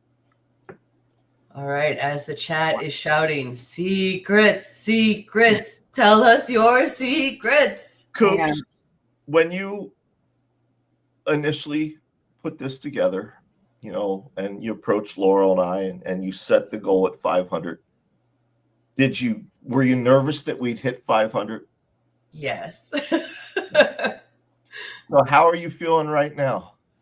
I am blown away, and I am very grateful for you and for Laurel and for all the authors and viewers who've come together tonight to make this a reality. Like I said in my intro, when I initially posted that I wanted to do something, like just a stream, I don't know, guys, just something. I I've posted stuff like that before, and I'll get a couple people are like, yeah, okay, yeah, maybe if you can come up with something. But this time it was different. People were like, yes, let's do it. Whatever you want to do, I'm in 100%. And so I guess I should have had more faith. And I apologize to everyone involved for not having more faith, because you guys have just made this night spectacular. I mean, this is because of you. Yes. I mean, Laurel and I are happy to co-host, but I want to make sure everybody watching understands this was your baby. Mm-hmm. You made this happen. So big round of applause for SH Group. I just posted online and people replied. Yeah, that's all you did. You definitely had it out over the last several weeks. So what they want a secret? What are they talking about, Laurel? I don't know. You're the one making promises. I don't. This is why I'm a vault, is because I don't have any discretion. All so right. you're getting. We didn't sign an NDA. We didn't sign anything yet, but we're going to sign a thing on Monday. I hope we're still allowed to after that. Yeah. So we'll tell you this. If it's like a Reese's peanut butter cup of horror fiction, if you like Laurel's feminist grief horror, and you like my nihilistic hopefulness, and you mush them together, you have the novel that we're writing together for 2025. And what was the line from the pitch session? One moment. I want to make sure that I reference this appropriately. And it was said with such earnestness. Yes.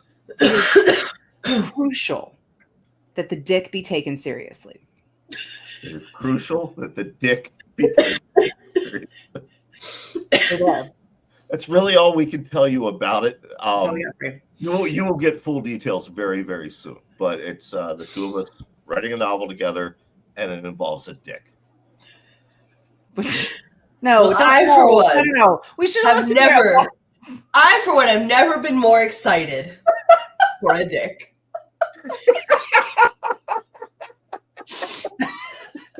Congratulations, guys! That's so exciting. Yes. I want you to know too that I went to work right after that call. Right. And one of my attorneys was leaving for court, and I said, "Hey, wait a second! I need to give you a line. No context." And I just gave it to him, and he just goes, and then he just left and went to court. I called my mother after that call. I said, guess what? I had one thing left on my writer bucket list, and I can cross it off today. And I told her, what it was, and then I told her the plot, and she was very, very quiet. And she said, "Well, that's nice for you, I guess." That's such a mom answer. So Bo says, "I feel like not taking the dick seriously got us into trouble as a nation." Derek says, "I'm with Coops. I've never been more excited to take a dick." I mean, Amy simply says, "Eggplant emoji." Victoria says, "A grieving, nihilistic dick." So as you can see, we're all very excited Yes. to see the peen and take it seriously, of course. So who do we have coming up next? Where's the schedule? Oh, let's check the schedule here. Actually, before we bring on this next person, I have another little video from another author, which is just going to play as we know now. So let me pull that up. Hi, Kaylee Piper here. Feel like I should be smoking. It would help emphasize the exhaustion with everything that's gone on so far and is coming ahead. So in that regard, Project 2025 is coming. It will be run by the most incompetent, corrupt, horrible people you can imagine. It will be handled sloppily, greedily, whatever. But nonetheless, it will be brute forced upon America and in some regards, the rest of the world. Probably seen the message floating around, "Do not comply in advance." The ACLU is part of that on the judicial front. It is important to gum up the cogs of this awful machine. They can do that in court. They can tackle every little bit of legislation that these monsters try to impose on us. We're probably watching this either shortly before or during the readathon. I hope you'll consider donating to the ACLU. Theirs is just one front in many for what we face ahead, but it's an important one.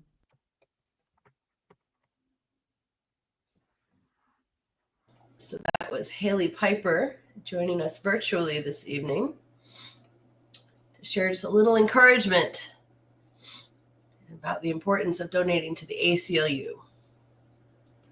And now, to the next author of the evening. You guys might not be familiar with this guy. He's kind of new, very underground. Okay? But I want you to support him anyway. Be nice. Todd Kiesling?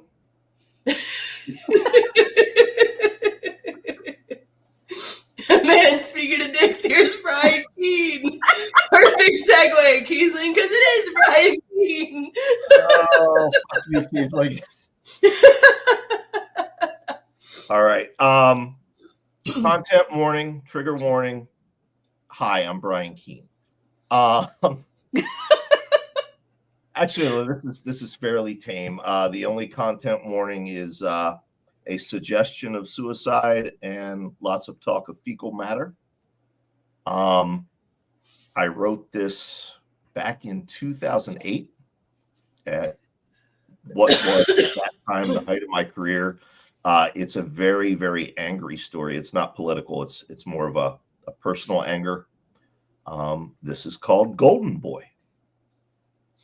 All right. And we will give the stage completely to you. I shit gold. It started around the time I hit puberty. I thought there was something wrong with me, cancer or parasites or something like that, because when I looked down into the bowl, a golden turd was sitting at the bottom. When I wiped, there were gold stains on the toilet paper. Then I flushed and went back to watching cartoons. 10 minutes later, I'd forgotten all about it. You know how kids are. But it wasn't just my shit. I pissed gold. No golden showers jokes, please. I've heard them all before. I started sweating gold. It oozed out of my pores in little droplets, drying on my skin in flakes. It peeled off easily enough, just like dead skin after a bad case of sunburn. Then my spit and mucus started turning into gold. I'd hawk gold nuggets onto the sidewalk. One day, I was picking mulberries from a tree in a pasture. There was a barbed wire fence beneath the tree, and to reach the higher branches, I stood on the fence. I lost my balance, and the barbed wire took 3 big chunks out of the back of my thigh. My blood was liquid gold. And like I said, this was around puberty, so you can only imagine what my wet dreams were like. Many nights, instead of waking up wet and sticky, I woke up with a hard metallic mass on my sheets and in my pajamas. Understand, my bodily fluids weren't just gold colored. If they had been, things might have turned out differently. But they were actual gold, that precious metal coveted all over the world.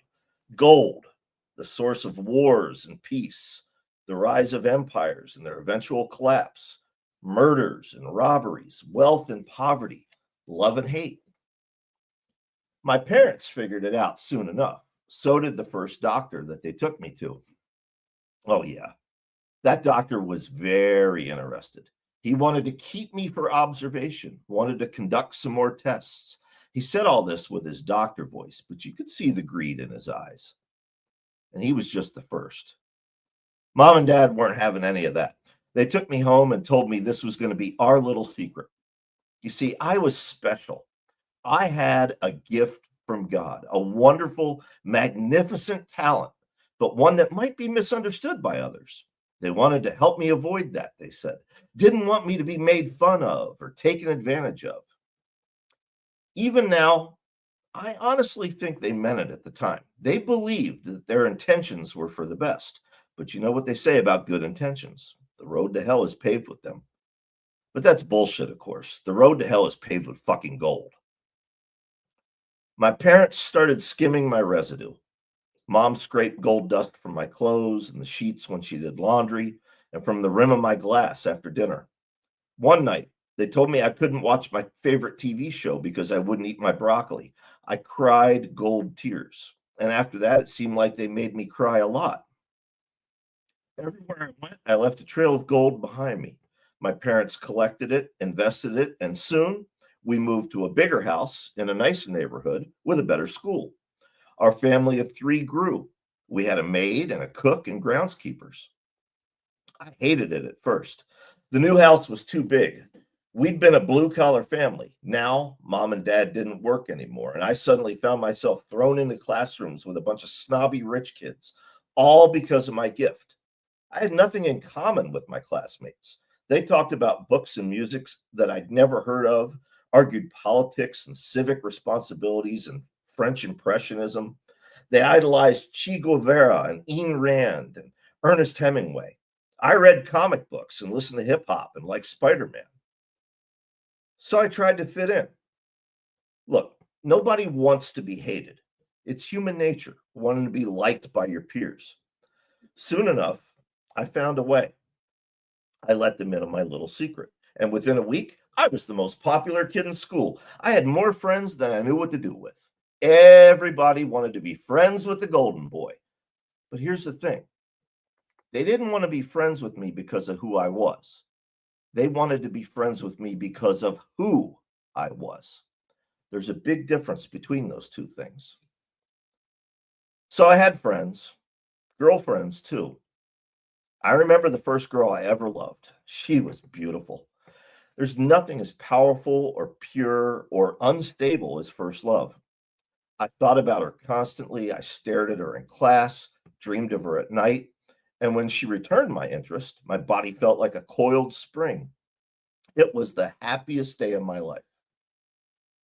But she didn't love me for who I was. Like everyone else, she loved me for who I was. And so have all the rest. Both of my ex-wives and a string of long-term girlfriends between them. You want to hear something really horrible? My happiest relationships are one-night stands. The only people I'm truly comfortable with are the ones I've known for only a few brief hours. I never tell them who I am or what I can do. And before you ask, yes, I always wear a condom, and no, I can't have children. There are no little golden boys in my future. I don't shoot blanks. I shoot bullets. I have no shortage of job opportunities, banks, financial groups, precious metals dealers, jewelers, even several governments. Of course, I don't need to work. I can live off my talent for the rest of my life. So can everyone around me. But that doesn't stop the offers from coming, and they're so insincere and fucking patronizing. So very patronizing. They want to invest in my future, just like my parents and my friends and my wives. They only want what's best for me, or so they claim. But I know what they really want, and I can't take it anymore. I'm spent. My gold is tarnished. It's lost its gleam, its shine. I can see it, and I'm starting to wonder if others are noticing too. So here's what's going to happen. I'm going to take this gun, put it to my head, and blow my fucking brains out all over the room, leaving a golden spray pattern on the wall. The medical examiner will pick skull fragments and gold nuggets out of the plaster. The mortician can line his pockets before embalming me. You can sell my remains on eBay and invest in them and fight over what's left. I want to fade away, but gold never fades. This is my gift. This is my legacy. This is my curse. I have only one thing left to leave behind, and you can spend me when I'm gone. I love that story. Thank you. God damn. Yeah. You kind of mentioned it before going into it, but I was wondering because online you see men commenting on the fact that they feel like they are only worthwhile if they are giving something, be it monetary or physical labor, that sort of thing. Was that something of a driving force behind? It was. I love my parents, and my parents did the best they could. But, my dad came back from Vietnam with pretty bad PTSD. He grew up in poverty. My mother grew up in poverty, in West Virginia. So my father worked literally all his life. He worked 7 days a week shift work at a paper mill. And, growing up in that era, I thought that was what a man was supposed to do. You're supposed to bust your ass and basically kill yourself to provide for your family. Both my father and myself have since disabused ourselves of that notion. But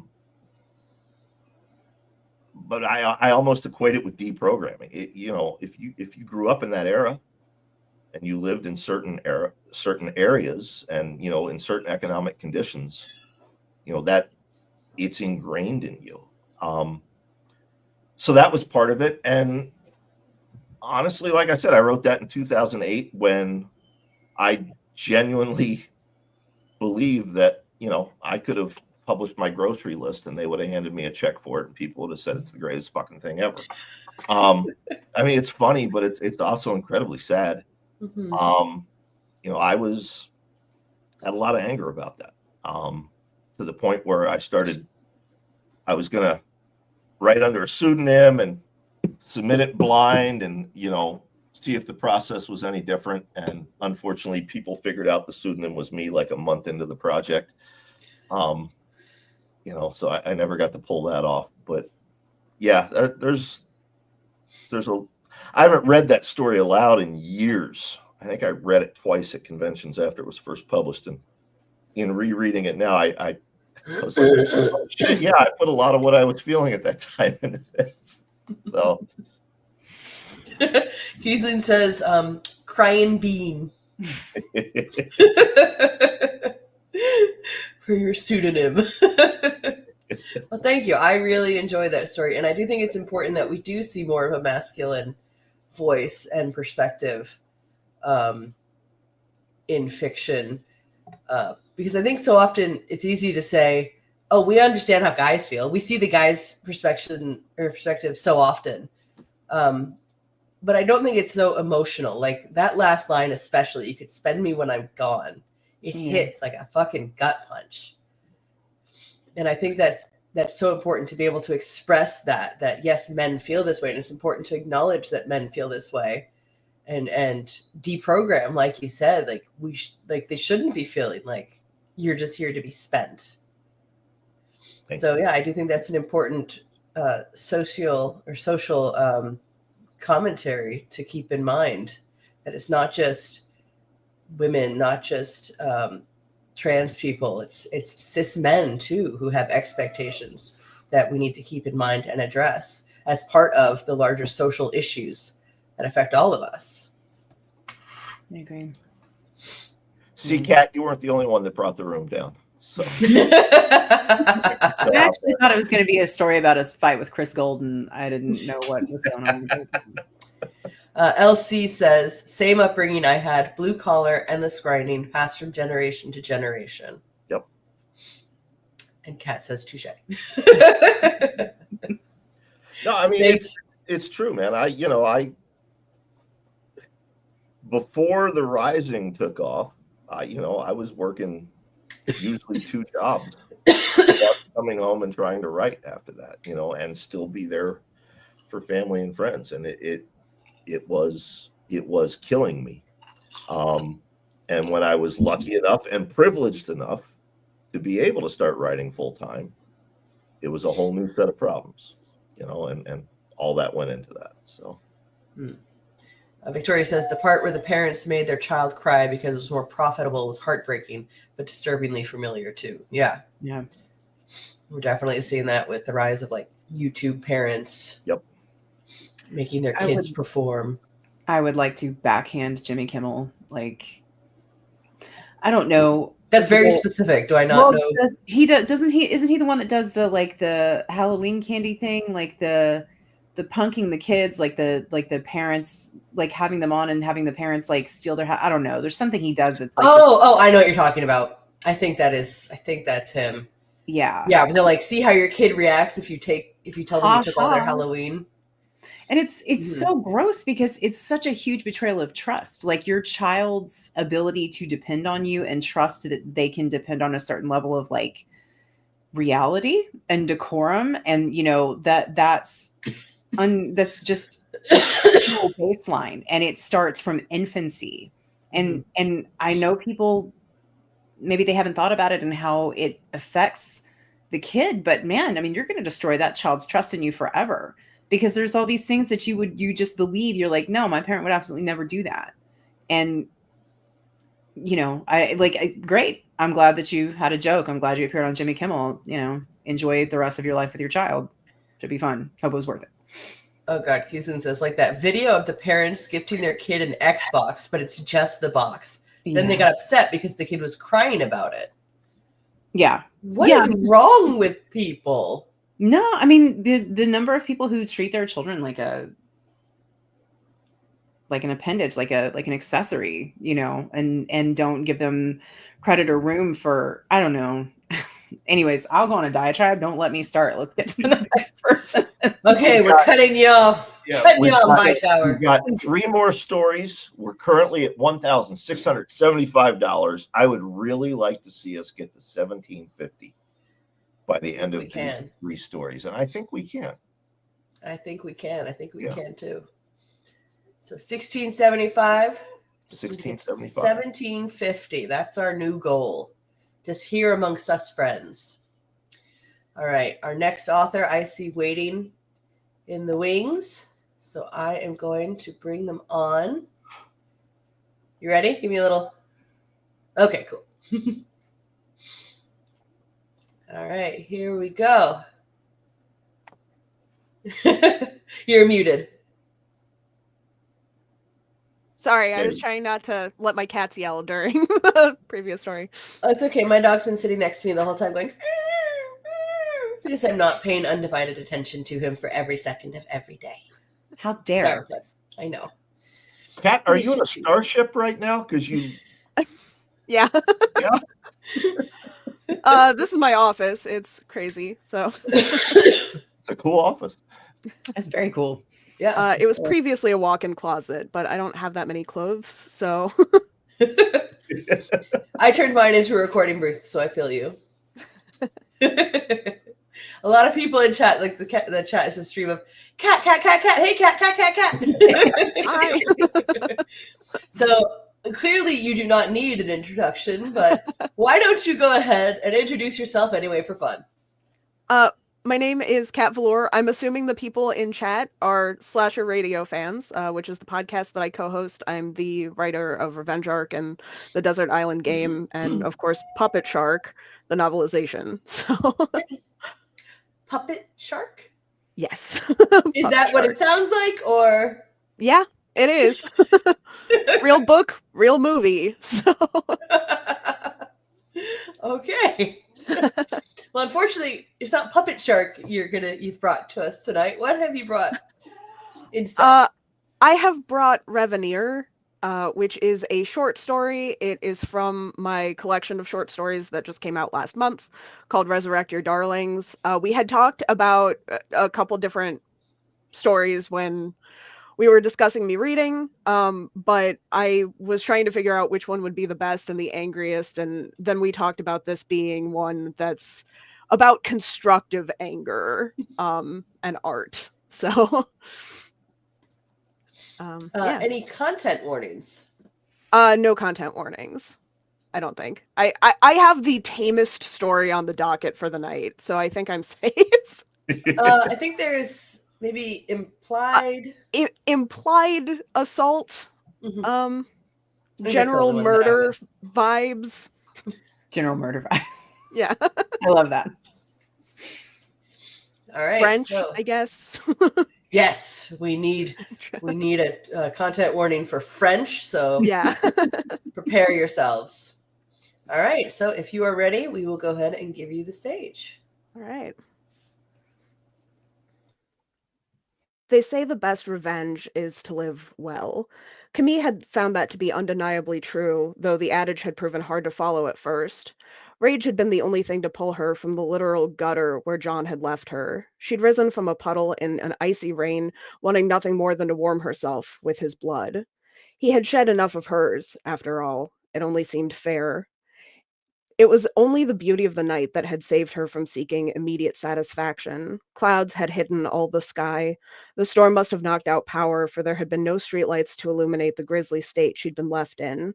It was the city as she had never seen it before, pitch black and yet completely clear. She'd seen that night what rock bottom must surely look like, yet she had never felt better a day in her life. The sense of immense power coursing through her in the serene setting, it was like a drug.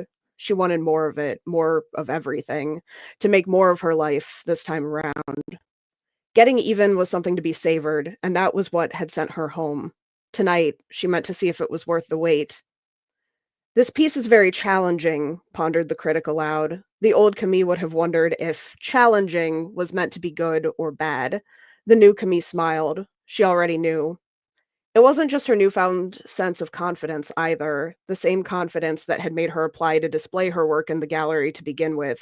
It was the way that the man could not tear his eyes away from the pink stain in the center of the canvas. She was glad that this painting, above all her others, was the one garnering his attention. Undoubtedly, he would be thinking about it long after he had left. With any luck, he would not be the only one. I call it revenir, she said. Revenir. He turned the word over in his mouth, chewing on it, considering its meaning. His eyes never left that stain. She'd walked home in her ruined dress that night, one shoe missing, and she had laughed the entire way. I was taking French lessons, she said, and a short pause in their exchange, and a quick scan of the room. It was important she looked engaged at any given moment, so she had to keep the conversation going. Still, it was not her desire to give too much away. The last thing she wanted was to spoil the mystique of her masterpiece. Less was so often more. You ought to keep taking them if they inspire such work. The comment left an unpleasant taste in her mouth and brought back unbidden memories, ones from her life before. Strange. Since she had woken up in the street, she had thought of John often. What she would do to him, what would make him tick, what would slide under his skin and nestle in to scratch at his veins. In detail, she'd imagined the toll that the suspense must be taking on him. Not once had she taken stock of what exactly he had done to warrant her revenge. Not once had she allowed herself to remember what made her so vulnerable to the attack. The glimpses into that old before life were as unpleasant as they were fleeting. She'd seen him differently then, not as something to be hated, but as someone precious to be revered. Handsome, charming, intelligent. The ghost of her desire sent shivers down her spine when she had thought herself now untouchable. I don't believe my former tutor has anything left to teach me. If her sentiment sounded as cold as it was intended, the critic did not seem to mind. To both her agitation and pride, he was more focused on her work than her conversation. Her eyes flitted around the gallery once more, landing near the door. Speak of the devil. John was the one who looked as though he'd been through something harrowing, not her. His suit was expensive, yes, but it didn't fit him half so well as the last time she'd seen him wear it. He'd lost weight. He'd lost sleep too, judging by the dark circles under his eyes. He looked like hell, and she loved it. She turned her body so that it faced the painting, inviting further conversation with the man beside her as she staked her spot at his side. Easily enough, he took the hint that she wanted to keep talking. I see an almost impressionistic influence in your brushstrokes here, is that right? Partially, she admitted. I spent the last couple years of my traditional training studying the Impressionists. Lately, I found I have more to say about the absence of light than its presence. Fascinating, he marveled. You flatter me.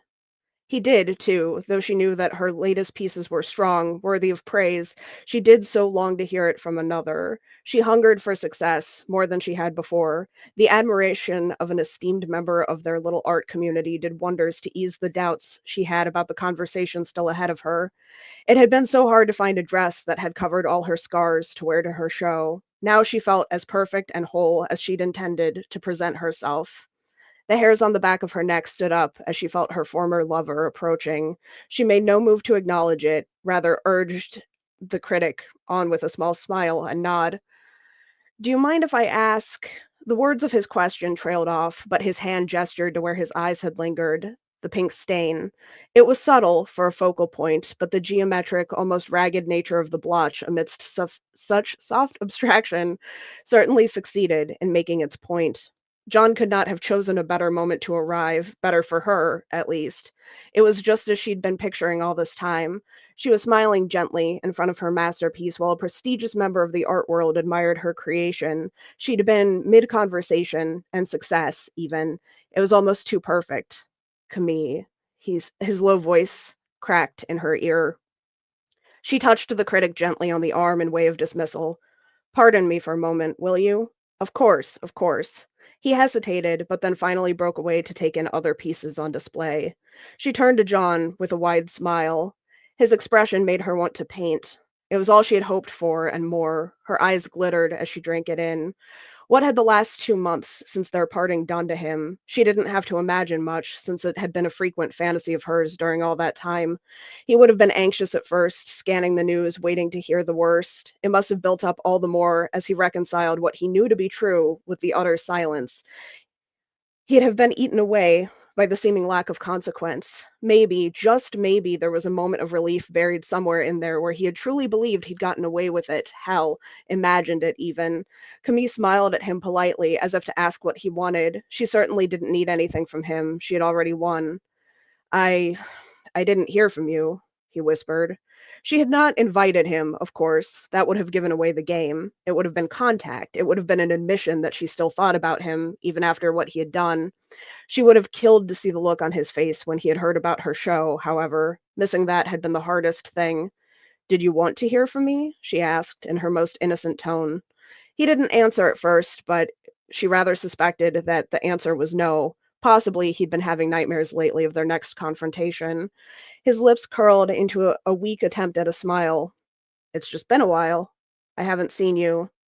She had expected this. In lack of any external signs of anger, perhaps he thought things would somehow turn out okay for him. If she wasn't after him, if she didn't mean to tell anyone, maybe he'd escape intact. Only she knew that she wouldn't have to. He was close to the edge and would only require a little push from here. You're seeing me now, she whispered, letting her expression flicker momentarily to sinister. He searched her eyes, pleading for an answer to his unasked questions. She nodded discreetly to the painting behind her. What little color he possessed drained from him with a spark of recognition. He may not have comprehended all the nuances or full meaning of the piece, but he remembered the street featured in the scene all too well. Staring at it, at her, it became impossible for him to shy away any longer from what they both knew. She had been dead when he had left her. 2 months ago, he had ended their lessons and brief affair in a panicky, violent fashion. He dragged her out where no one would see and had let her life's blood become nothing more than a pink stain in the storm. She'd been cold and lifeless, and yet there she stood before him, living well. It was too much. He wanted to scream and found that he had no voice. That deep, certain voice of his may never return. She could feel it. She remembered then how enthralling she'd once found that voice in that time before. Their early lessons especially, she'd been unable to get enough of it. There was one word that stuck out in her memory that he taught her, one she'd always hear him saying, revenir. It means to come back.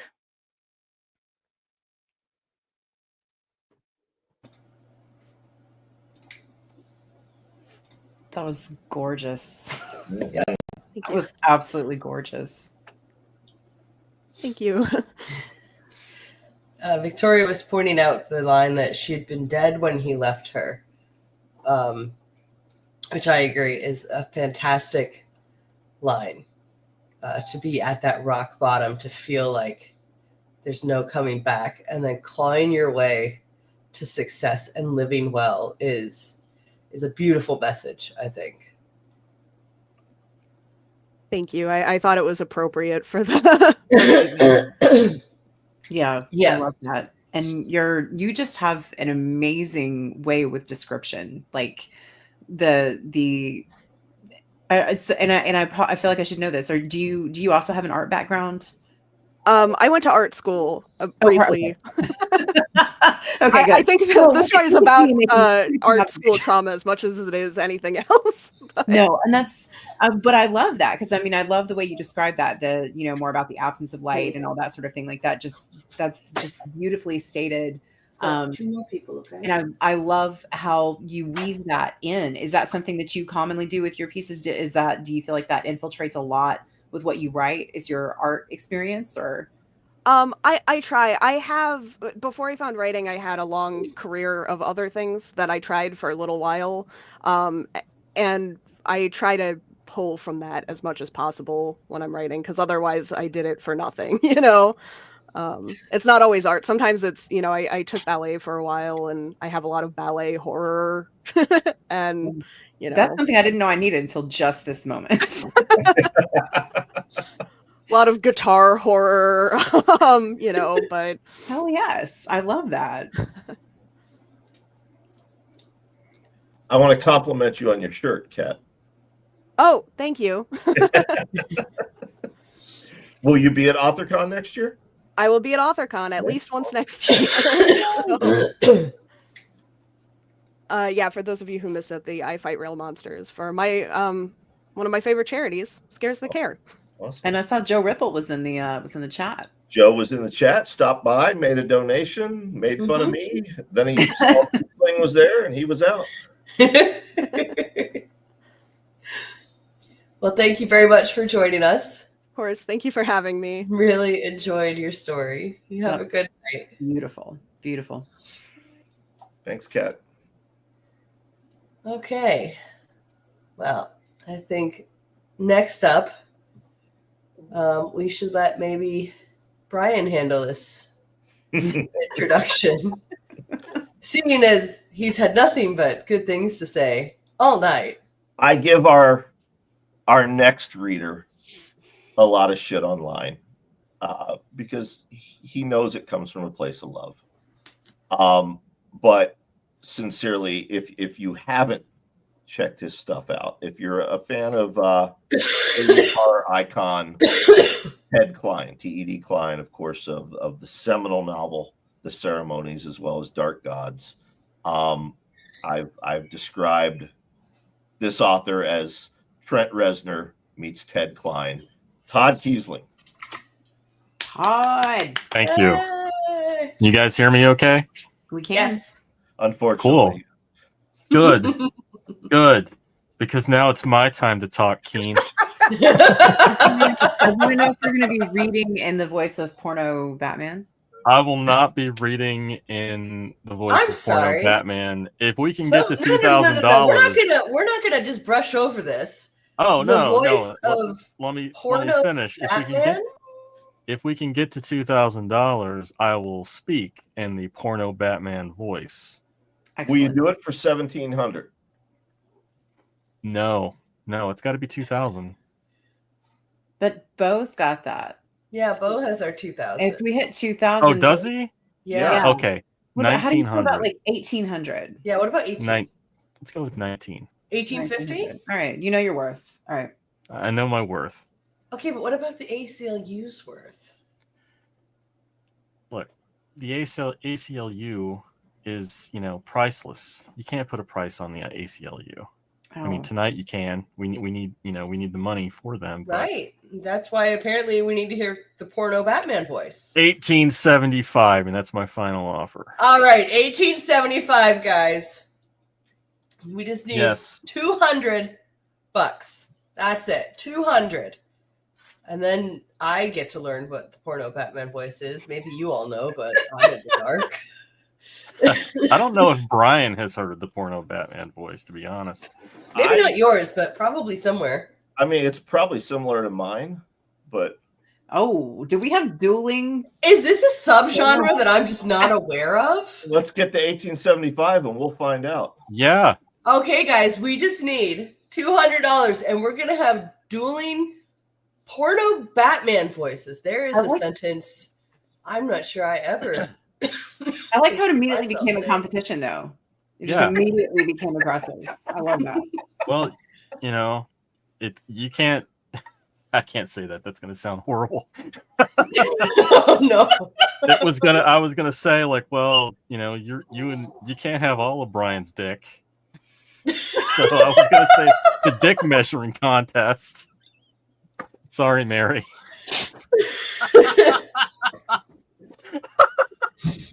I've broken Brian. Oh no, did he fall out of his chair? Life alert, he's fallen and he might not be able to get up. All right, it's already getting late, so I should move on. Okay, so why don't you introduce yourself? Hi, everybody. I'm Todd Kiesling, and this is my Roast Brian for 20 minutes second segment. I'm a writer, obviously. I've written novels and novellas. My next novel, The Sundowner's Dance, comes out next April from Shortwave Publishing. It's also so good. Sorry, I keep interrupting. I'm also the author of Devil's Creek and Cold Black and Infinite, both of which were Bram Stoker Award nominees. And I'm actually going to be reading a story from Cold Black and Infinite tonight called Afterbirth. This is my ode to Jonathan Swift's Modest Proposal. But it's written, I wrote it because some Republican pissed me off, which, is par for the course, I guess. But I just got sick and tired of hearing the pro-life argument when it's really not pro-life, it's pro-birth, because they don't give a shit about the child after it's born. So, this is my story, Afterbirth. Before you read, just going to ask. Trigger warnings. Content Yes. warnings. Yes. So this story contains or has elements of the following: abortion, mutilation, body horror, blood sacrifice, the occult, blasphemy, and murder of children. So, you have been warned. All right, if you are ready, we will give... What was that? I said he covered all the bases with this. Mav says, "Oh, is that all?" And Elsie says, "Is that it?" All right, if you are ready, we will give the stage Yeah, to you. give me 1 second. I'm waiting for my Kindle to unlock. There we go. All right. There you go. Afterbirth. Karen's talking to me again, even though I haven't grown a mouth. Her day at the clinic didn't go as planned. Someone caught her digging through the bin of biological waste, and she had to lie about losing a piece of jewelry, and somehow that's my fault. I'm not growing fast enough, she tells me. The ritual should have worked by now. I should have arms and legs, teeth, a fuzzy head of hair, eyes as bright as stars in the sky. I don't have a mouth to tell her she's an idiot for complaining to a pile of goo. I can't tell her I didn't make up the rules. 11 candles for the 11 points in the Tree of Life, lines of salt to connect them, the summoner's blood to express their devotion, and the most important ingredient, human flesh. There's nothing in the scripture that says how long this process takes. The human elders who communed with the void in the early days of man weren't given specific instructions. She's lucky the ritual even survived this long, but try telling her that. No, Karen, your summoning ritual of choice isn't guaranteed. You can't beg for a miracle from beyond the void and expect an answer in your terms. The void is chaos for a reason, lady. If I could speak, I'd scream that this sort of thing doesn't account for time as she perceives it. Yes, the old grimoire she stole from the library should have some sort of fine print, but I didn't write the damned thing. I'm not the author. I'm just the other. A voice from the void. And when I'm called, I answer. Or I would, if I had a mouth. I'll be honest. For as straightforward as necromancy tends to be, this sort of thing rarely works out. I mean, sure, they'll summon one of us to inhabit the body of whatever they're trying to resurrect, but they'll always lose the constitution to follow through. Most of them don't have the stomach to deal with the day-to-day upkeep. I suppose it's one thing to keep cutting yourself in an act of devotion, and another altogether when it comes to supplying the flesh. I've seen some would-be necromancers who are absolute head cases. But Karen's on another level. Newly divorced, dealing with the emergence of obsessive compulsive tendencies and a bipolar disorder, struggling to come to terms with her infertility. The lady's got some baggage. Hiding beneath it is the true madness inherent in all flesh. Desperation. She'll dig her way down to it eventually. When she first called me from the void, the woman was barely keeping herself together. She was nervous. Most of them are. Trying to act composed like a student on the verge of taking an important test. I suppose I can understand. Calling down the power of the void to reanimate dead tissue is a commitment, one which most fail to grasp, and Karen seems to be the one of the few who understands. She's no stranger to esoteric faith and devotion. When she first summoned me, she wore the sign of her Savior around her neck. I heard her utter a prayer under her breath, but not to me, and certainly not to the void. And how quickly her faith turned. The void can do that. Show someone even a glimpse of the true nature of the universe, the ravenous chaos that is the cosmos, and their mind will eject all manner of faith. It's the equivalent of showing a child sleight of hand to explain a magic trick. Now, Karen doesn't wear her savior's sigil anymore. She wears a mask of determination most days. Others, she wears a mask of fear. Right now, she's throwing a tantrum over how long this is taking, but in an hour, she'll collapse in a heap on the other side of the room, weeping quietly until sleep claims her. She'll dream of the child she can't have, of her ex-husband who left her after a year of suffering through her psychotic episodes. Her failures and insecurities will manifest as shadows and stalk her through the dreaming. She doesn't know the void hears her dreams. They're like music, sweet lullabies of agony, fueling the dissonance inherent in existence. I want to tell her I can taste her pain. I want her to cry to me so that I may drink her tears. Karen, I'd say, your pain is delicious. For the first few days, my single eye was little more than a gelatinous ball oozing fluid, and the world before me a blur of light and shadow. My vision has cleared since then. My womb is a bucket housed in the basement beneath Karen's home. She visits me before she leaves to go work at the clinic, and she visits me on her lunch break to feed me whatever amniotic waste she scrounged when no one's looking. Every night she visits to repeat the ritual, drawing the corners of the great tree, slicing her arm over the bucket so that I may taste her blood, and to recite the incantations. Sometimes she does this over and over for hours. In those first few weeks, you'd think I'd already grown into something resembling a child. She doted and cooed over me like a young mother, talking about the life she would give me.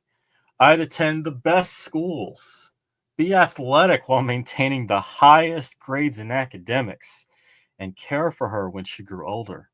I'd be a doctor or a lawyer, highly successful and rich, and my spouse would be the perfect match. Together, my spouse and I would have children of our own, grandchildren who would make their grandmother proud. Her fabricated lineage always ended there because her tears would overtake her dreams. So, I'd sit in my bucket, watching her slowly descend another step into the madness waiting for her at the end of the tunnel. Poor Karen, I wanted to say. You're losing your mind over a collection of cells, hardly enough to consider tissue or organs. I wanted to remind her of the unborn chicken she consumed for breakfast that morning. Weeks pass. My second eye has sprouted from the primordial soup, and I can see the room clearly, framed by the circular silhouette of the bucket's rim, my tiny portal to the physical world beyond, and everything I see is a disappointment. Karen is upset again. She's lost her job at the clinic because they caught her stealing the biological waste. They'd known for weeks, she says. They waited until they could catch her in the act. For the first time since my conjuring, I expect Karen to end her basement experiment in basic necromancy. Maybe I was wrong. After more than a month of daily feedings, fluid and tissue, and occasionally a half-formed organ, my time on this plane of existence has come to an end. Don't beat yourself up, I want to say. Necromancy isn't for anyone, Karen. And just when I'm prepared for her to flush me down the toilet, Karen surprises me yet again. Disheveled, her stringy, unwashed hair matted to her cheeks with tears, she peers into my bucket and smiles. She sees my eyes. At first, she isn't sure if they were there before or if they're new additions to this arcane stew she's had simmering for weeks now. So, I do the only thing I can. I blink with newly formed eyelids. She doesn't notice the gloss of my nictitating membranes or the slow dilation of pupils like splitting zygotes. Karen only sees what she wants to. A sign of life. That's all she seems to care about now.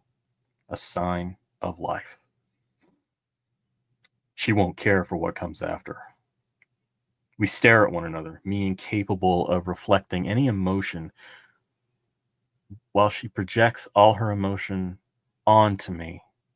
In her eyes, I'm the fully formed child, already in school, already making her proud, already something she can brag about to her peers. She can't see beyond her fantasies. You idiot, I want to say. You have no idea what you're doing. But something about the wild look in her eyes tells me she wouldn't listen even if I could speak.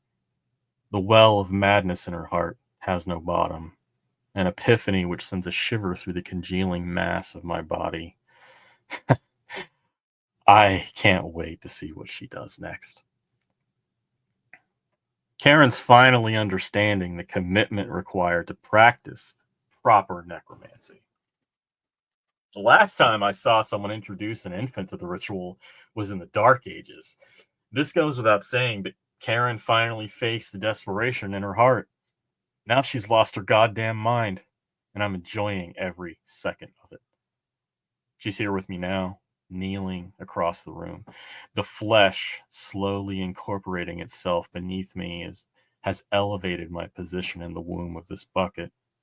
She spread plastic over the floor of the basement, and a chunky lump of smooth flesh hangs from an exposed beam. Karen is observing the tiny figure, examining its features, questioning the best place to cut first. I wanted to tell her that the hard part is already done. Karen, I want to say, just feed me the damn thing. There's a spark of inspiration in her eyes. She looks at me and I blink in encouragement. A moment later, she's carrying me across the room and placing me below the hanging infant. She slits its throat, and I'm coated in a refreshing, warm rain.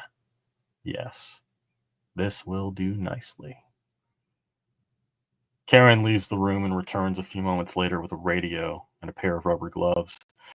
She turns on the radio and strips off her clothes, revealing a bony frame coated in pale skin and scars from all the cuts she's made. Karen, I want to say, you've really let yourself go. Haven't you been eating? For such a scrawny creature, Karen moves with energetic purpose, and she goes to work on her sacrifice with the precision of a sculptor, a slice here and there, degloving the parts in logical succession, feeding me the scraps as she works her way along the body. The radio station plays pop music, which inserts a rhythm into her movements. It's almost poetic, like watching a ballerina on stage with grace in every slash and cut. I would have tears in my eyes if I could produce them. While she works, the music is interrupted by a piercing drone, and Karen pauses to look at the radio. A voice cuts in to announce an Amber Alert. Describing the missing child as 9-month-old, Karen turns off the radio. She looks at me, at the cooling blood streaking her body, and goes back to work. My head is forming. I have a jaw, a nose, proper sockets for my eyes. No mouth, though. And I'm frustrated because I need to tell Karen to slow down. The first couple of children were great. I welcomed them and their sustenance, but now she isn't following the recipe anymore. There's too much. She isn't thinking things through. I want to tell her to stop this nonsense, that I'll grow on my own. Karen, I want to say, sacrificing children so you can grow your own doesn't make sense. But these fingers and toes are delicious. She's slicing them piece by piece for me like fruit for her morning oatmeal. Yesterday, she painted the tree of life on the basement wall with a child's blood. This piece of eldritch graffiti joins a gallery of esoteric sketches and ramblings, the ancient representations of timeless entities, words not pronounced by a human tongue since the days of Zoroaster. All were painted on the walls in a foolhardy attempt at displaying her devotion. What an overachiever. The void doesn't choose favorites, Karen. You aren't special. And yet she brought home a stack of dusty old tomes, performed a ritual I haven't heard in a millennium. There was a goat involved. She thought she was enhancing the processing. Technically, she wasn't wrong, but the constant sacrifice of children isn't necessary. I've grown beyond the need. But she keeps feeding me. At this rate, I'm going to lose my figure. I'm going to grow into something else. Another week, and I've grown a neck, the beginnings of a torso, stumps that will become my arms. At the bottom of my bucket, I feel cold metal and warm fluid against the flesh that will be my legs and feet. Karen is pleased with my growth, but displeased with the time and has graduated from stealing infants to stealing school children. Every few nights, she brings me a fresh body. She tells me the authorities are hunting her. She cut her hair and dyed it a different color. Yesterday, she ditched her car on the other side of town and set it on fire. She stole another car from a grocery store parking lot. She bought a handgun from the pawn shop. Just in case, she tells me. She's too close to the end. She can feel it. And I'd tell her she's right. She is close to the end, only I would never tell her what end I'm referring to. Like revealing a child's sex. I don't want to ruin the surprise. Tonight, she's listening to the radio again. She's dancing to the music while carving pieces from the child strung up before her. Every slice yields another morsel tossed into my bucket. Sometimes she steals a piece for herself, and she thinks I don't see, but I do. And so does the void. That isn't hers to consume. Come on, Karen. Keep it together. When she's finished, she frees the bloody skeleton from the hook and collects its pieces in a bag. She's keeping them upstairs in her bedroom, and when she's done, she says she's going to build me a bassinet. She's already built a mobile of bones to hang from the ceiling, something to keep me occupied when she puts me down for a nap. She thinks I'm going to emerge from this bucket the size of a human infant. She says she wants to breastfeed me. Karen's gone for an entire week, and I've nearly grown comfortable with the silence when she barges into the basement. Except it's not her. It's a young girl. She has a bruise on her forehead, long dark hair matted to her temples, and bloodstains on her purple pajamas. She's panting. Her teeth are chattering, and she can't take her eyes off the bloody pictograms on the walls long enough to notice the quivering mass of flesh sprouting from the bucket. Oh, her fear is exquisite, a sweet fragrance afloat in the air. The little girl paces the floor, struggling to catch her breath, muttering a prayer. "Don't let the bad woman take me," she says. The child fights the tears in her eyes as heavy footsteps beat the floor above us. I hear Karen's cracked voice calling out for the girl. A gasp fills the room. The child has found me, and her discovery will be her undoing. She shrieks until her voice fries in gloom. More footsteps, the creak of a basement door, and there's Karen with a hammer in her hand. That wild look in her eye, her hair frizzed in all directions like she's been electrocuted. She looks at me, and then at the little girl, and then there's nothing more than a whimpering and stillness. Later, as she's peeling the child's skin away from muscle, Karen tells me that was a close one. Child, she'd woken up too soon and tried to escape. I want to tell her she's getting sloppy. I even manage a gurgling noise from within my gullet. A bubble rises to the surface of the amniotic stew and pops in fanfare. She pauses and looks at me, smiling. Blood stains her teeth. She tells me I'll be the child she's always wanted. The rest who've been born can rot for all she cares. I'll be hers and hers alone. And that's where she's wrong. I belong to nothing but the void, and soon she will belong to me. 3 days later, a door slams upstairs, footsteps running across the floor. The basement door opens, then slams shut. Karen descends 2 steps at a time. She's bleeding from her shoulder, the wound tied in a darkened rag. The precious fluid trickles down her arm to her fingertips. She's puddling on the floor. I can smell her. The blood, the sweat, the fear.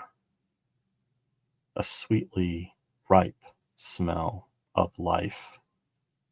The seams in my face open to taste the air on my tongues. Upstairs, a voice booms from the megaphone. Come on out, they say. Karen has until the count of 5 to surrender or they're coming in shooting. Karen kills the light, and it's just the 2 of us in the darkness, but only one can see through the shadows. She's crying, chattering to herself about this not being fair. She just wanted a kid. If only she hadn't lost her job. If only her husband hadn't left her. If only I'd grown faster. Upstairs, the countdown begins. 5, 4. Karen sobs and backs herself against the wall. Karen, I croak. The word is guttural and full of fluid, the sound of air through bubbles of phlegm. You may have lost your mind, but I'm going to eat your heart. She sucks in her breath, the air gone from the room in a deep hiss. She points her weapon in all directions. She asks who's there. She's not afraid to use the gun, she tells me. I flex new muscles in the arms I've never used and pull myself from the stew of blood and viscera. The bucket tips over, startling Karen so badly she drops the gun with a yelp. Upstairs. 3, 2. Karen seeks the floor for her weapon, threatening me with empty words. I crawl along the floor toward her. Upstairs, the front door bursts inward as men shout out their arrival. The whole house shakes and Karen freezes in panic. My mouth is open. All of them are. Now Karen is screaming at me. And this time, my mouths scream back. That's it.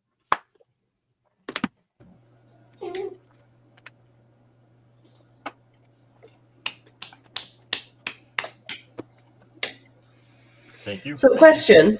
Sure. Is everything okay at home?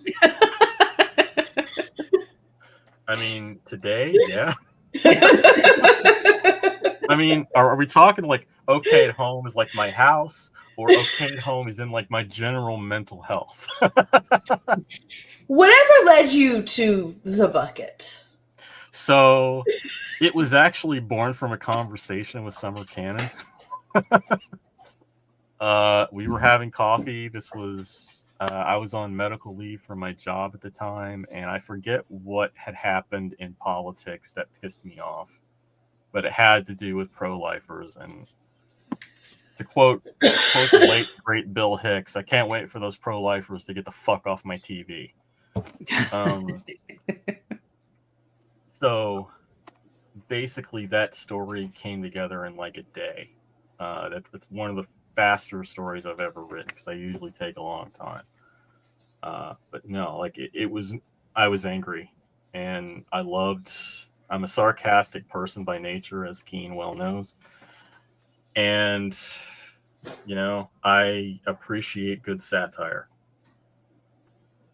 So, yeah, I've got the chat open here. LC, Karen was basically a nurse at an abortion clinic, and she was collecting the waste. Yeah. Brian, I think you had your hand up. You beat me to it. I was just going to paraphrase Nellie on The Office. Are you a killer? How many people have you killed? Please, sir, can you not kill me? I'm not the one you should be worried about. You should be worried about my wife. Is your wife Karen? No, she's Erica, and she has knives, and she knows lots of poisons. She is the opposite of a Karen. Yeah, but like Erica and Hightower could like be Thelma and Louise in a lot of like in alternate universes where they just go on a killing spree and steal shit and drive across the country. Todd actually still gets nervous when we all go to cons together because he's like fairly certain that one night Eric and I are going to get pissed off enough about something that we're just going to burn it all down, you know. Yeah, she also has very long talons or nails. Yep. She'll fuck you up. Paint them.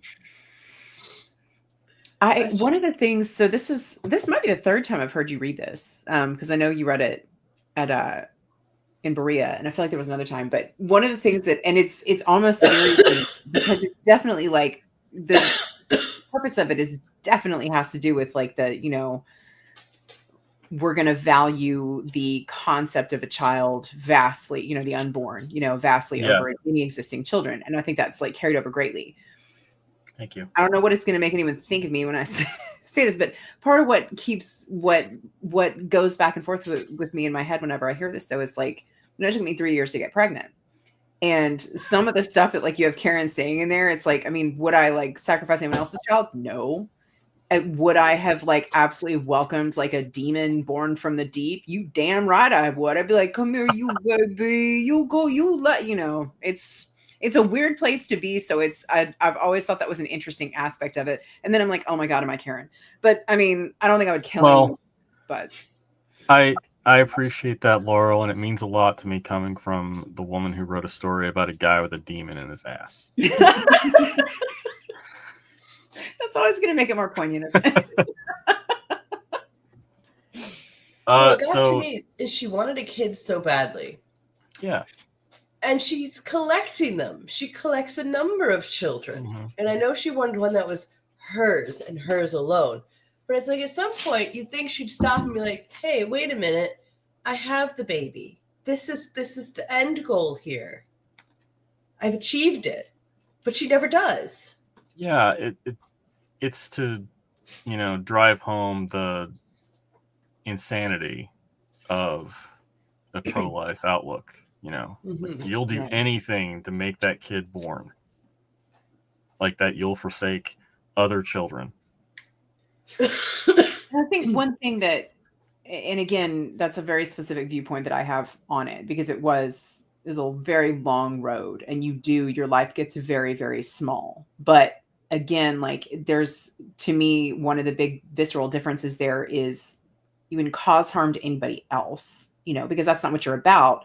And I think you did such an amazing job of like the, you know, the reminders of like, she wants something to brag about. She wants something that is is a centerpiece, is an intention, you know, and that was something interestingly I observed too because, you know, I at times had friends who were in the same position as me. And I don't, you know, I'm not trying to be judgmental, but there were some of, you know, it's not like I'm like, oh, you know, my reasons are more, you know, pure than yours. But it was odd. Like I would run into women who were like, but I want the baby shower. I want to be the center of attention. And I'm like, it's not about the child. It's about them.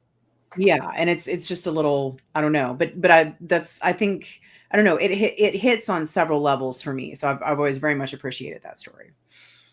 Thank you. Well, we're having this very poignant discussion in chat. In the text chat, Victoria says, between ass gestation and basement bucket gestation, bucket seems better. LC says, ass gestation into a bucket. That's where we go in the bean. I don't think that's what Goes with the Traveler had in mind, man. Are we crossing beans or streams? Did we cross the streams? Yeah. We're crossing lines. What are we talking about? Ghostbusters as written by Edward Lee, maybe. Yeah. So I do want to mention that you know, the story is in Cold Black and Infinite. Right now, Cemetery Dance is selling the limited edition that's being published by Thunderstorm. That is available right now. They're limited to like 80 copies. I don't know how many are left, but if anybody's a collector, those are out there. Thunderstorm does great work, and Francois Valancourt did the cover arts, and I did the interior, actually. So, you know, you're getting high quality. Hell yes. Yeah. It's a kick-ass collection across the board. Thank you. Brian, you have been strangely quiet. I mean, I've told you, you know, off camera, of course, my thoughts on the collection. It hits differently hearing you read it. And I'm not even sure I can articulate why. I think Laurel and Coops were far better than I was at talking about it.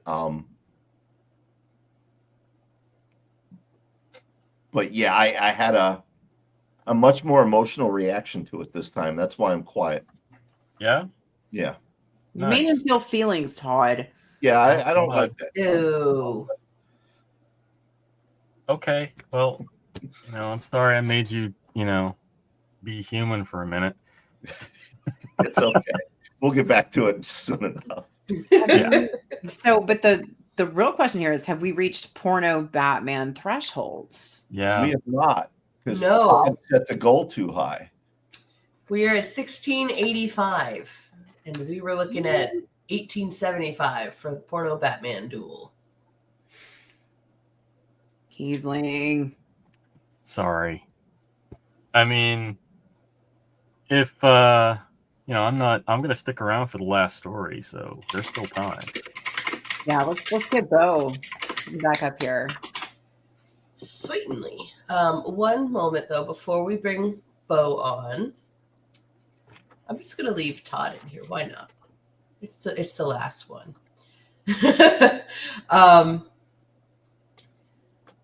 I have one more video to share, but I also A.A. Medina, who is a graphic designer, an illustrator, and author, over on. Yeah. You know what's coming. Let me see if I can figure out how to get. I don't know if I can share an image here, but I want to so badly. If anyone can help me figure out how to share an image, it's because I can do video. Can I just make it the overlay? I hope I can. Don't look at me. I thought I was leaving a physical room. So. True. If you can't, I re-skeeted it or whatever they call it on Blue Sky. So it's there at the top of my feed right now. Yeah, I whatever did over there as well. I just wanted to see if I could post it here. Let me see if I can make it the. All right, let me see what happens if I do That's this. fucking amazing. There it is. Get A.A. Medina over on Blue Sky. He's a graphic designer, an illustrator. Whipped this up, and I immediately lost it. It is There's blood on the burrito. That is sending me. That is just, oh my god. So I just wanted to take a moment to appreciate the art that was inspired by this evening. That's amazing. Adrian Medina, there's the man himself in Yes. chat. Brava! All your cover art needs. Yep. Fantastic cover artist as well. All right. So before we bring Bo in, I just have one more video to play for one more author, encouraging you to support the ACLU. So we know what's going to happen this time. Oh, if I can find, oh no, there it is. I got where I needed to be. All right. Hi, I'm Elle-Marie Wood. As authors, we have our finger on the pulse of society and report that back for people to review days, weeks, months, years, decades, centuries later even. The ACLU protects that right of free expression. Without it, authors and their words couldn't exist in the way that we know them to exist today. Please support. So there you have it. It's Elle-Marie Wood, encouraging you. She's great. She is. To support the ACLU. Again, we're at 1685. And if we wanted dueling porno Batmans, we need to get to... All right. If we can get to 1700. All right. I'll do it. 1700. 1700, guys. $15.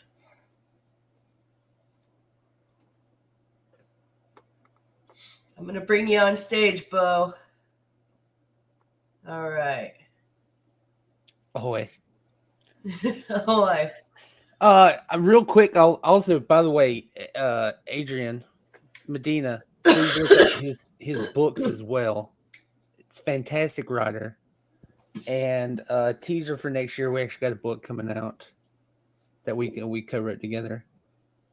But yeah, just the. Do we get a title? Yes. Oh yeah, I think I don't think you. Look for Devil Dancers. A horror western, shocker. I keep doing them. But yeah, amazing. But just how fast did he whip that up? So fast. That was fucking incredible. I clicked over because I saw I had a notification, and it was like, I don't know, 15 minutes after. After the burrito. Multi-talented man. Very. Excuse me. We're at 1700. Okay. 1700. Do this first. Okay, I got to see this. I'm worried that we've hyped this up too much because it's really nothing. But 1725. I'll tell you what. You do Batman, and I'll do Heath Ledger's Joker. Okay. Okay. I have to lean into the microphone because I get really, really deep. Brian, are you listening? I'm listening. All right. Porno Batman. I haven't been this aroused since my parents were murdered.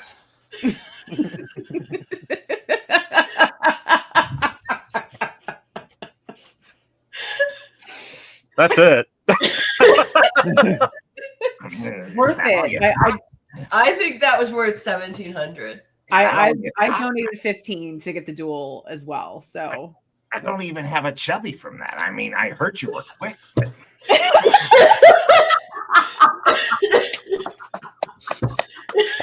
Seem upset. Is it the scars? You gotta lick your lips though. You gotta lick your lips. See that? Thank you. I had a friend. A smartass, and One night he challenged me to a porno voiceover fucking. Well, I got all turned on thinking about it, and then it was over. But then I did this.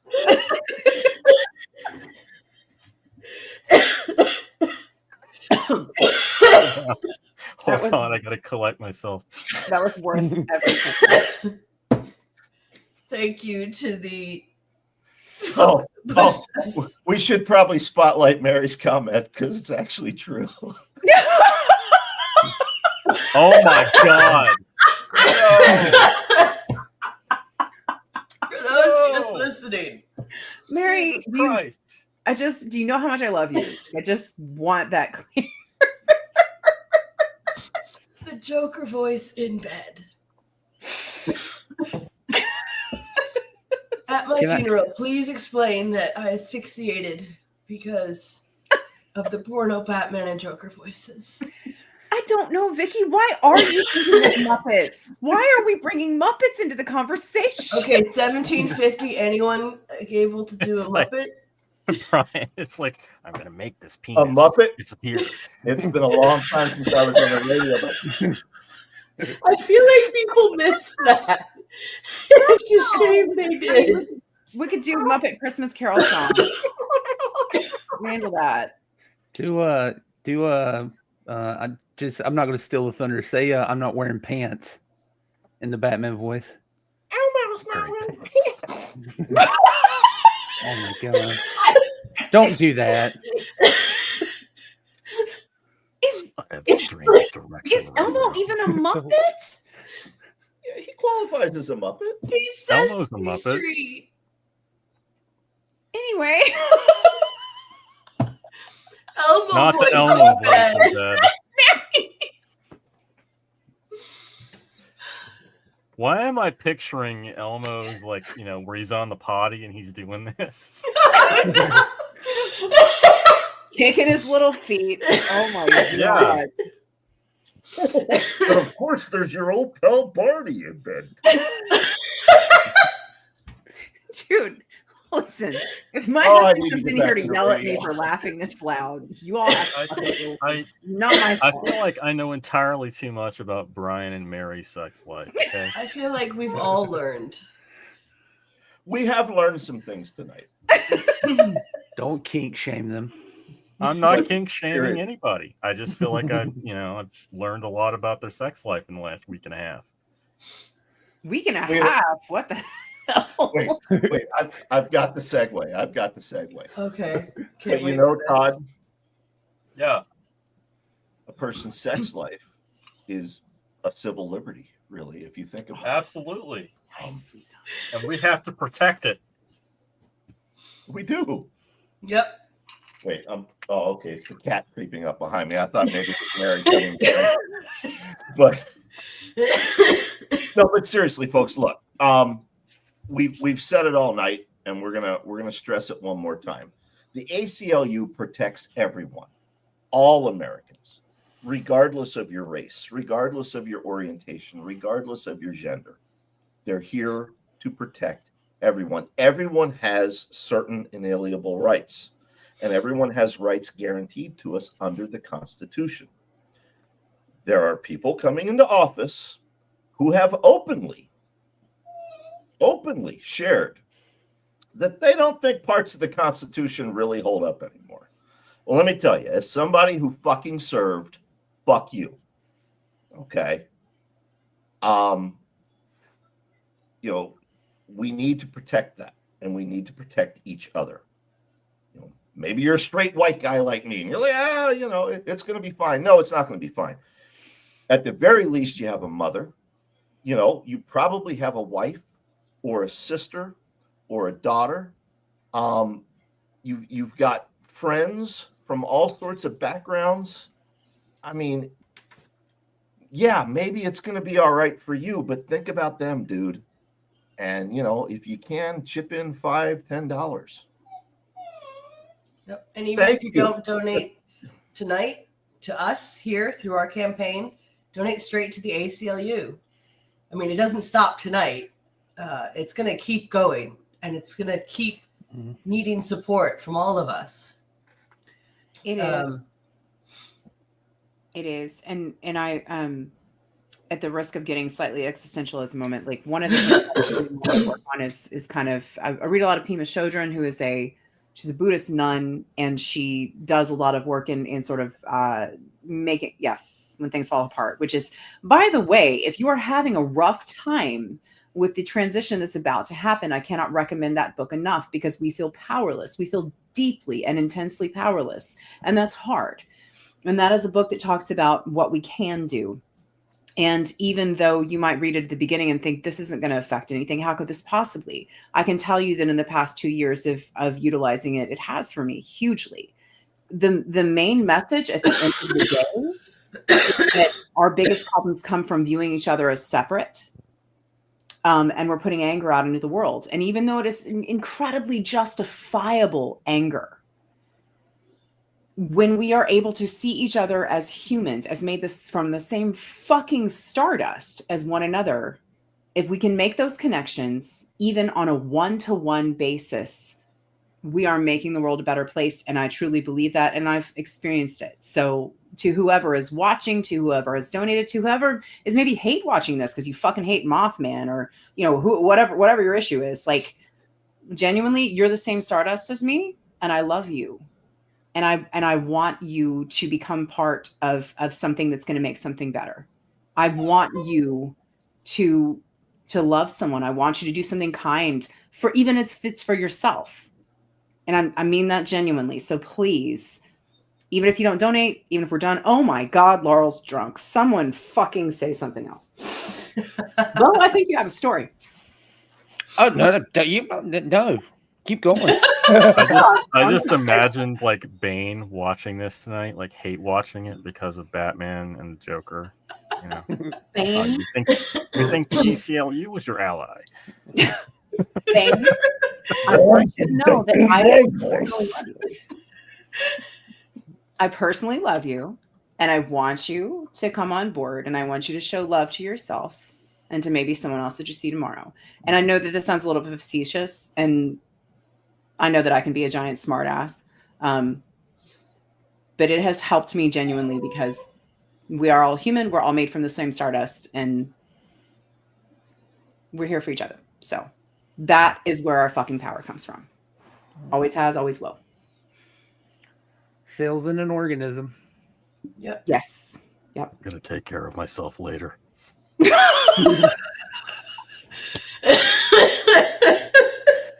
could probably, I could read my story at the same time. You could put up dual screens. That might push us over 2,000.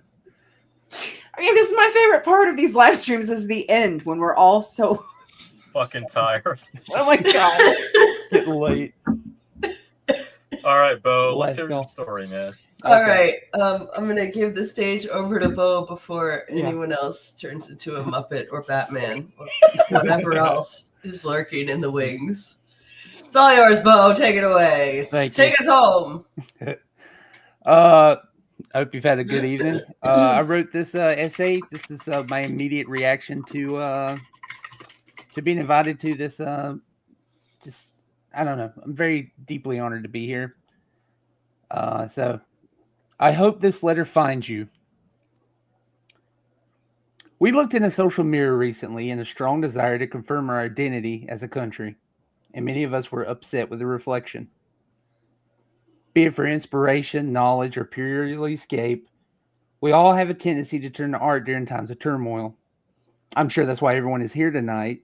I mean, when things turn to utter shit, the first thing most of us look to are books, movies, television, music, games, all of it. Art helps keeps us going. It saves us even. The Great Depression saw the birth of Superman and his endless hope for immigrant land. Charlie Chaplin made us laugh while openly mocking a fascist regime. Spider-Man made everyone feel like a New Yorker after 9/11. And there simply isn't enough time to talk about the explosion of art made during the pandemic and how we as people relied on it to get through. And here we are again on the precipice of hardship, looking to creatives to shine their imaginative light on the treacherous path before us. Except this time it feels different, and I'm sure you felt it too. We knew this was a possibility, and we did our best to avoid it. But here we are, looking for that light to carry with us in the encroaching darkness. You've undoubtedly enjoyed some amazing works tonight from some of the most talented individuals in the writing community. I mean, just absolutely fantastic work all around.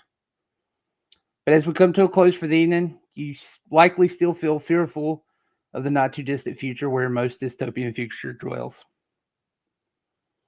Shortly after our lovely host rallied the community this evening, I saw a post online about the discussion of art's role in society.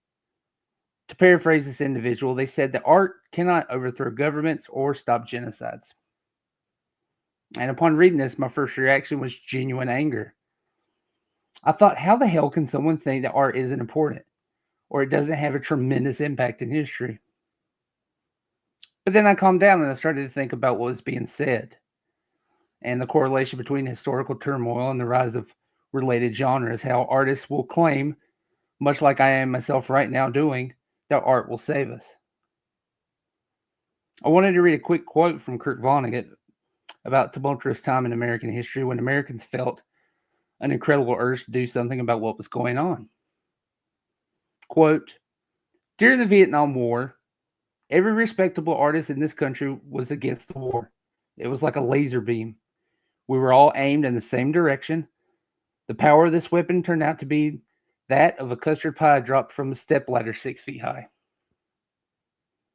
Now, it's a scary thought considering we're once again in a position where the discourse is amongst ourselves about our government. The explosion of art during the 60s and 70s, in hindsight, it aimed to destroy the idea of government, but neglected to have a plan to rebuild something in its place. And this likely resulted in the loss of momentum for change leading into the 80s, which set it up perfectly for the Reagan era and the distraction of indulgence. And now here we are, opening weekend for the unwanted sequel, and the Kool-Aid being handed out is cloudy and oversweetened to compensate for what's inside. We ask ourselves, how could this possibly happen again in human history? How did we end up in a position not similar to the US in the 80s, but also to Europe in the 30s and the 40s? Why didn't we listen to the warnings? I think the major contributing factor certainly must be that of comfort and complacency stemming from a place of fear. A fear that instead of trusting one another to have each other's back, we're not going to get enough. And the people responsible for taking more than their fair share are whispering that confirmation to us, blaming it on the victims, turning us against one another. Adding insult to injury is how the enemies of freedom and equity openly weaponize the art that we've come to rely on as a springboard for discourse. How sickening is it to see someone co-opt the imagery of Superman while destroying the hope of millions of Americans to benefit the wealthy? How utterly confusing it is to hear songs about love and peace becoming the soundtrack to a campaign of ignorance and intolerance. And how profoundly sad it is to see The Matrix, an allegory of becoming one's true self and gaining the power to change the perception of reality. A story created by two transgenders, by the way, be used to describe the self-proclaimed heroic actions of enslavement as taking the red pill, while labeling those who reject whitewashing as woke. American Psycho isn't a guide to success. Fight Club wasn't made for the real men in the audience. And why, oh why, did we not pay fucking attention to RoboCop? It's infuriating to see eminent domain being used to claim the last refuge of freedom we have as people. Creativity, free thinking, is where we bloom. It's our armory. But it's also something that was used against the public, tricking the majority into electing one of the biggest threats we face as a country, all without them even realizing it. Now I know what you're saying. Bo, you've ruined the evening. I was enjoying the stories, interjected by the occasional burrito eating Cthulhu. I was feeling optimistic about what we were doing here tonight. And that's wonderful because I'm here to tell you that you are doing exactly what you should be doing. And you should feel inspired by tonight. Those of us fighting are the reason the oppressors have only won a battle and not the war. There's still very much hope for us all. But it doesn't stop here. In fact, it starts right here. We are constantly on the path of our destiny, and we can either choose to discuss the possibilities of tomorrow based on now, stopping to let fear and doubt halt our progress as our future is dismantled before we even arrive, or we can take action and keep walking, letting art fuel us on the way so that when we arrive, we are not afraid to question our purpose, but to fully embrace it, and if need be, take it back. The key to victory is not knowing that the goal to return when things were better, but to build a better future through thoughtful actions. Protect those that need protecting, but empower them in a way so that they can do the same for someone else. Fight the powers that be, but pick your battles and fight them well. 100 small victories can have a greater impact than one big win. To paraphrase Jon Stewart, prove to everyone that your beliefs are not hobbies. And as for art, please, please, please keep enjoying and making it for others. It is something we must use in order to preserve it, as the relationship between us and art is a mutually beneficial one. But we must never forget to help one another first, or risk losing it and its meaning. For what is the value of meaning if it doesn't exist? So use your art as a rest stop, but never as a bunker. I've got one last quote for you that I adore. It's one you've likely heard, but I want to share it anyway. It's a quote from Mark Twain, which Captain America himself later used. Quote, "It doesn't matter what the press says. It doesn't matter what the politicians or the mob say. It doesn't matter if the whole country decides that something wrong is something right. When the mob and the press and the whole world tells you to move, your job is to plant yourself like a tree beside the river of truth, and you tell the whole world, no, you move." Now, those words won't save us directly, but how we carry its meaning, and it has the real potential to preserve and validate humanity. We are likely to be challenged more and more as we continue forward, but I've always believed that if the road is difficult, then it's often the correct way. So I hope this letter finds you on your way to meet your destiny. And I hope with every microscopic fiber of my being that when you arrive, you don't question it out of fear, but instead embrace it out of love. Not just for yourself, but for everyone on the path behind you. Now show us all where you are, and then you keep fucking going. And when you get there, show the world and the people who live there what they mean to you.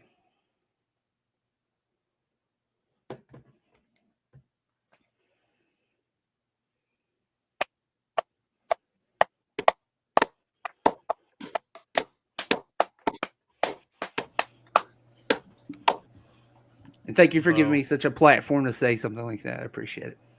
I don't think Bo? I could have asked for a better ending to this evening. Thank you sincerely, Bo, for your words. They were beautiful. You broke Laurel. Yeah. To quote Run DMC, we had a whole lot of superstars on the stage tonight, but this was your house. Yeah. That was No. phenomenal. There was no other ending. Yeah. There was no other ending that could be. Thank you.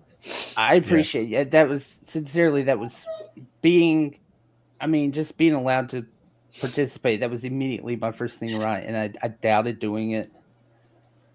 I thought it might be a bit too preachy or anything, but I really wanted people to just know that just rely on each other. It's not completely hopeless. No. It doesn't have to be. Can I give you a hug at AuthorCon? Are you going to be at AuthorCon? I'm not. I will take one. We'll figure it out. Come here. Bring it in. Would you be willing to provide the written copy of that, Bo? Yeah. Absolutely. To share, because I think more people need to hear that. They do. They do. I'm one of those. I did, and forgive me, I went back and took like 12 paragraphs out about Superman. But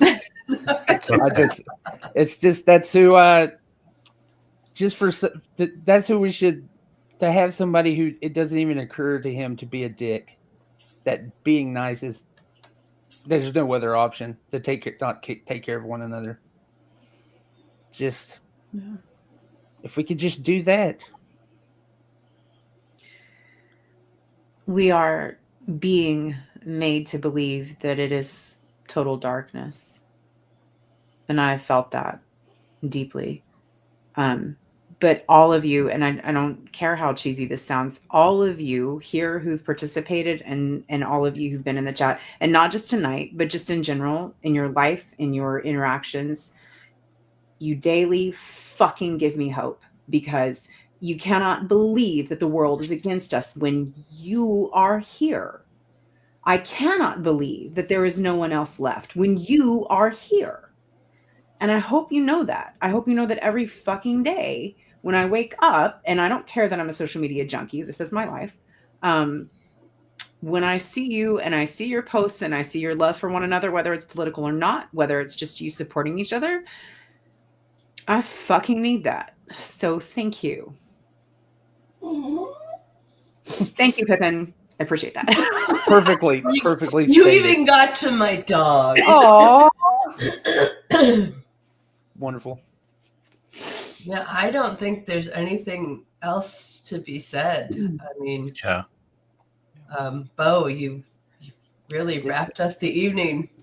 It was Thank you for beautiful, allowing man. me to, and just sincerely, just fucking phenomenal readings tonight. Yeah, it was Mhm. just every single one was not a dud in the house. Nope. No. Please, everyone who's participated tonight, everyone who has read, God, just please feel that pride. Please hold it here, because you did amazing. You did amazing. You did something incredibly amazing tonight. Not for nothing, we God, raised $1,750 for the ACLU in a few hours. What is that? Over 300% of the. That's yeah. I suck at math, so yeah, well, I'll take that's incredible. Yep. Yeah, and I appreciate everyone who was here at any point during this process. Laurel was instrumental in connecting me with Brian, who ended up connecting me with Todd. And Victoria connected me, like I said earlier, with Greg Green, who helped figure out how to use StreamYard. And all these authors just came together so willingly and so readily to contribute to something, because we all feel it, that something needs to happen. And that's only going to happen if we continue to do things like this, if we continue to come together, if we continue to stand together and look at the darkness and say, fuck you. We are here and we are not going anywhere. And there's also everybody really needs to remember, like, there's probably people watching or watch this and I said, like, well, I'm not a writer or I'm not an artist or anything. There's nothing I can do. There's absolutely things you can do. Just look for the opportunities that will find themselves. You will find them. You know, this might sound cheesy, but I think we're past this might sound cheesy. well, We're just bathing in it now. This Join the fondue. conversation has pulled out an old a memory of mine from one of my very first concerts, and it was a Tool concert, and at the before the last song, I don't know if anybody knows the band, but the singer Maynard said, and it's something I have always thought of every step of my career and my creative endeavors: take what you're feeling tonight and do or make something positive. And even though we tend to go to very dark places in our work, there is a positive outcome, because you might be letting someone else know who reads your work down the line that they're being seen, that they're not alone, that it's okay to feel the way they feel. And art, art is resistance. It always has been, to your, like you said, Bo. And so go take what you're feeling tonight and make something positive in your life, for someone else, it doesn't matter, because there's a whole lot of darkness out there. And each one of us, though, has a flashlight. I have spent my entire professional career fighting for people and fighting for what I thought was right. And there have been times that everybody lined up behind me, and there have been times that almost everybody stood in front of me. I don't say this to toot my horn. I say this to those watching who are feeling scared or feeling alone or feel like you don't have anybody fighting for you. There's a lot of us out here fighting for you. You don't have to fight if you don't want to. My message to you is you're not alone. And it's okay to be scared. There's a lot of us that are scared for you, but you're not alone, and you're not going through it alone. We're all here.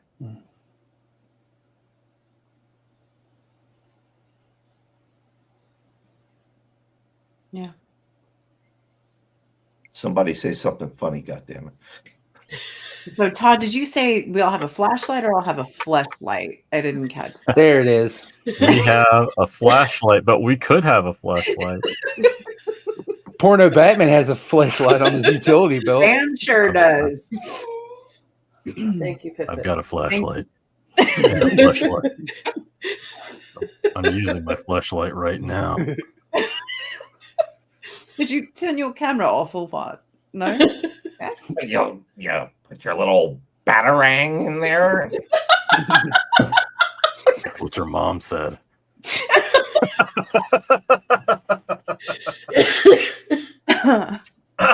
But no, I don't want to taint. I don't want to taint the mood with Porno Batman. Did you say taint? Bo, Jesus Christ. I'll take it. There's no escape. With friends like these, Bo. With friends like these. You know what I'm like. You know what I'm like. I know you're drunk. I know you're drunk. Well, and on that note, I would again like to thank everyone who was here this evening, the readers, the audience, anyone who helped out in setting up this event, anyone who donated, spent time with us. It has been far and away better than I thought it would be. And I'm just so grateful that this is the experience we've had together.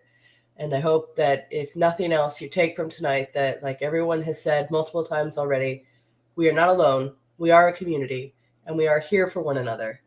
And that is the only way we're going to get through, hopefully in the next 4 years. Does anyone else have anything they'd like to say? Just thank you, Poops. Yeah. You did this. Thank you. Thank Did you for all of having it. us. Thank you. It's going to be okay. And we love you. Yeah. Thank you all for joining us, for living the scream. I hope you have a wonderful night.